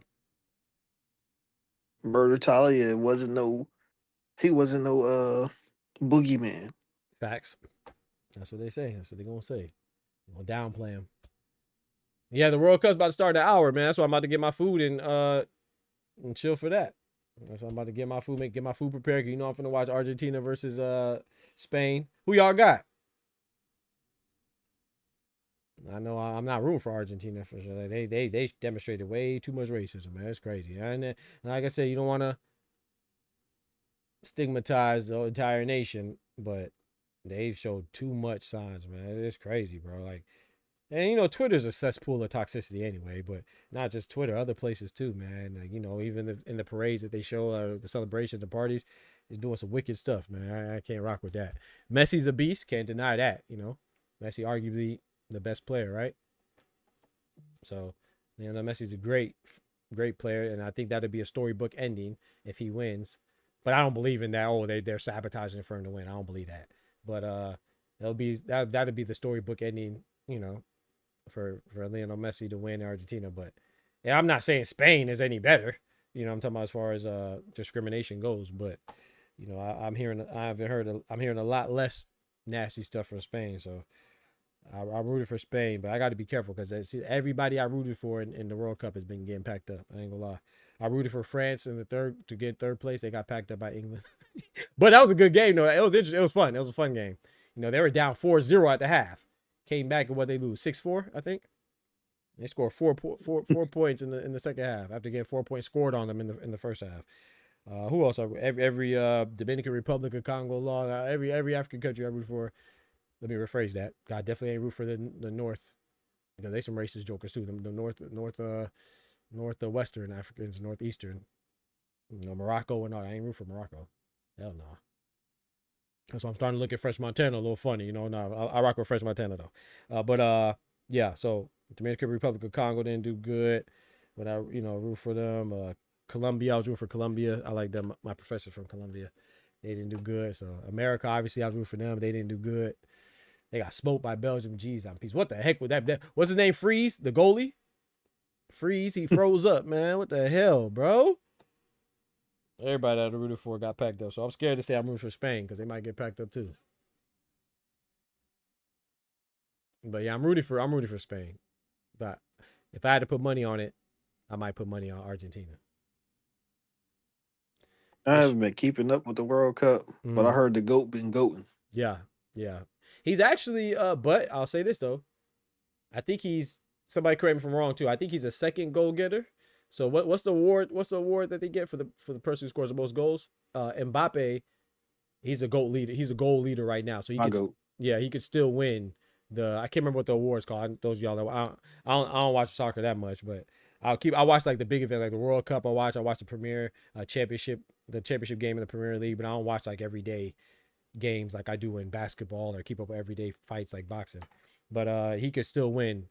Mbappe could still win the whatever the award's called for the person who scores the most goals. I can't remember what it's called. I think Messi might need a hat trick in order to surpass him. Let me see. The goal leader. He's with Matchroom. Shout out to Shawa.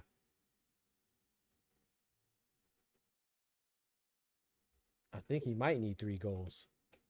Oh no, he's 2 goals ahead. Mbappe has 10, and Messi has 8.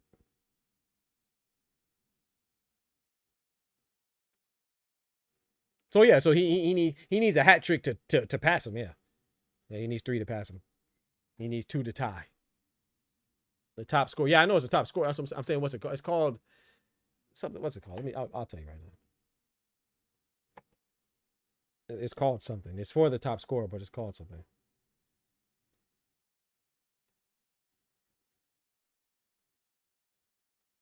I can't remember. The Golden Boot. The Golden Boot.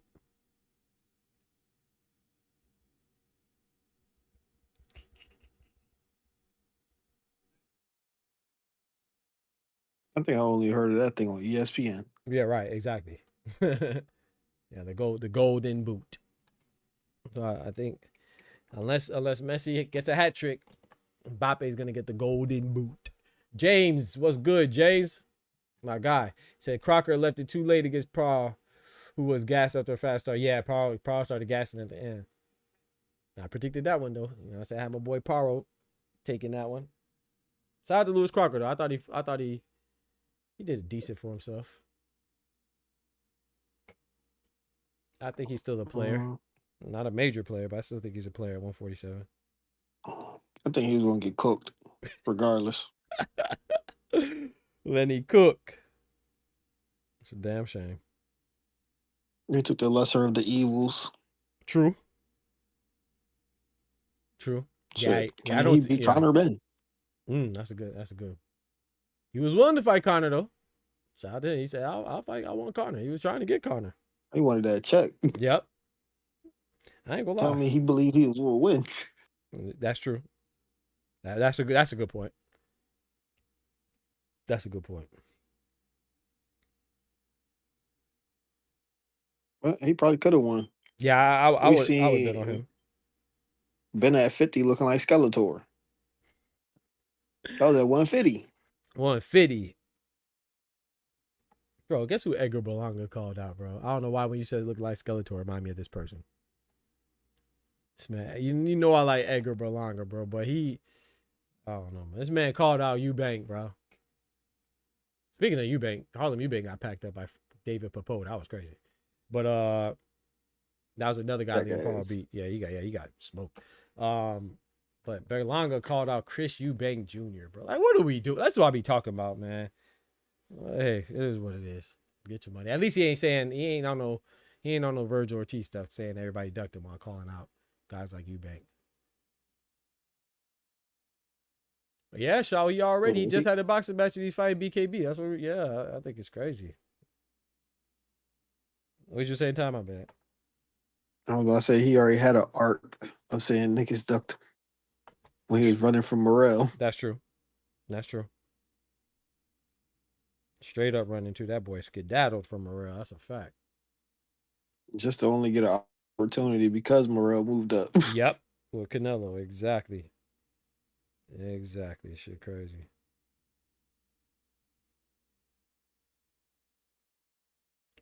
But my brother, man, appreciate you calling up, man. Getting in your bag today, man. I appreciate that, bro.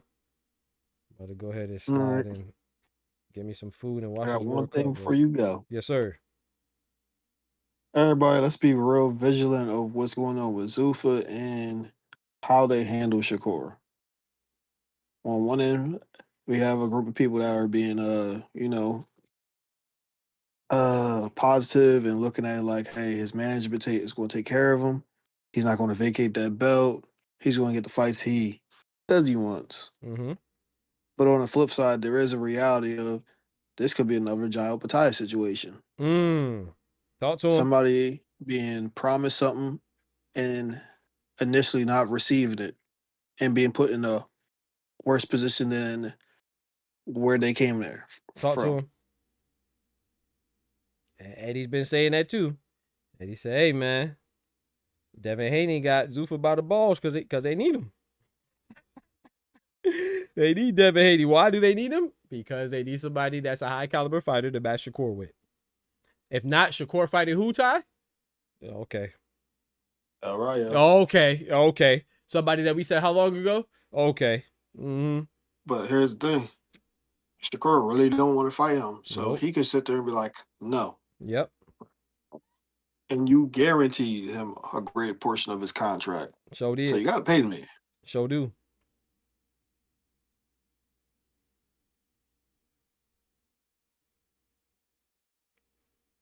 So do. All right, Doc. Yes, sir. All right, my brother. I appreciate you pulling up again. Yo, shout out to Average for the jewels, man. Appreciate you, man. Hey, Ty. I don't know if you like horror movies, bro. Before you go, my bad. You ever seen Obsession? Yeah. Oh, okay. I just watched it last night, boy. That joke pretty good, man. That joke pretty good. I ain't gonna lie. Just seen that? I just saw it last night because it just came on I have Peacock. Is it Peacock or Prime? I got Peacock and Prime, so it just came on one of them. I think it was Peacock. I don't really like. I'm not a big horror movie enthusiast. You know what I'm saying? I want to go. I'm about to go see Odyssey in the theaters. I like stuff like that. Like I like action and action comedies and shit. You like Theater. Facts. Facts. Yeah, man. I don't really like horrors like that. But and when I did watch horror movies, my last girlfriend, she loved horrors. So like when we go see horrors, because I'll watch with her and shit, like Conjuring and all that stuff. I'm not really into horrors like that. But yeah, that joke was good though. I ain't gonna lie. Yeah, I don't like The Conjuring. I don't like movies that talk about like religious historic events. Oh, okay. Or things that might be like storylines that's based off of some facts. Yeah. Because it make you wonder about it. It's like, right. Oh, goddamn. I feel that. Like the movie Hostel. Yeah, I'm not watching the Hostel. No, that's just nasty. Yeah, I ain't trying to go to Europe and find that place. Facts. Yeah, I ain't doing that. Obsession made me think. You just, but the moral of the story for me, Obsession, just hey, be careful what you wish for, boy. Be careful what you wish for, will get boy. you. Hey. But yeah, man, appreciate you pulling up though, my boy. I'll let you, bro. You be safe. All right, bro. Yes, sir. Shout out to my brother Ty, man. Shout out to my brother Average dropping the jewels, man. 500 jewels for me. I appreciate you with that bread, that cheese, that butter.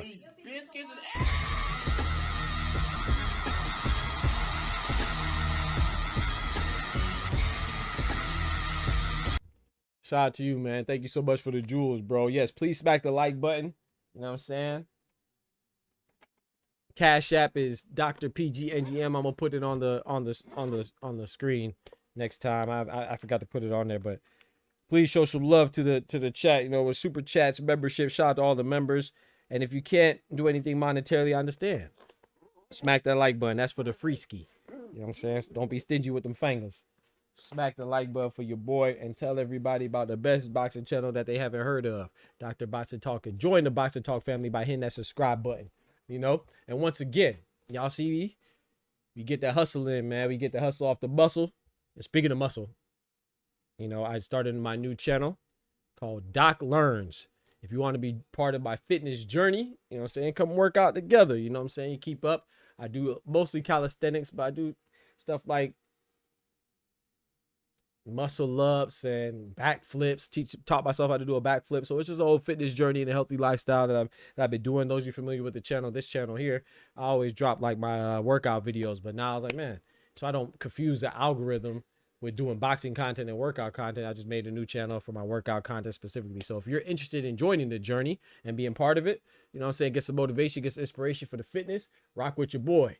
I appreciate it. Thumbs up before you go. Talk to him, Shawa. Yep. I appreciate it. Shout out to Average for the jewels. I appreciate that as well. Shout out to all the members. Shout out to Ty for pulling up. Appreciate him always dropping that knowledge and giving his critiques and his opinions and his compliments to those fighters and, contributing to the discussion, and the dialogue. I appreciate that. Jai's only been paid in the last few fights. Pretty much fought for nothing before that. Hopefully Zuffa send him up financially now. Oh, yeah. He better be set up financially because he put himself in a bad position. If not, that's the only positive of signing with Zuffa is the monetary compensation. That's the only incentive. It's definitely not the belts. So you better be getting that bread. Yep, I be doing the dips. You feel me? Do the dips and do the. I also be doing the technical difficulties. But hey, I got right though. I got right, man. So hopefully next time I go live during the workout, it won't mess up, Ty. Because I be underestimating myself. You know what I'm saying? And not giving myself enough credit, bro. My selfie stick that I bought, it can rotate. I didn't know it could rotate. That's why you got to read the manual sometimes. But yeah, man. So we do muscle ups, pull ups, chin ups, push ups, squats, pistol squats. That's a one-legged squat. Do all types of stuff. Backflips. So Doc Learns is a new channel. We're gonna just do a whole bunch of stuff where we're learning calisthenics and new things together. It's not just, it's not just me coming off as an expert. I'm not an expert. I do know some stuff, but I don't try to ride around on my high horse. I want us to learn and grow it together, and I'm one of the few boxing content creators that's actually in shape. You know, hey, I ain't dissing nobody. I'm just saying what it is. You know, I'm talking about one of the few boxing content creators that not only boxed before, but I'm actually in shape right now. You know, I work hard, baby. That's what I do. Work hard in everything I do. But I appreciate y'all rocking as always. Don't forget to smack that like button. Most importantly, remember with God, we can do anything. Without God, we are nothing. The doctor's out. Peace. He said, hey, I'm getting prepared to be an IRL streamer. Pull up on Streamer University. Nah, hell nah. Maybe. You never know. We'll see. Appreciate y'all, man. Y'all just keep supporting me, and it means a lot. And God bless on this Sunday. And may your Sunday and the rest of your week be fantastic and smooth and nothing but prosperous. You know what I'm saying? In God's name. Appreciate y'all. And our condolences to the rap family and everybody out there suffering. You know, we hope that they have a great week as well. Holla at y'all. From the hood to college, both worlds they had to meet. 6 degrees between us, so cold, we're about to freeze. But we're Florida boys, hot takes, we bring the heat. We're moving the culture, the engineers to the streets.